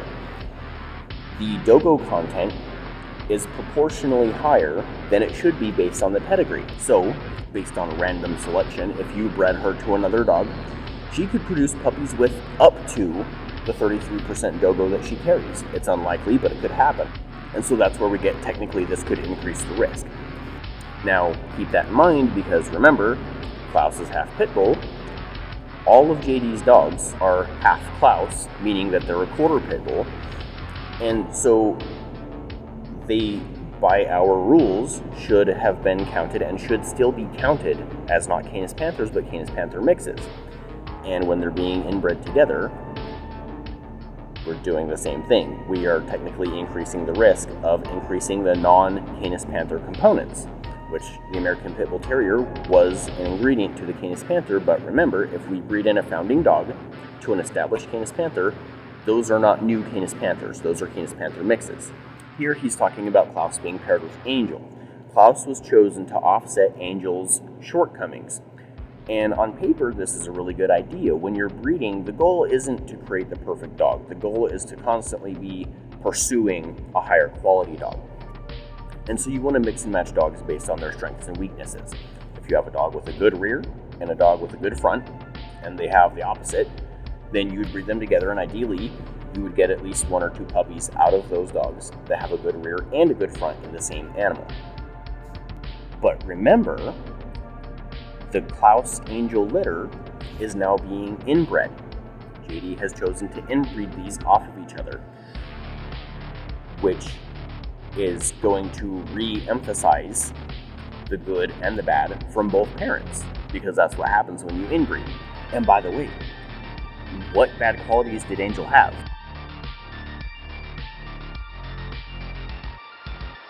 Here JD is talking about Rock of Ages kennel going in their own direction in a big way by bringing in Labrador. But as we know from Tim's interview, Labrador was brought in from the very beginning. So JD's telling people that he's an expert in the breed, he's telling people that he's an expert in the space, and he's talking as if he's an expert here and judging Rock of Ages, but he's not knowing the facts, which he should know by now with the documentary. But these messages at the time we didn't know, and he was speculating here, but he was speaking as if he was speaking from a place of authority, which he was not. But at the same time, he's also mentioning that Tim's dogs are not pure. And so that begs the question, are they Canis Panthers? Me personally, as I discussed earlier, I think that there should be an exception made for Gypsy's dogs and for Tim's dogs. They both come from Scorpio. You know, they're both unique. They both offer something a little bit different, but they have a lot of overlap. So they both represent a distinct component of something that Scorpio had designed. But JD's saying, he's acknowledging that Tim's dogs have things in them that do not come from the original Canis Panther. And so how can you criticize Gypsy for doing something wrong by bringing in Labrador, quote unquote, but not at the same time criticize Tim for bringing in Presa Canario and Cane Corso? Especially when Tim's dogs are so heavy in Dane that his main stud right now tests as a pure Great Dane. We can't judge a deviation and then ignore other significant deviations. This was funny because JD was speculating that since Rock of Ages got a pit bull, they were planning on increasing the American Pit Bull Terrier content, which he thought was because Gypsy thought our dogs looked really good, and so he concluded that it was the pit bull content, so he was upping the pit bull content. And having no knowledge of what Gypsy's intent with this dog was, began rampantly speculating that he was going to breed in that pit bull to the Canis Panthers, who would then acquire this dog's white patches, which would then justify JD breeding in Brindle later. Here, I want to, as a matter of record, that JD said he doesn't want to use my dogs because he doesn't want extra breeds. And that's fine. I'm not critical of that. But he made an exception for Tim's dogs, who have Presa Canario and Cane Corso, which is a pretty strong deviation from the founding breeds. I love this message too. He's like, historically, you have shown zero interest in using or acquiring dogs from the rest of us. This is breeding 101. What's breeding 101? Getting a dog from you? Getting a dog that's overrepresented, has the same diseases and the same genetics as the dog that I already have, who is from Klaus? Why would I keep dipping into the same pool? And keep in mind, Heisenberg's been bred twice. I have Bell and Atlas from him. They're not getting bred. So as far as Heisenberg's reproductive potential, it's exclusively coming from one litter, which is Chiron, Jaho, and Viper. JD says that this is way too prevalent, but he'll keep breeding Klaus, he'll keep breeding Spartan, he'll keep breeding all these other dogs that come from the same gene pool. He says that nobody trusts me, and we found this out months ago, but nobody said anything about that. If you didn't trust me months ago, then why were you entrusting me to lead the documentary? He says he doesn't believe in my program, but he does believe in and support Brett's program. And Brett's doing almost the same thing as me. He's got Canis Panther and Dogo Argentino crosses, but he's trying to create his own breed. He has deviated from the Canis Panther, and he said as much. He said that he doesn't want to breed Canis Panthers, even though he does still have access and maybe has plans to breed a few more litters. So how do you believe in Brett's program, who is not breeding Canis Panthers, not breeding towards Canis Panthers? He's creating his own breed, and he said as much. But you don't believe in mine, where I'm actively trying to breed out the foreign content. Here he's telling Jenna that inbreeding has its place, and being ignorant to that shows how little she knows. But this is an absolutely ridiculous concept. Line breeding has its place.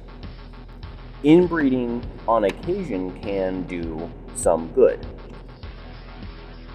But having analyzed this matchup, where you have a litter whose mother you don't like, whose mother has alleged dog aggression, whose mother has traits you don't like, And considering the fact that you said that you're choosing this inbreeding litter to concentrate the father's genetics, even though that's not how inbreeding works, tells me that you don't understand when it's appropriate to do inbreeding. Which, it's rare for that to be appropriate to begin with. But your justifications completely show a total disregard for the ethics. Congratulations, you played yourself. He also says that he checks everyone. If you own a Canis Panther, you are his business. So keep that in mind. If you have a Canis Panther, he's going to try and investigate you. And here we see the Angel apparently was chosen because she's clear for some genetic markers, and she was bred to Klaus, who has some of those genetic disorders. But we're going to inbreed those puppies because Angel has traits we don't like, and Klaus has diseases we don't want. So we're going to match the puppies of those two together, and somehow that's going to improve things. Which it could. There's a chance that some of these dogs could end up amazing. But statistically speaking, that's not very likely, and that's why inbreeding is stereotyped as so bad, because people know that when you play with that fire, you're very likely to get burned. JD is saying that the last thing we need is HUU finding its way mainstream in the breed. It's already mainstream in the breed.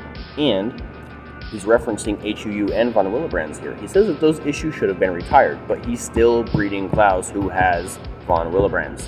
He says that the fact that I argue my choices were good ones bothers him. Here he's talking about how the breed needs a more American Pit Bull Terrier. Why? If the breed's already established, it already has a certain range of American Pit Bull Terrier content. And the breed does fine with that. You're taking a breed that's notorious for dog aggression and you're trying to increase that content in the breed. And you want these dogs to be service dogs. That doesn't make any sense. Why would you want dog-aggressive service dogs? Nobody wants that. Yeah. Uh-huh. I'm a ludicrous. I spit the truth, and I won't stop until you get mauled in your birthday suits. I'm associated with low income and beat. Snatch your kid off the street, strip the bone from the meat. Yeah! I'm a pit bull, but they call me Pibbles. Catch me chilling at the shelter, cause I did it for the giggles. Scratch my butt, give you lots of wiggles. Trick you into adopting me, and then I do it again, cause I'm a shit bull. Everything I do makes the news. Fight women, children, and men up to 6'2 and 282. Every nation is on the menu, from the Zulu to Timbuktu. On Malian soil, I'm like America, except I don't need the excuse of oil. Hold on to my collar, your wet hands are slipping. Save your toddler, no one is coming to save you from the truth. I'm not your average dog, I've got game drive you need to watch. People talk about me subliminally, but that does not mean you can breed me indiscriminately. This is great facts. Average American Pit Bull Terrier weighs 30 pounds. Max can only breed with a rape stat. Putting me in an average home is a great plan. Don't listen to the haters, they're full of hate, man. They look at me like you might see Satan, and that's for good reason. The average person isn't stupid, but they aren't smart enough to do this. Look up a study, it's me, your buddy, grooving. 1 in 5 of us goes under the radar. 1 in 3 is said to look like me, coming from the same exact seed, while my real ones are hiding out to make you bleed. If you're confused on the relevance, it's because governments think I'm malevolent, so anything that could look like me is easy to ban for the hell of it. But check out my cousin, the Bully XL in the UK. Ban me one way, I change names, take a slightly different form, and come back the next day. Hold on to my collar, your wet hands are slipping. Save your toddler, no one is coming to save you from the truth. I'm not your average dog, I've got game drive you need to watch.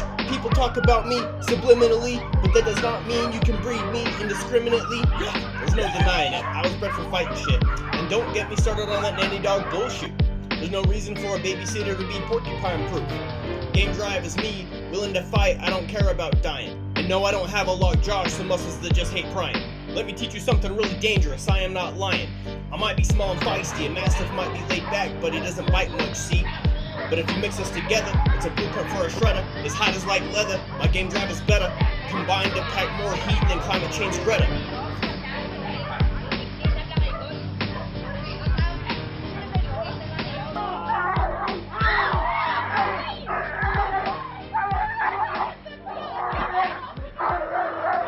have a breed that's both dumb enough and game enough to fight anything with 4 legs, small enough to get bodied by anything that's actually willing to fight it. It has a reputation that means it and its mixes are either banned or always at risk of being banned. You're going to increase the risk of human bites. And no, I don't think the American Pit Bull Terrier is inherently a bad dog, and I don't think they're inherently aggressive towards humans. However, I do firmly believe that if you cross game drive and human drive, you're going to end up with dogs that have game drive for human. He says that the only Canis Panther that Kristen has ever owned has been tainted by Dogo Argentino blood. Well, let's see what happens when the American Pit Bull Terrier takes on big game.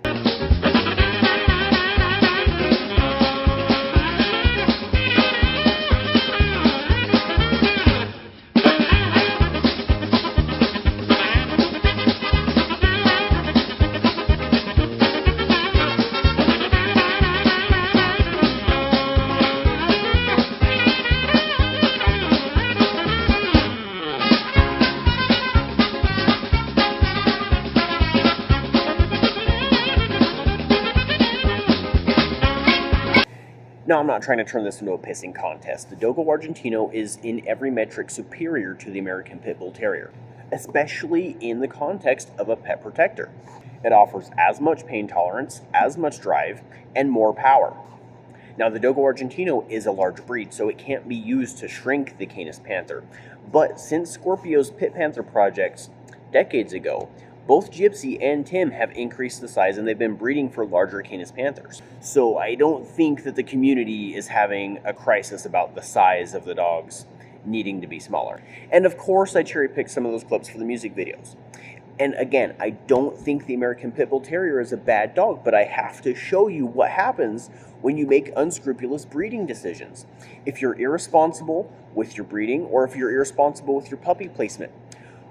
Go back and watch that music video. That golden retriever getting torn up on the sidewalk. All that happened was the dude had a game dog and was walking him down the sidewalk. You can't guarantee that dogs you put in homes aren't going to end up in a similar situation. Everybody likes to walk their dog. How can you guarantee that a dog you create isn't going to be walking down the street, acting normal, and suddenly decide that the other dog is a problem? We have gotten away with American Pit Bull Terrier content in the Canis Panther so far. But we shouldn't press our luck. The XL Bully got away with it for a long time, and now look what happened in the UK. And not to mention, if you change the breed ratios, you're changing the breed. The American Pit Bull Terrier was never meant to be a heavy amount of the breed anyway, even though JD claims that that's what it is. Which is like, what? Who told you that? You look at all the dogs' ancestries, American Pit Bull Terrier is a small portion of all of them except the Klaus line. Very interesting. It's almost like JD took Klaus and superseded his idea of what a Canis Panther is with Klaus specifically, even though Klaus is half American Pit Bull Terrier. So JD's idea of what a Panther is has been bastardized by the American Pit Bull Terrier. Here's a list of planned breedings that JD has organized. These are the dogs descended from Klaus.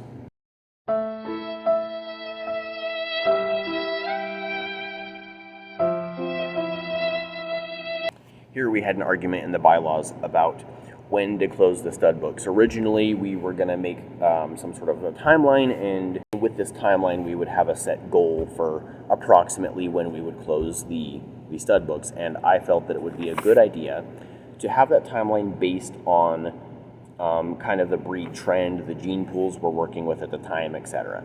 So we didn't have a chronological time frame so much as an event time frame, right? If most of the dogs are breeding true, then we can start to look at the concept of closing the stud books.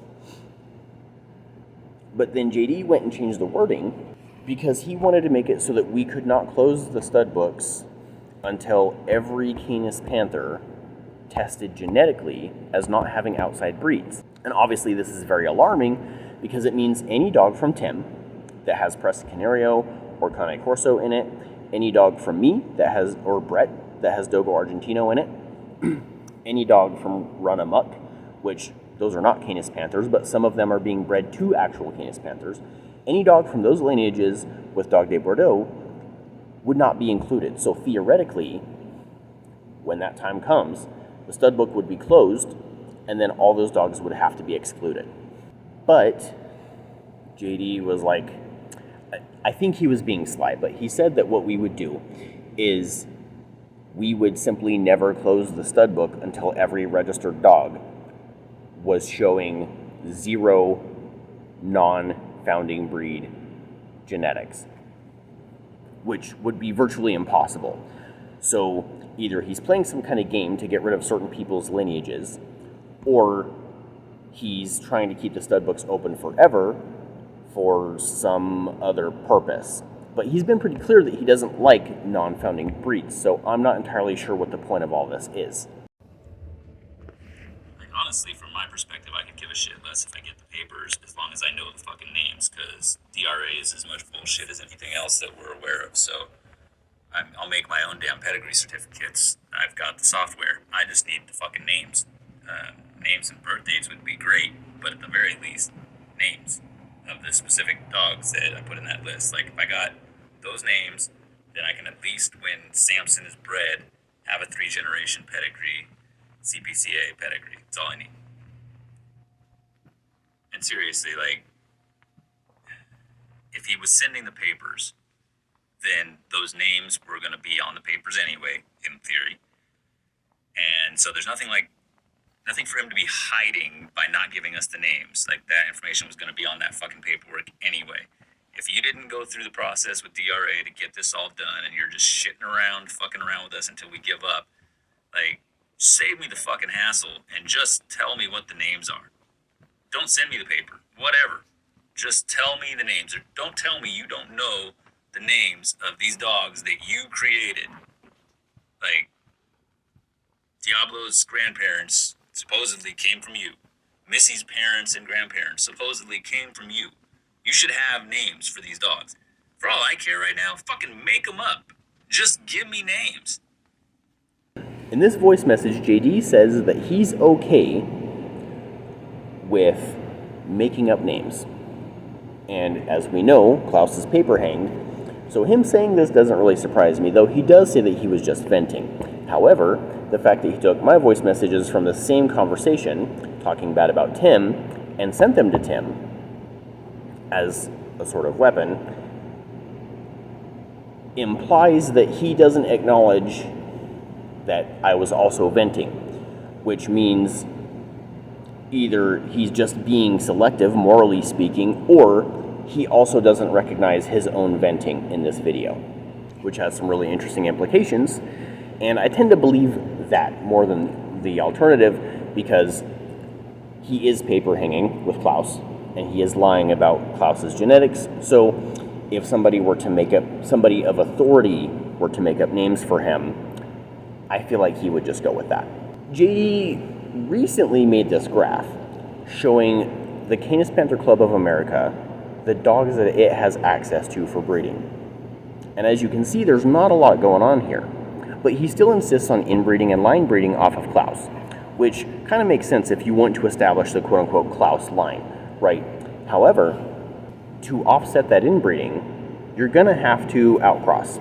And he doesn't like non-founding breeds, but he is okay with mass outcrossing. Here JD is lecturing me that you don't hold things in your back pocket for a rainy day, which is interesting because that's exactly what you were doing for a year when you were waiting to use my voice messages about Tim against me. JD says that we should be informed ASAP of accusations against us. However, he has said several times that accusations against me have been building up for months, but nobody brought it to my attention. Now, this was in regards to the documentary. I wanted to interview him, and I wanted to interview him specifically, but he didn't want to interview because he wanted to be able to listen. He wanted me to send him the audio files for Tim's interviews and for Gypsy's interviews. He wanted to listen to everybody's interviews before he got interviewed. And when I wouldn't allow that, he started getting angry. And this is where we have this flashpoint here. And part of the reason why I had this set up where nobody was listening to anybody else's interviews, nobody got a list of questions first, it was all impromptu. Nobody else complained about it. But JD did complain about it. He had a problem. And and then he started getting really upset when he found out that there were accusations against him. Some of those coming from me. However, during his interview, it wasn't gonna be this like slam JD thing, because that's what we're doing now. And I don't need him here for that. What I wanted to do was interview the people who were major players in the space, which is Gypsy, Tim, myself, and JD. Remember, I helped build this club before most of these people were in here. I helped write the bylaws, I helped write the breed standard, Kristen and I did most of that together, and then JD helped a little bit on the side.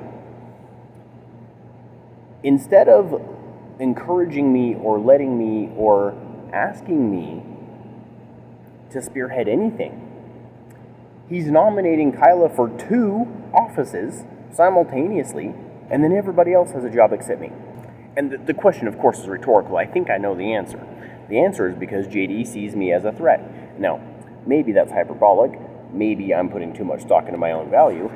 But there's a pattern of behavior here that seems to indicate JD dislikes me. It's just plain and simple. But why would he dislike me? I've been loyal until recently. I've been productive. I've been helpful to the club. I've been extremely helpful to the breed. My knowledge has been helpful, integral to the development of this club. Yet when I want to help more, I get sidelined. The only logical explanation I can think of is that he doesn't want me involved because I'm too involved, in his opinion. Also, look at the heavy reliance on Bernard. You're going to see this come up more often. Bernard is JD's friend. Let's put it like that. Anytime we needed somebody who was supposed to be unbiased, JD would nominate Bernard for that task because he looks like an unbiased person. But we have JD on record saying that Bernard's gonna do what JD says. Honestly, I have no intention of doing business with Tim moving forward. I feel like that's your opinion too. I know that's my opinion, and Bernard's gonna follow my lead, so.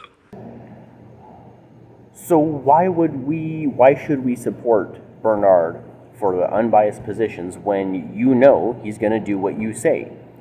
This was a really funny message from JD because he was telling me to let other people know that I was expelled from the board by a unanimous vote. But the vote wasn't complete yet. When I was removed from the group, I was actually removed from, so we had 2 chats. Well, I mean, we had quite a few, but the 2 main chats. We had the archive chat, which was our old group chat, and then we had our primary current chat. JD had removed me from the archive chat an hour before the vote was completed. So he was gonna get rid of me whether there was a vote or not. And maybe he knew the way the vote was gonna go. But still, you don't do things until the vote is actually in. This was a really annoying issue that came up probably in the last 6 to 8 months that I was in the club. We had been operating as a club for several years at this point. We were calling votes, we were voting people in, we were voting people out, we were operating as a club pretty much in every way except monetarily. There was no money coming in or out. It was just working together on projects and stuff like that. But when it suited JD's interests, he suddenly decided the club hadn't been started yet. The club is not active, it's not official. We're still waiting. We're still waiting for that. We should wait until the website.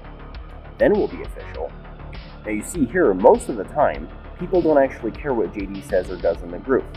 a lot of times he would be left unread by the majority of the group. And then the one person interacting was usually me, and I often disagreed with him, so that made him uncomfortable. Maybe that's why he hates me. I don't know. This was my play of the game right here. Nobody wanted to be treasurer, and I knew JD would not want me to be the treasurer. But it's my true responsibility, and I thought it'd be good resume fodder or something, right? So I volunteered for it. But I knew shenanigans were afoot.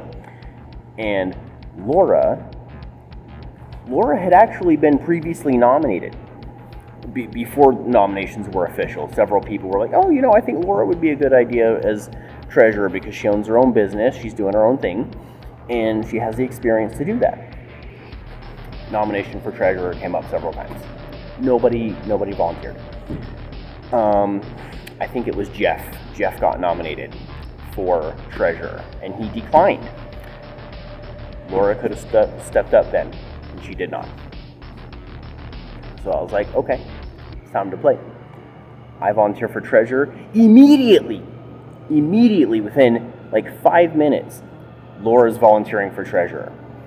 And knowing that she didn't actually want to be treasurer, I abdicated my position immediately. So basically, they would either have to reveal that they were only doing it because I did it, or they would have to suck it up and stay in the job that they wanted to run for.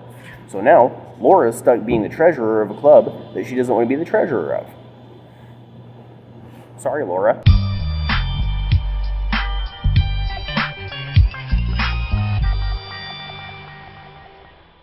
Then further with the interview things, I even offered him on my last day in that group, when he was yelling and blah, blah, blah.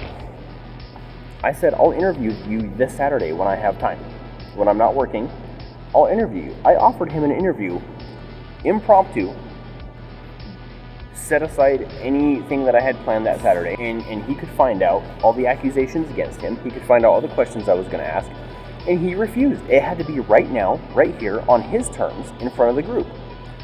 Why did it have to be in front of the group? Well, you'll see in this discussion that all of them are taking sides with him, and so he's changing the field from what he perceives as an unfair interview of what he probably perceives as against him, right? But an interview of him into, I guess, like me versus a jury, but the jury is with the accused. This is Jennifer. She's the one that's doing the inbreeding litter between the brother and the sister.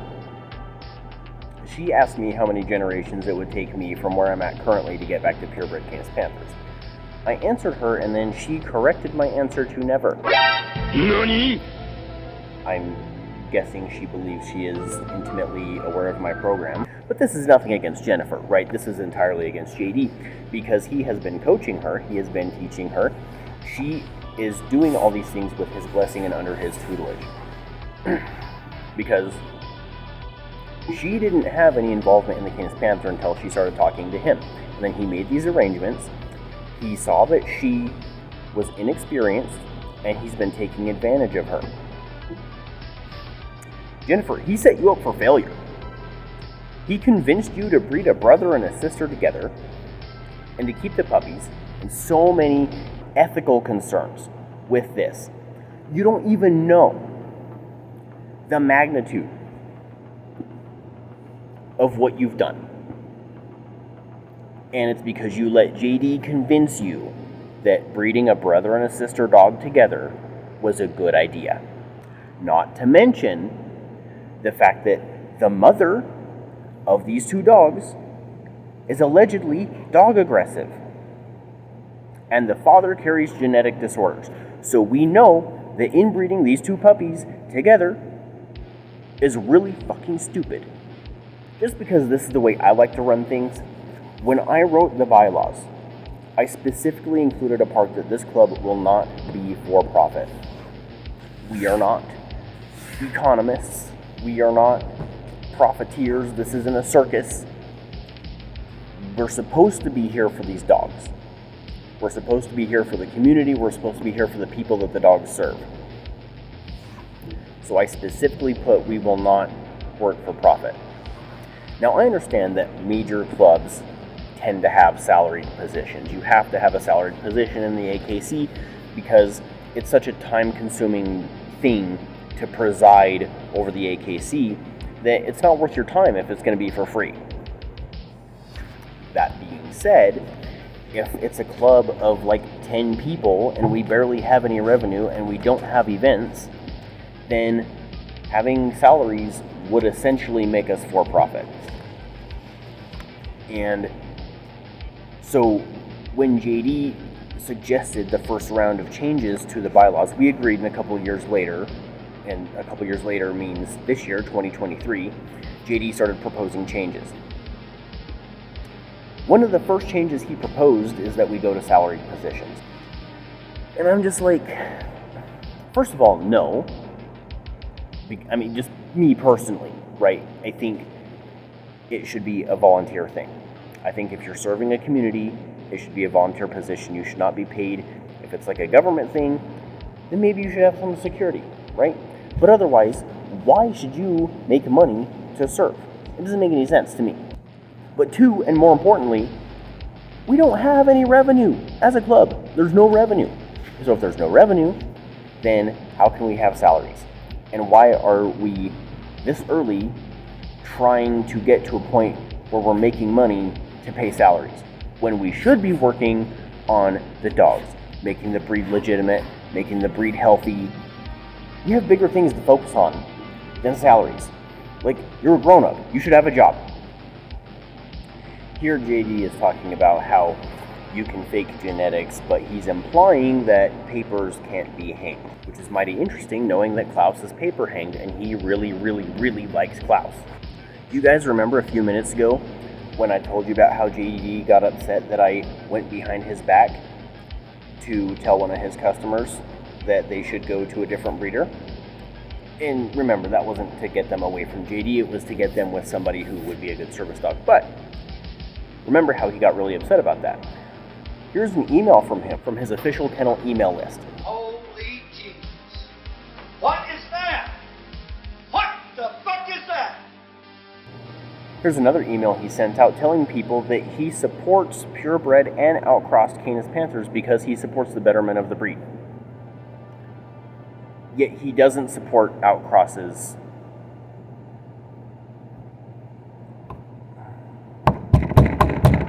This was a really funny one. JD has a female-only strategy because a male is only useful for 20 minutes of his life. Here's some more rhetoric about how males are useless. JD may not support random outcrosses, but what he will support is if you're his friend and you have golden doodles, he will share the litter for you. Ooh. Something that was very important to me early on in the bylaws was enumerating certain legal procedures that are fairly standard, and you might even take them for granted. For example, the presumption of innocence. You should be presumed innocent until proven guilty. I specifically put that as like the first line of one of the articles in our bylaws. In the first round of changes that JD recommended was removing that. And then later he argues about certain things like, oh, it's just one sentence, we could leave that in there. Why not leave that? It's such a weird thing to try to remove. In this conversation with Jenna, he basically threatened her and told her that it was going to be rough for her to use the Canis Panther name for her dogs, which currently she does not have Canis Panthers, but she does have some Canis Panther mixes. And she has not been calling them Canis Panthers, but JD is still threatening her.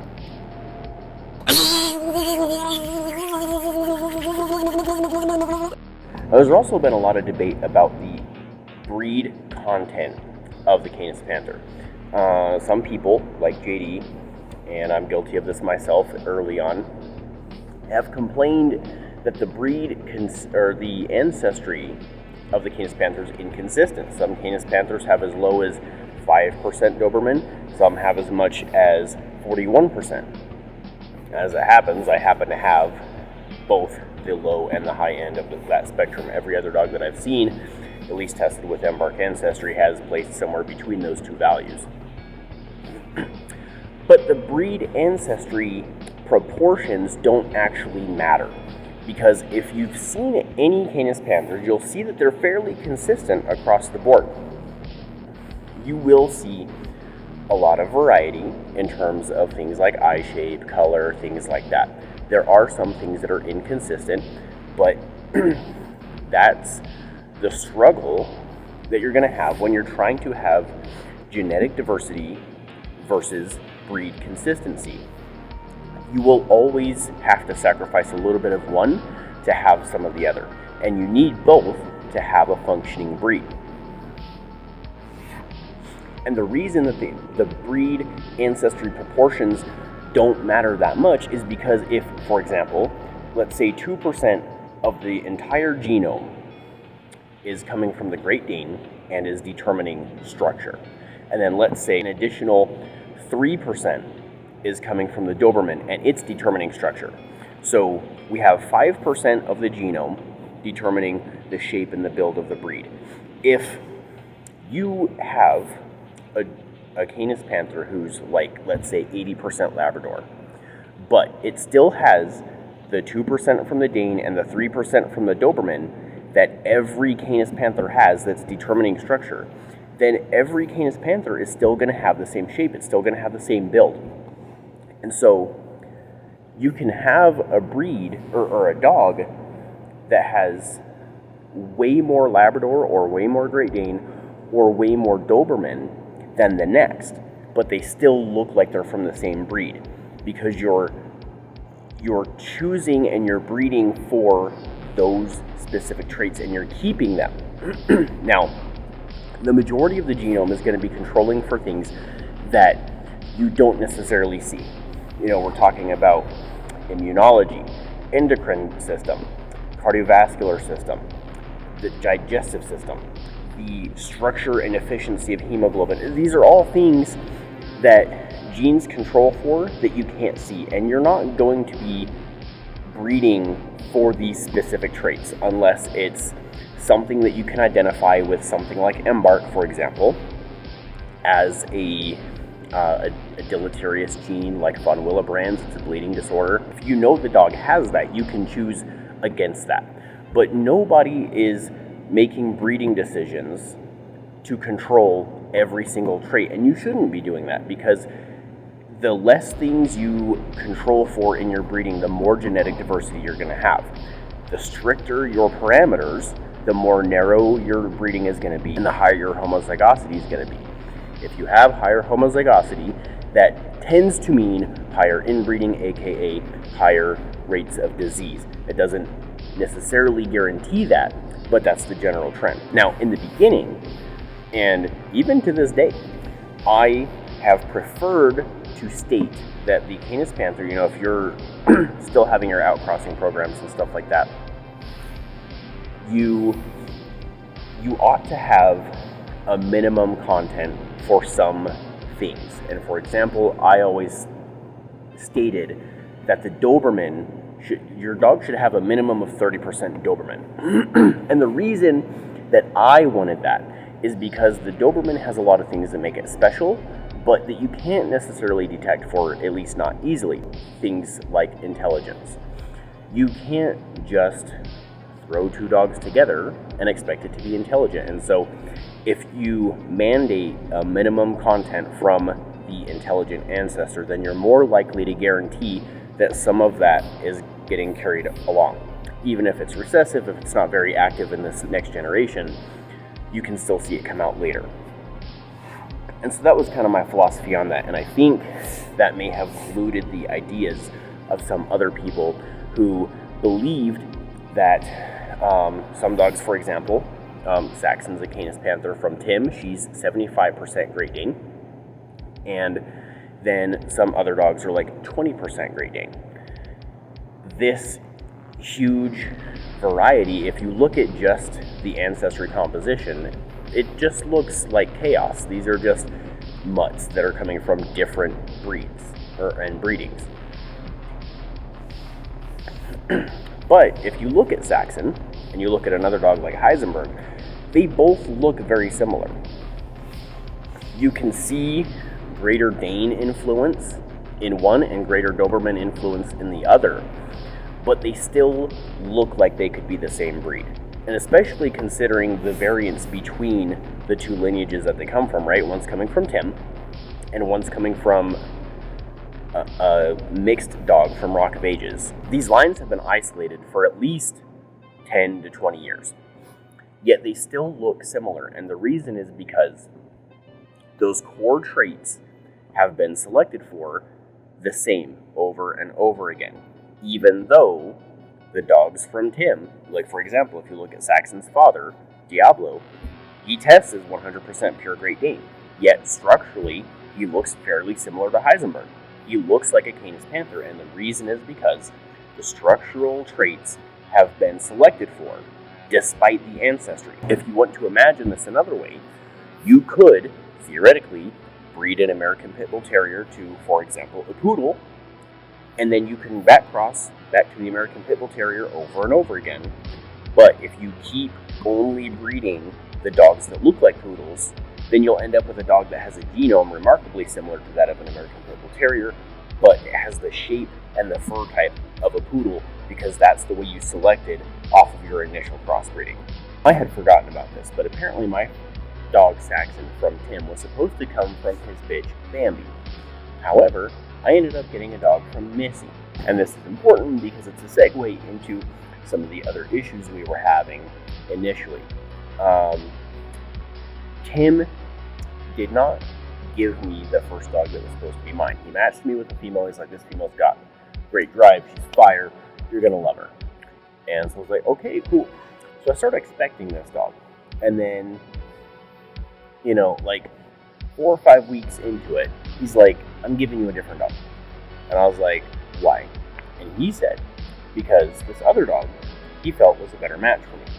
She's more fire. The other dog has, she's not eating right, you know, she's basically gonna be like a pet dog. However, as it turns out, there were only 2 puppies out of all 3 of the litters he had at once that were dogged. And it just so happens that the female he had initially matched me with was the only dogged female. And that's the female that he ended up keeping out of all of these litters. Now, I'm completely happy with Saxon, so this situation does not bother me. But it is something that some people would consider a red flag and adds to everything else that we were dealing with that made me angry to the point that I was saying those things. Now, I've been working on this documentary since about May of this year, 2023. It is now December, and there have been some interesting developments in the Canis Panther space. It has offered to publicly debate me. As much as I love politics, and as much as I love debating, and as much as I would love to participate in such an event, his justification was that we stop this mutual trolling. However, none of my people have gone to his page and trolled him. So, no, you don't get to come to our page when we're minding our business and start stirring up shit, and then say, oh, I'll stop if you debate me. We are not having a debate. There is no debate to have. The facts I have presented in this documentary are very clear. You have shown what you are and how you are. I have shown what I am and how I am. And I have interviewed the relevant parties. And if you wanted an opportunity to speak to me directly about these things, you had your chance when I offered to interview you for this documentary. I offered you multiple times, and you refused all those times. Why did you refuse? That's right, it was because I wouldn't give you the interviews that everybody else had. You wanted those interviews before you did your interview, because you wanted to hear what other people were saying, so you could tailor your responses to the audience. That's not fair, that's not appropriate, and it's not good journalism on my part to give you the, basically to give you an answer sheet. You should have known the answers to the questions before your interview, so you had no reason to need other people's interviews. Another one of these recent developments is a very funny comment from JD, saying that he would like his papers for his dog, Samson. Now, the original deal was that Tim would send the papers to me, and then I would send JD's to him.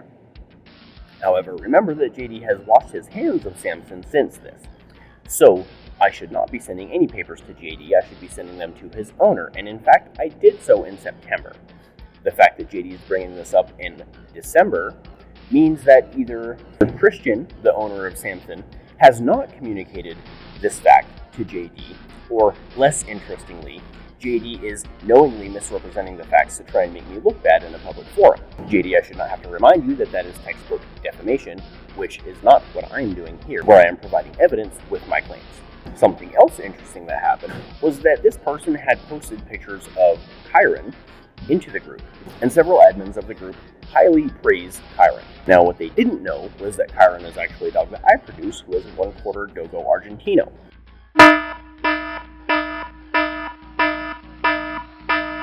Keep in mind, this person, Michael, was saying that my dogs are not interesting, they're not exciting, and that I am not doing the right thing by the Canis Panther, yet that's a good-looking boy. So I just find it interesting that the people JD has stacked onto his committees love my dogs when they don't know that they're from me. And in regards to the drama that JD started, that he was saying we should stop this mutual trolling, which is definitely not mutual. The only mutual thing was that a while ago, when JD decided to have an inbred litter but wasn't sharing the information that they were inbred, Kristen took it upon herself to go to the group and share that information with the public. Which is something that they should know. That is good breeding practices to inform your audience, your target demographic, what they're getting. Why would you breed something and then mislead them, calling it a Canis Panther when it's not? It's a pit bull mix, and not telling them that it's inbred. Now, when confronted, JD will justify the breeding. He says that it's done well, and he uses the low COI of the parents as justification. But that's not how COI works. COI is a test of homozygosity in the genetics. If you have twins, and they each have 1% COI, well, their genomes are still identical. And if you move that to, say, fraternal twins, which is essentially what every dog litter is, you have full siblings who might both have low COI individually, but they could still have the same genes as each other. But I digress. Going back to the mutual trolling, JD came to the other page and started stirring up shit, posting that Tim Jones is the only person who has a legacy with the Canis Panther. Tim Jones is the only person who's breeding Canis Panthers. Yet, JD, you have called Tim dumb. You have said you will not work with him. You've said he's about as smart as a doorknob. You're telling people that he's a puppy mill. You're telling people that he keeps dogs in Tupperware and that he has loose dogs roaming around and he's got bullies stacked on top of each other, all in a 900 square foot apartment. You tell people that you were judging Tim exclusively on me, yet in this screenshot, you are telling me that this other person said this thing. So, automatically, you're lying out of your mouth, through your teeth, to a public audience, saying exclusively what I told you, yet you've quoted other people and as talking about this. And I never went to Tim's house, so I don't know if it's 900 square feet. I don't know what dogs he has stacked on top of each other, if he does. And now Tim is posting in that group, talking about calling him and asking him questions and all sorts of things. And that's okay. But why is JD bad-mouthing Gypsy so badly? Because, as you heard earlier in this documentary, Gypsy said, first thing he always says, Scorpio deserves the credit. Mr. Lopez, number 2. And then he puts himself last, as far as credit. And that brings me to another point. JD has crafted this narrative that Scorpio is the only founder of the breed because he's the inventor of it. But just because you invent something does not mean that you are the only creator. For somebody who's so business savvy, you should be well aware of this. You can look at examples as close as Microsoft and Apple, both built in the initial stages by a team of people. Sure, we give credit to one person, but we also acknowledge that the others involved are also founders. Do you think Scorpio could have done what he did if he did not have the resources that Mr. Lopez and Mr. Stratton were providing for him? Probably not. Look at the creation of the Dogo Argentino.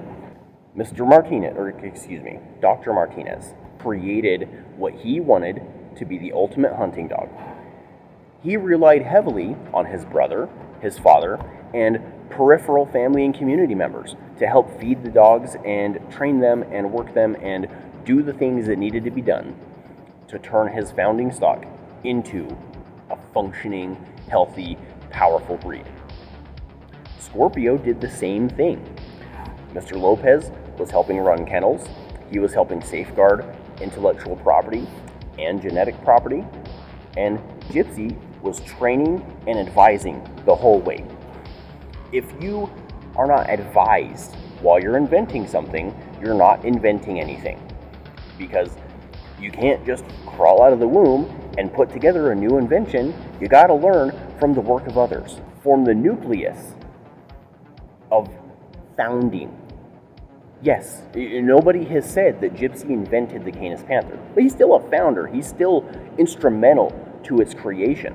So to try to cut Gypsy out, and I know I sound like I'm just parroting Gypsy's lines here, and when I interviewed him, he and I were not on the best of terms, but he still sat down on the interview with me, and I have seen that he's a pretty honest guy.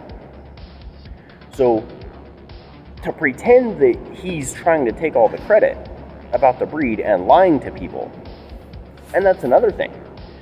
Because going back to the discussion about what JD and I were so upset about, was we never got our pedigrees. We still don't have pedigrees, and to this day, we have not seen any pedigrees that tie Tim's current dogs to the originals.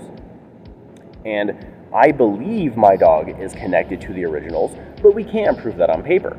And since we can't prove that on paper, but since Gypsy has pedigrees, and Gypsy has lineages, he can prove that. He can prove that his dogs go way back. And now, maybe they're also not connected. Paper hanging is not the most difficult thing in the world, but the fact that Gypsy and Lori have put the effort into building these pedigrees, even if they have gaps, shows a character trait in their operation. If Gypsy didn't give a shit about these dogs, and he was just producing something and hanging on the coattails of the name, do you think he would have pedigrees? Well, maybe. You could make that argument. But then how could you turn around and say that Tim cares very much about the breed, but he has no pedigrees? And speaking of that issue, why is it that on my dog's birth certificate, we can see that both of her parents were registered, one after the other, probably as a group with several other dogs, at the same time? How is that possible, on the one hand, to care about the dogs and not have been doing the administrative tasks, and then to not care about the dogs and be doing the administrative tasks? That does not make sense. I believe both of them care, but the fact is that Gypsy has been maintaining paperwork from the beginning. And as Gypsy has said, he's 70 years old. He's been breeding since the 50s. He's been training Canis Panthers, working with Canis Panthers, facilitating the breeding, working with the other founders. Since the 70s, since the inception of the dog breed, 1974, Tim said in this documentary, some of the earlier dogs were around when he was 12 or 13 years old. So to say that Tim is more strongly connected to the Canis Panther than Gypsy, simply because he's Scorpio's brother, is not a good claim. Now, Tim, if you're watching this, I'm not trying to make you look or feel bad. This isn't about like delegitimizing you. You have your experiences, you were there. Like I spoke with Gypsy about it. You have authenticity, you have credibility here. However, the point that Gypsy has less, even though he's put in more years, and he was there from the beginning as an adult, where Tim was there from the beginning as a child, Gypsy would logically have a stronger connection to the breed than Tim. Tim has inherited his brother's legacy. What he does with it is up to him. But Gypsy is still maintaining his original connection to the dogs. So this whole thing of like trying to undermine Gypsy and trying to undermine Taylor and trying to undermine Run Amok and trying to undermine all these people, you know, and I've said my fair share. You know, I don't think Michelle Swangle should be calling her dogs Canis Panthers. I don't think my mixed dogs should be called Canis Panthers. And JD, I don't think your dogs should be called Canis Panthers. But the fact that you keep attacking everybody around you whom you don't like, who, because they've disagreed with you, because of your decisions that make no sense, that other people in the dog community don't do those things for a reason. It's just, why? Why do you keep attacking everybody else? He talks about marketing to me a lot. He talks about optics and all this stuff. I'm like, I don't care. I don't care. I don't care about the marketing. I don't care about puppy sales. I don't care about any of that. I just want to breed my dogs, man. One of the big things that really bothers me with JD is that he says that the Labrador needs to be reduced. But we know from Tim Jones and all other sources, primary and secondary, that Labrador was part of the original formula. Tim Jones even says that the first male used to create the Canis Panther was half Dane, half Labrador. He said that in our interview. And we know that the bitch was a Doberman. So American Pit Bull Terrier was not part of the original formula. Yet JD insists on increasing the American Pit Bull Terrier and decreasing the Labrador. This is a departure from the intentions of Gypsy, Scorpio, and Tim. Speaking of breeding decisions, he says that breeding out the white on the face is going to be very difficult, but we know that from my own breedings, after the second generation, only 1 in 8 puppies had a white on the face. He then went on a rant saying that people who don't know the genetics should keep their mouths shut. And why are you criticizing me about colors when you're boasting of having the first Canis Panthers that are liver colored? Why were you expecting Tim not to be open to new things?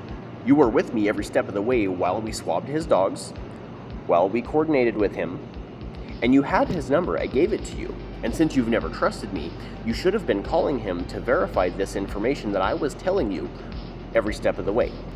And where here you are telling me this other person told you that Tim Jones was running a setup that looks like a puppy mill, you can't say that you're running exclusively on the information that I was telling you.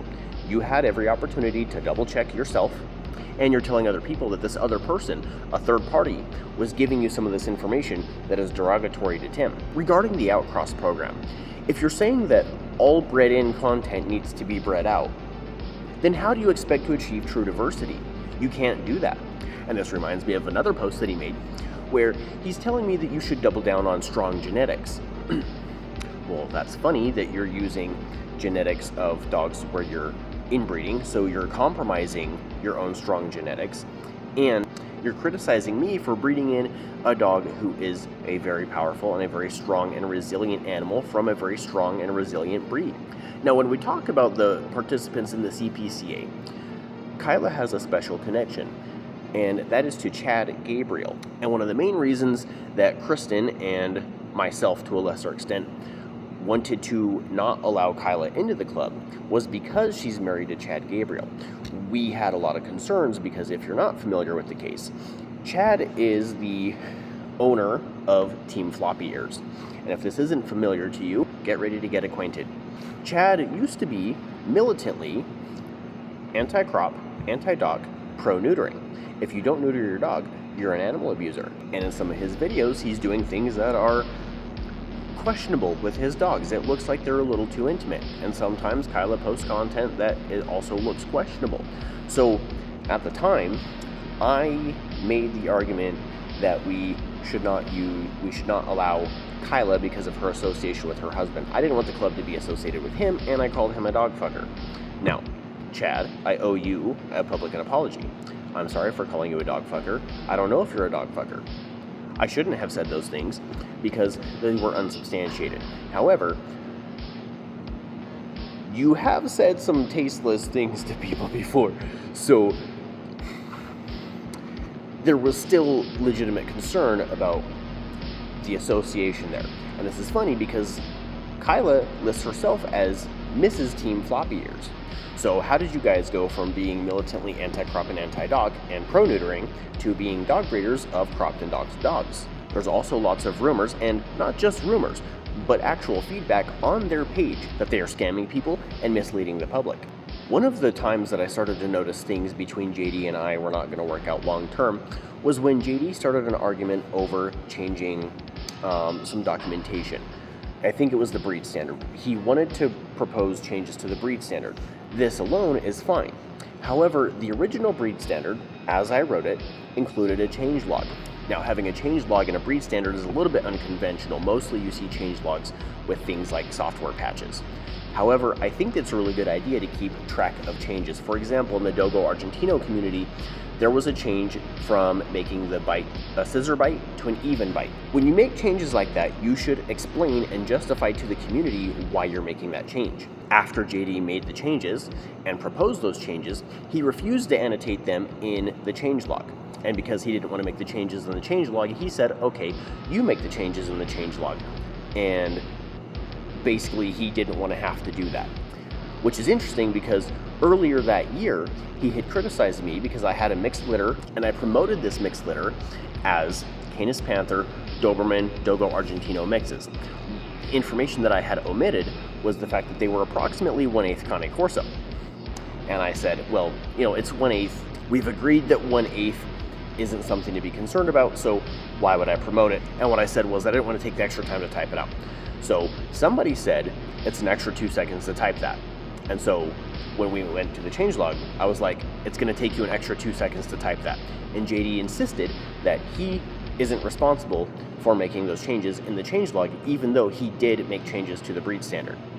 And because the club wasn't officially started, that makes him not responsible. But even if the club isn't started, you should still be acting like a club. You should still be operating as if you are a club, so that you can start forming good habits. JD has also made a big fuss about my dogs not being up to standard, especially with the white on the face. Something that I don't understand about him is why that's an issue. When you have dogs, you shouldn't be breeding only standard dogs. The point is that the standard is the objective, and you're breeding your way towards that. Every lineage should slowly and progressively be moving towards the breed standard. And if dogs fall off of the breed standard, but they have good work drive, they can still contribute to the breed. And so by balancing well-driven dogs that are a little bit out of standard and well-standard dogs that are a little bit out of work ethic, you maintain a good fluctuation in your gene pool. But JD seems to believe that only dogs that are already at the standard should be bred. And this was another issue when I had promoted a minimum Doberman content. This was before we knew that the founding dogs were half Doberman. I proposed a minimum Doberman content of 33%, and that was approved in the original standard. One, that always bothered JD, which I find interesting since he wants to increase the Doberman content, which the point of the minimum was to do that. But he was also very adamant that almost no current Canis Panthers in the CPCA at that time were at the 33% mark. Therefore, they were out of standard, and he seemed to believe that that made them inadequate. But that's not true. You can have a perfectly good dog who's out of standard. The point is to mix and match dogs to create something a little bit closer to standard, a little bit closer to ideal than you had the last generation. So if we have a bunch of dogs who are less than 33% or less than 50% Doberman, and you're trying to increase the Doberman content, then the goal should be to use your outcross program to do that while sustaining and maintaining the other qualities that make the breed unique and useful. I'm criticized for keeping Dogo Argentino in my line, and I have admitted that yes, that first Dogo Argentino mix came from an accident litter, but then I made the choice to keep that dog because I felt that she had a lot to offer. The criticism comes from the fact that I've made a change to the breed, but we know that increasing the American Pit Bull Terrier content is also making a change to the breed. And you're breeding in non-founding American Pit Bull Terrier at that. And since we know that the original Canis Panther did not have American Pit Bull Terrier, and we know that the American Pit Bull Terrier was used to shrink the breed, and we know that both Gypsy and Tim have increased the size of the breed since then, and we can also assume that Scorpio's original intent was to have a large dog. With those things in mind, when you talk about adding American Pit Bull Terrier to shrink the breed, the decision must have been made to use American Pit Bull Terrier instead of Labrador to shrink the dogs, because the American Pit Bull Terrier has something else to offer. My guess is tenacity and pain tolerance. However, since we can reasonably conclude that the original intent was to have large dogs, adding Dogo Argentino arguably is a better decision, because it offers equal or better pain tolerance and almost as much tenacity as the American Pit Bull Terrier, while bringing the size and some of those same distinct genetic components that a gladiator dog has. And we can see that there's plenty of video evidence that the American Pit Bull Terrier has an unfavorable matchup against larger opponents. The Dogo Argentino has a more favorable matchup against large opponents. A lot of people breaking into your house might be a big person. You don't know. A 30-pound American Pit Bull Terrier needs 2 or 3 buddies to help take down a boar. And if the boar is about 300 pounds, that's almost analogous to a 200-pound man. Except the man is a lot smarter. He might have a knife, he might have a gun. The tenacity of the American Pit Bull Terrier, if you can get that dog to have human drive instead of game drive, is still unfavorable, because it's easy to pick up 30 pounds. It's not as easy to pick up 90 pounds. It's not as easy to pick up 120. And so when you breed in more American Pit Bull Terrier, you're risking shrinking the breed or having lineages like the Klaus line that are small. Heisenberg, for example, is only about 75 pounds. Same with Klaus, same with Grimm. These are all relatively small Canis Panthers.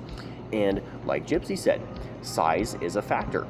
If you break into a home for whatever reason, you're more likely to leave if the dog in the home is a German Shepherd, a Doberman, a Dogo Argentino, a Bulldog, a Bull Mastiff.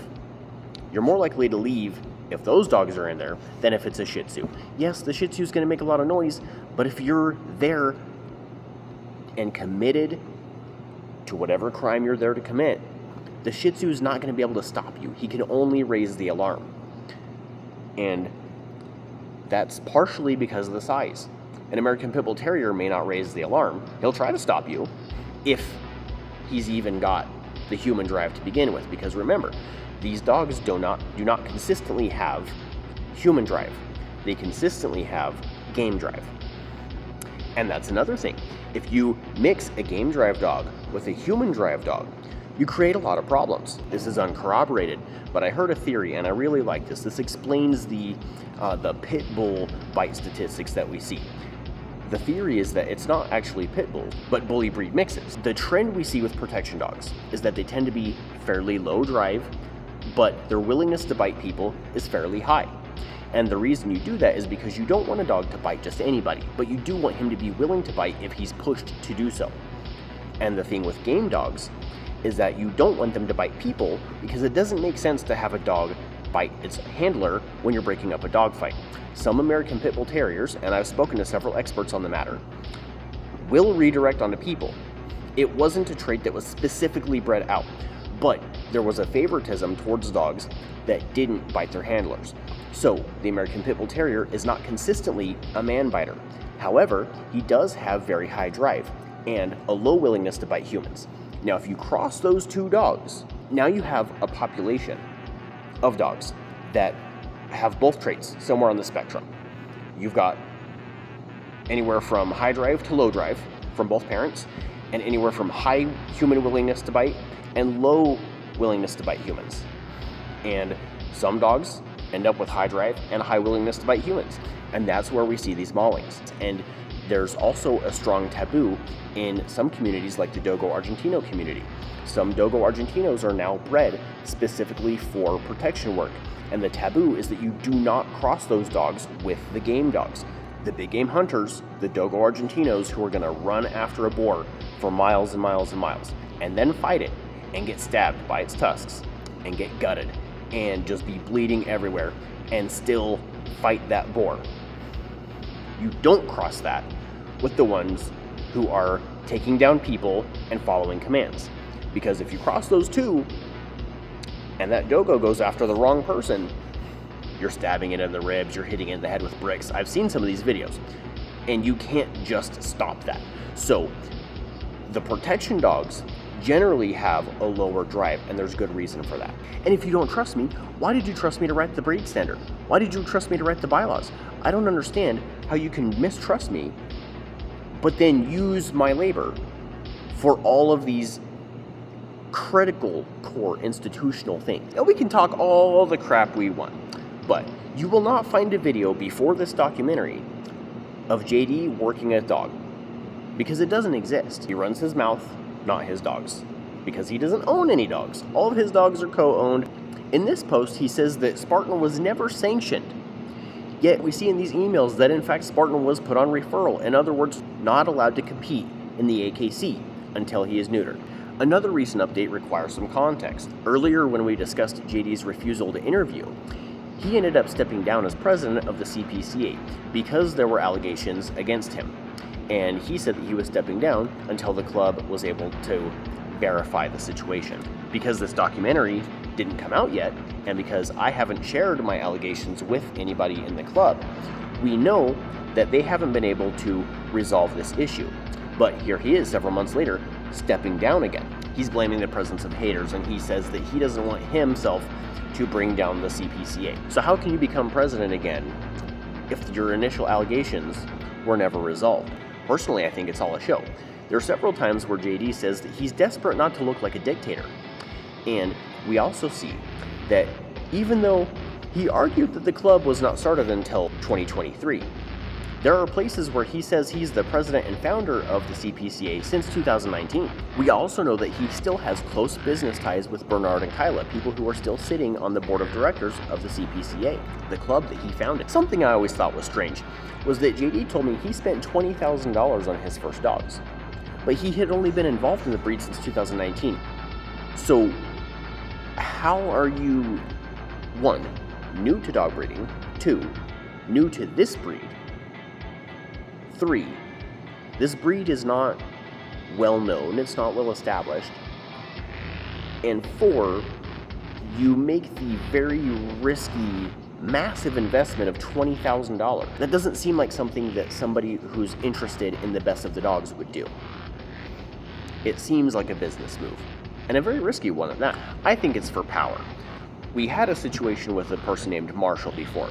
I'll spare you the details, but basically this person got blacklisted from Dobermans and Poodles, and then was like kind of aggressively seeking new dogs. And then that caused a stir where people like myself and JD were gatekeeping the Canis Panther from Marshall.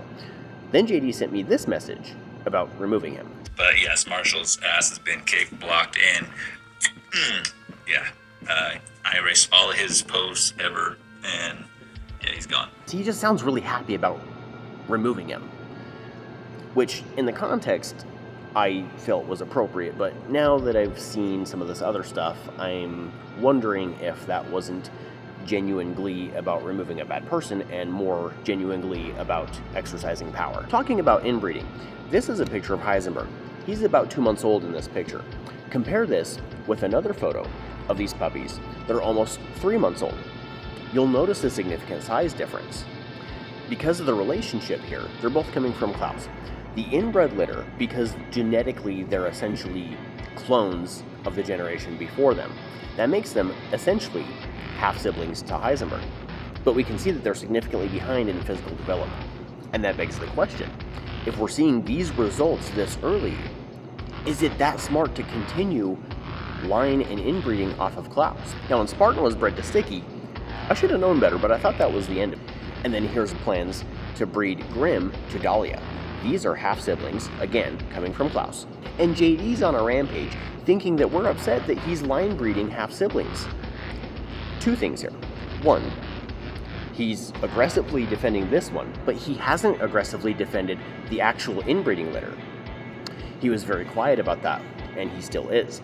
But this one, that's more okay, he's very outspoken about. And the second thing, he's upset because he thinks that we're criticizing the half-sibling breeding, but that's not what we're upset about. The whole criticism is about overbreeding a single stud. This is exactly what has ruined the Doberman. And that just proves that he doesn't understand the situation. Because if he thinks the criticism is about the half-sibling litter and not the overrepresentation, then it shows that his mind is not currently grasping the broader implications of his actions.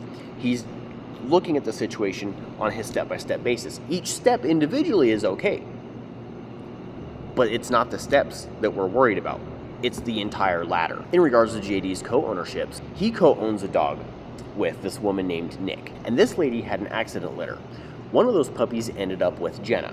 Here you can see that JD and Nick are both trying to discredit Jenna and humiliating her publicly by saying that she is essentially going to violate her contract.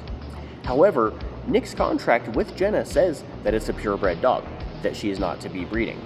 Jenna doesn't have a purebred dog. She has a mixed dog, which Nick has been eager to point out. So since the contract is for a purebred dog, the contract is not for this dog. And besides that, the contract is totally unenforceable anyway because it has unreasonable expectations. For example, the down payment is due 400 months in advance. Here JD is telling Jenna to be careful not to introduce new breeds, but he is encouraging her to essentially create brindle Canis Panthers. Now keep in mind, brindle was not part of the original breed standards. You'll see that JD makes multiple attempts to recruit Jenna and encourages her to do breedings early on. But then after she refuses, then he starts trying to humiliate her publicly about breaching contract. JD recently announced that he was interviewing Tim Jones and the Jones family to do his own documentary.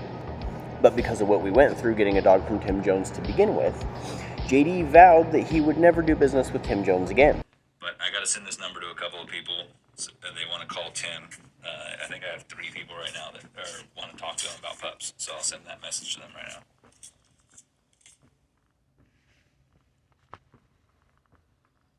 Also, a lot of people asking about pictures. Like, can we get a picture of the pups? They're 2 to 3 weeks old or whatever, so where's a picture? Like, legit question. You know, like, can we get some updates? And can we get a picture of Bambi? Yeah, so that didn't come through incredibly clear, but let me know if you get papers, to be honest. But if you can just find, or let me know what we'll take it from there means. Like if we have any future expectations with him, because honestly, I don't have any. But I just want the pedigree for Samson. After that, I have no intention of working with Tim in the future. Seriously though, like, Tim, a couple of names, dude, and we will leave you alone. Like, giving up on the, holy shit, that's a lot of wind. Giving up on the paperwork at this point, but for our records, for our future customers, we need those names. We've got Diablo's parents, we've got Diablo's grandpa, give me Diablo's grandma, and grandparents of, or sorry, parents and grandparents of Misty. Wait. We got Diablo's father's father. So we need Diablo's father's mother and Diablo's mother's grandparents. And then Misty's, we need everything. We have nothing on Misty. He didn't even tell us who her parents are. Like, at the very least, give me that. But come on, like, grandparents is not that hard to remember what dog came from what dog. Like, yeah. Like, honestly, from my perspective, I could give a shit less if I get the papers, as long as I know the fucking names, because DRA is as much bullshit as anything else that we're aware of, so I'll make my own damn pedigree certificates. I've got the software. I just need the fucking names. Names and birth dates would be great, but at the very least, names of the specific dogs that I put in that list. Like, if I got those names, then I can at least, when Samson is bred, have a 3-generation pedigree CPCA pedigree. That's all I need. And seriously, like, if he was sending the papers, then those names were going to be on the papers anyway, in theory. And so there's nothing for him to be hiding by not giving us the names. Like, that information was going to be on that fucking paperwork anyway. If you didn't go through the process with DRA to get this all done and you're just shitting around, fucking around with us until we give up, like, save me the fucking hassle and just tell me what the names are. Don't send me the paper. Whatever. Just tell me the names. Or don't tell me you don't know the names of these dogs that you created. Like, Diablo's grandparents supposedly came from you. Missy's parents and grandparents supposedly came from you. You should have names for these dogs. For all I care right now, fucking make them up. Just give me names.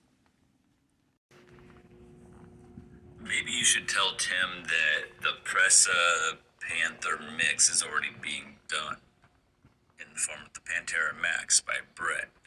You don't necessarily tell him that there's other breeds involved, but be like, dude, somebody's already got kind of the market there, to discourage him from going forward with that, because that's shitty.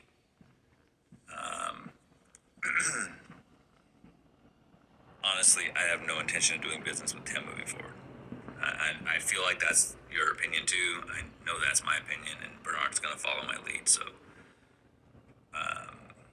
we're looking for a bloodline. It needs to be specific. It needs to have what we expect to have out of it. Beyond that, what Tim does is his business, but I would make a small attempt to discourage him from that and just tell him that the Panther Pressa thing is already being done by someone else. That's easy. Because he thinks aggression equals protection. I was kind of thinking about maybe if you should just kind of serve as the go-between, or like, basically like you buy 2 dogs from Tim, quote unquote. I give you the money, but you make the purchase. So you're buying 2, you're getting first pick of each. But that way we give Tim less points of contact. I feel like being old school, and with as much as I do get inquisitive and everything, it might be a better idea to keep it simple with him. And then I could set something up with Ray maybe to go pick up the pup with you, or I don't know, have you drop it off with him a few blocks away where he can't live very far away from Tim. They all lived in the same neighborhood. I mean, he could have moved, but what do you think? Rather than giving him 2 or even 3 with Bernard, if I think that you might have misunderstood Bernard, but I could be wrong too. But instead of giving him multiple contacts to track from the CPCA, give him one contact that is going to take on X number of dogs and just kind of make it real easy for him. Okay, so I gotta bring something up. Remember how I told you that Chris Tucker had told me he had a litter, like, coming straight out of Chicago? It was Scorpio blood, blah, blah, blah. And then the litter didn't happen, except his puppy survived, apparently, but all the others died or whatever. The narrative behind that was that she was super protective mother, had a lot of fire behind her, super protective mother. I'm getting the feeling that this litter he was talking about was coming from Tim, and that these mothers are kind of in a protective state, probably by poor environment. So I would consider these litters at risk at this point. Like, don't count on much coming out of this. 30 born, 10 surviving is a real possibility.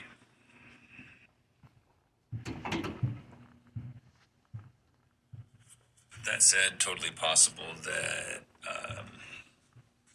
during that process, Tim and Chris had their falling out, and Chris played it off as something happened with litter, or whatever, because he had now lost the confidence of Tim and no longer had access to the pups that he had claimed to have access to. So that's totally a possible scenario as well. Highly unlikely that he's going to be interested in that. Honestly, possible to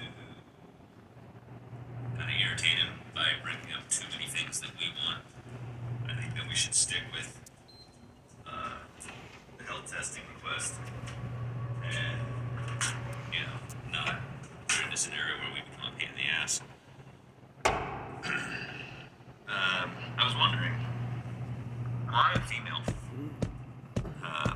I get, like, most of the dogs you have are male, so it makes sense to, have a female to breed too, but with a wild card like this, it just seems like, because females have so much value, and it seems like using a really untested, no idea what their mental stability is and all of that, like using that swing on a female seems like risk reward is lower, but also as a group, if one person keeps a male, we all kind of can get access to him, provided we're willing to pay for that access. But man, I wish there was. I've reached out to a few people. My wait list is long, but it's like the people that are on it want something specific. They want a health tested dog.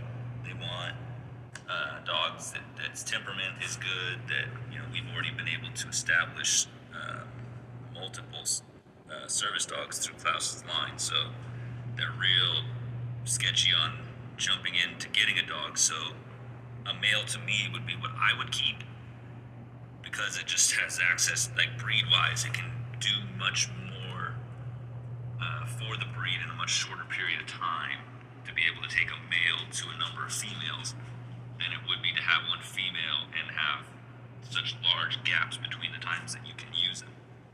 It's just a thought. Obviously, it's your program and you've got plans, but even if you keep a female, like my thing here is we need to find somewhere to stash a male that we are really confident we can get access to them again. The two people that have asked so far are actually people that were considering getting on my list, and I don't have problems with them, but I don't necessarily trust that those particular two people are going to follow through in 2 years and give me access to that boy again. That one guy, I think his name is Ronnie. They're both in Arkansas, but I think Ronnie was his name. He's looking to breed a new dog. He's trying to take Canis Panthers to dogs he has already that he's selecting, and he wants to make a new dog, kind of like Brett. So that was kind of a reason why he didn't really get on my list, because that's not what my purpose for my dogs is.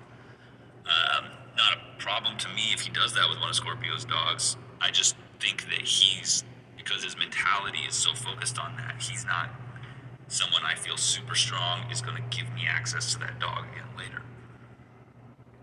Sorry, I'm rambling, but that's kind of where I'm at. Like, if we grabbed 5 dogs, we had ability to evaluate them for that first few weeks, or even just simply grabbed them and resold them so that we could at least be in control of the selling process, there would be some benefit there.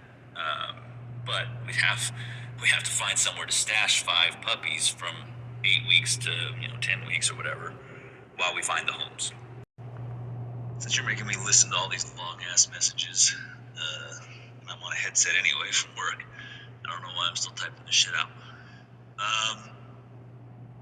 We got a lot of ideas we could brainstorm, dude, but having Tim in the loop would be huge for us. We just have to make sure that we don't make it look like we're compromising our ideals and our morals for, what would look from the outside like a money grab, like we're trying to get the original line so we can make claims and make money. Whether that's what we're doing or not is irrelevant. It's just what it's going to look like. So we got to be careful, and we got to try and make every step of this process as much on the ideals that we've been preaching to everybody else. So if we get those parents done, that would be huge.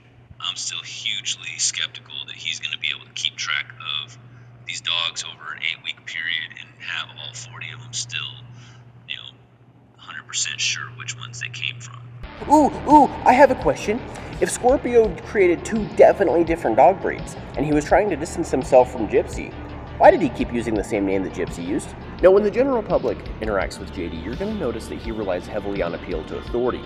He cites things like H. Lee Robinson's master's degree in biology, and he boasts of being at Tim and Gypsy's house, as if this somehow makes him more of an authority on the breed. Just because I've been to a NASA building doesn't make me a rocket scientist. But since JD loves to appeal to authority, let's see what Tim has to say about mixing Dogo Argentino into the Canis Panther. That black one that I have, these are her parents. So the orange one is her dad and the black one is her mom. Okay, I'm looking. The all black one is her mama, right? Yep. Alright, let's Diablo on that. Why you want to make goddamn take Diablo semen and put it in the hut, Taylor? Cause she's done breeding. I'm not gonna breed her again. And this the dad, the beige one? Yep. He look good. He just got like a skinny face, but his structure is good. Now, who is this? Who's this all black dog right here? That brown one is the one that I want to breed to Saxon. I bred him last year. He's Rock of Ages dogs, and he's a quarter Dogo. Dogo too? A quarter Dogo, yeah. So his mom's dad. So you're gonna breed him with Bambi dog? Yep. No, that's gonna be nice. Send me one of those puppies. You want one? Yeah, I want one. Okay. I'm telling you. Okay, I'll put you on the list. Pictures of the little puppy should be coming through now. Oh, I see it now. This the dog you want to make Diablo with that's standing on the table? Yeah. That bitch here is nice, boy. Yeah, muscles and stuff. Yeah. How old is she? This one right here, right? That's 3 months old. This one with the red hangers on. She kind of short, Taylor, or middle size? She's middle size. She's about 30 pounds right now, 32, 33, something like that. How old is she? 3 months. Oh, okay, she gonna look good. She won't be as tall as Saxon or Bambi, but she'll be pretty thick. Actually, she might be that tall because her daddy's a full, a 3/4 Doberman, and he's 32 inches, and her mom was shorter, but they both weigh 105 pounds, so she's probably going to be pretty big anyway. Well, Diablo gonna make that number, man. Oh, yeah. There you have it. The master of the Canis Panther has said it himself. I have beautiful dogs, and he wants one. Hopefully, this is the last thing I have to report on. JD sent me some personal messages. He recently unblocked me and said this. This is strange wording. It's no secret that I used to breed meat rabbits, and I don't eat rabbit heads, so of course I'm going to feed them to my dogs. So maybe he's referring to the fact that I use rabbit pelts.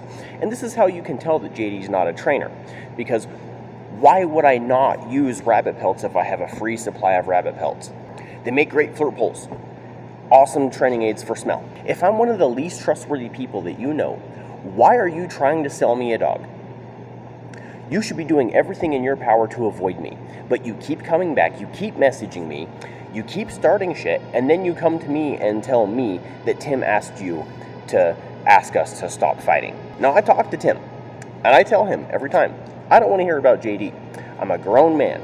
I don't want to hear about another grown man. I don't want to hear about your drama. I don't want to hear about your problems, because I don't care. A Dogo Argentino is relatively similar to a Presa Canario.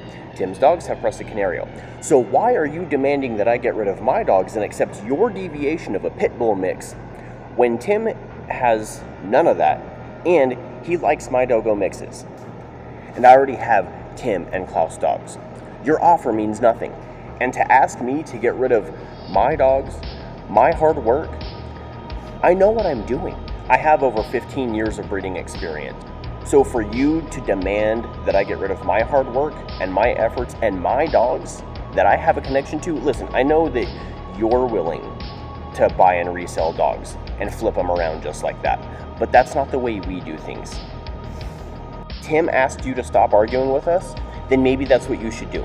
Don't come asking me to get involved in that, because you're the one that keeps coming to our group, you keep posting, you keep trolling us. All we do is report the facts. you had an inbred litter. And don't say that you didn't, because it's well known that you were fully endorsing that and you co-own those dogs. So to try to hide behind somebody else's kennel making the decisions, don't do that. Don't play stupid. Lo and behold, the documentary's been done for a week and the shenanigans just don't stop.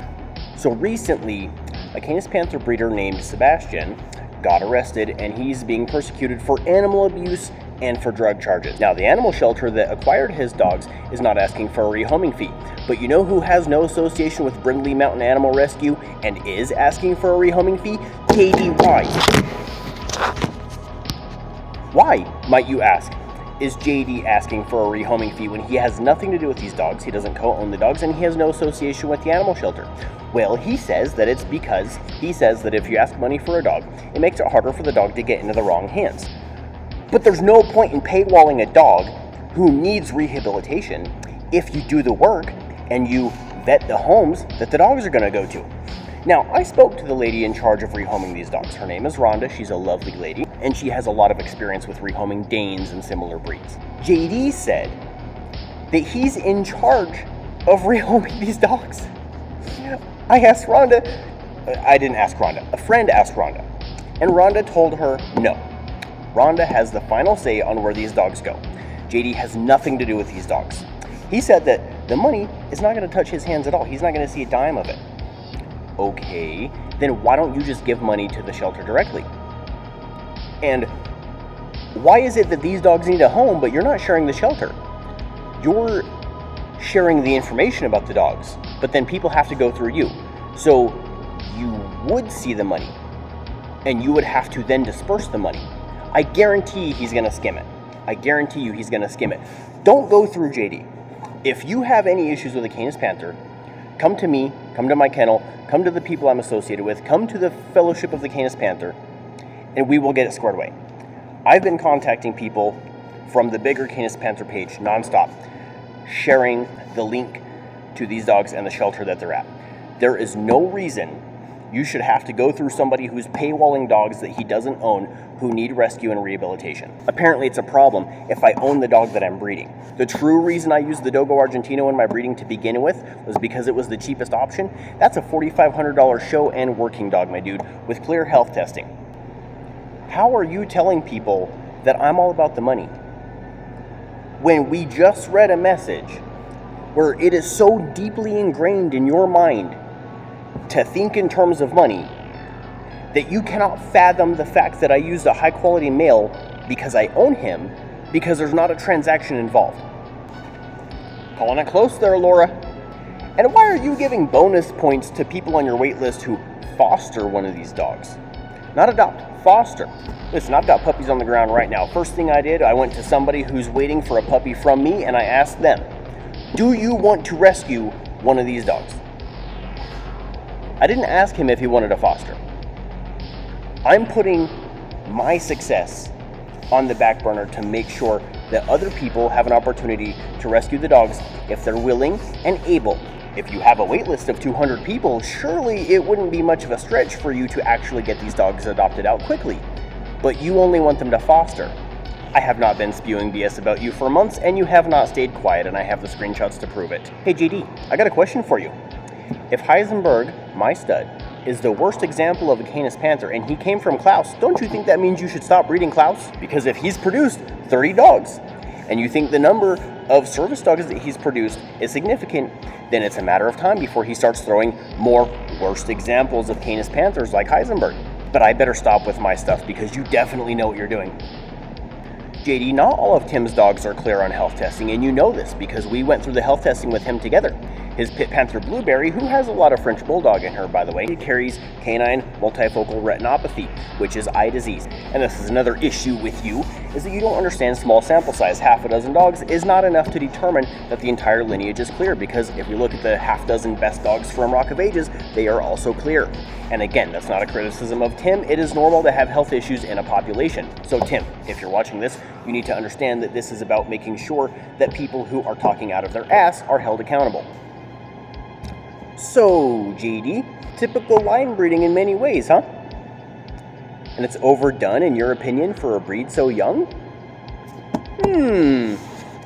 That's really interesting coming from the guy who insists on breeding over Klaus many, many times. But I've spoken about Klaus for about an hour in this documentary, and maybe it was all for naught because JD appears to be trying to acquire the Jones line over the Klaus line, which just goes to show that he's very insecure about his own decisions and he relies on the legitimacy of other people. If Klaus is so superior, why would you need the Jones line to clear things up? As for me breeding Saxon, I can promise you right now that it's not a genetic issue. She was playing with a larger dog and she had an accident. It broke her hip. And you can tell us that it's not a genetic issue because remember, you keep talking about how amazing Tim Jones dogs are. And I agree. I think Tim Jones dogs are pretty good.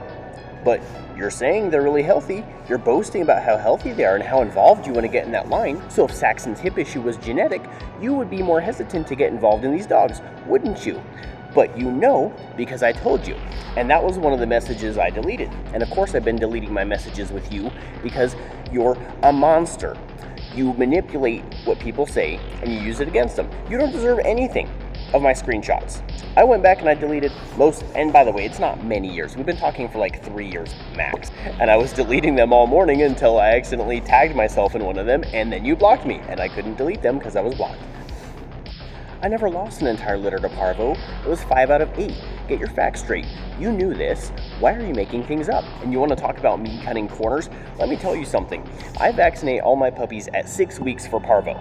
And I vaccinate them again every 2 weeks. I also make sure that the mothers are vaccinated so that the puppies are getting the antibodies for Parvo in their digestive system. Now, because of those antibodies, the first round of vaccines are not going to be very effective. But as they get weaned, the amount of antibodies coming from the mother are getting smaller and smaller. But the immune system is not fully developed yet. So the vaccines help fill in the gap until the puppy's immune system develops and can handle the vaccine and thus can then handle the live virus. It can take 10 to 15 years for live Parvo to disappear from the soil. So there's no matter of I bred them too soon, and I never admitted that to you because I never admitted anything to you. Stop making things up. Just stop. Just stop. Anything bad that I sent you in a message, I've admitted in this documentary. So it's not like I'm hiding anything. I bleached my house, I decontaminated my yard, and don't forget, I was in the Marine Corps. My job in the Marine Corps was chemical, biological, radiological, and nuclear defense. Decontamination is my job, dude. And guess what? I've had puppies since the Parvo outbreak, and none of them have had Parvo. Oh, Taylor must know what he's doing.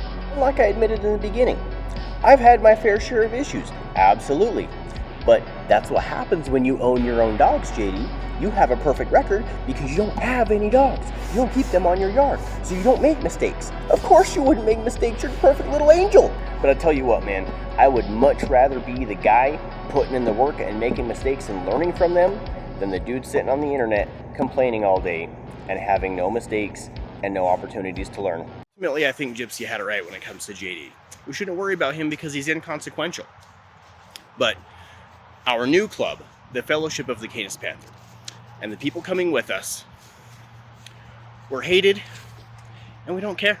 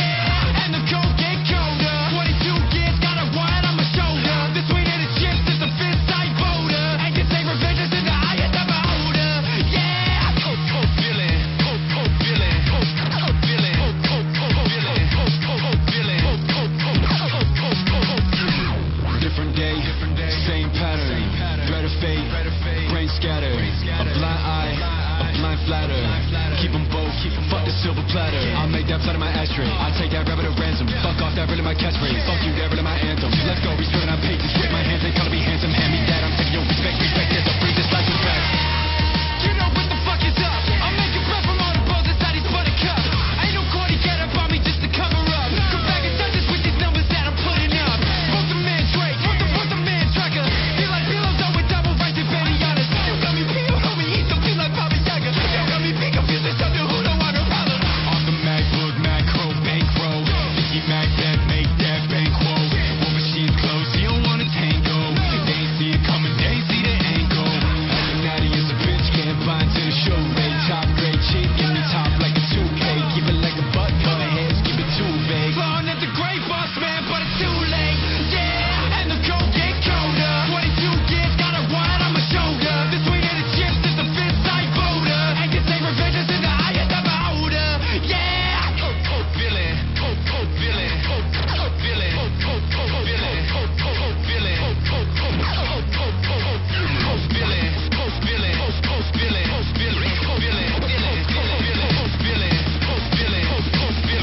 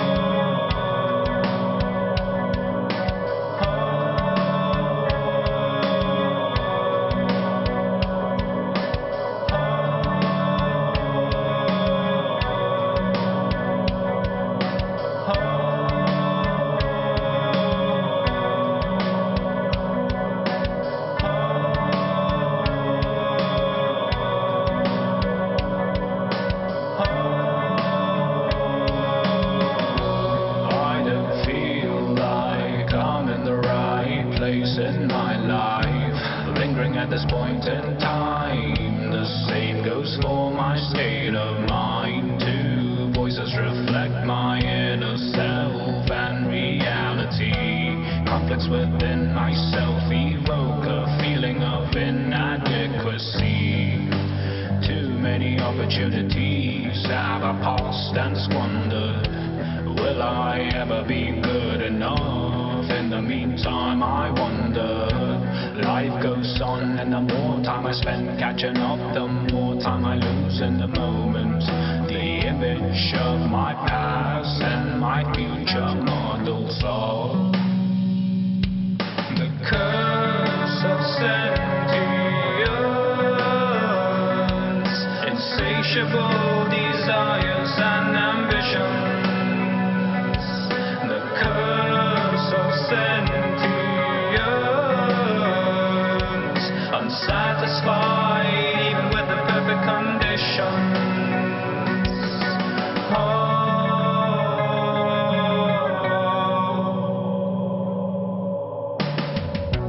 Do you feel like you're in the right place in your life, lingering at this point in time? Do you still stay blind in your mind? Do you now feel adequate? Have you begun to catch up? Are you lagging? Are you ahead? Or have you even got up? Doesn't really matter, cause it was never a race. Doesn't really matter, cause everybody moves at a different pace. Living collectively alone, but not alone entirely. Everyone's dancing to the same tune of uncertainty. The curse of sadness.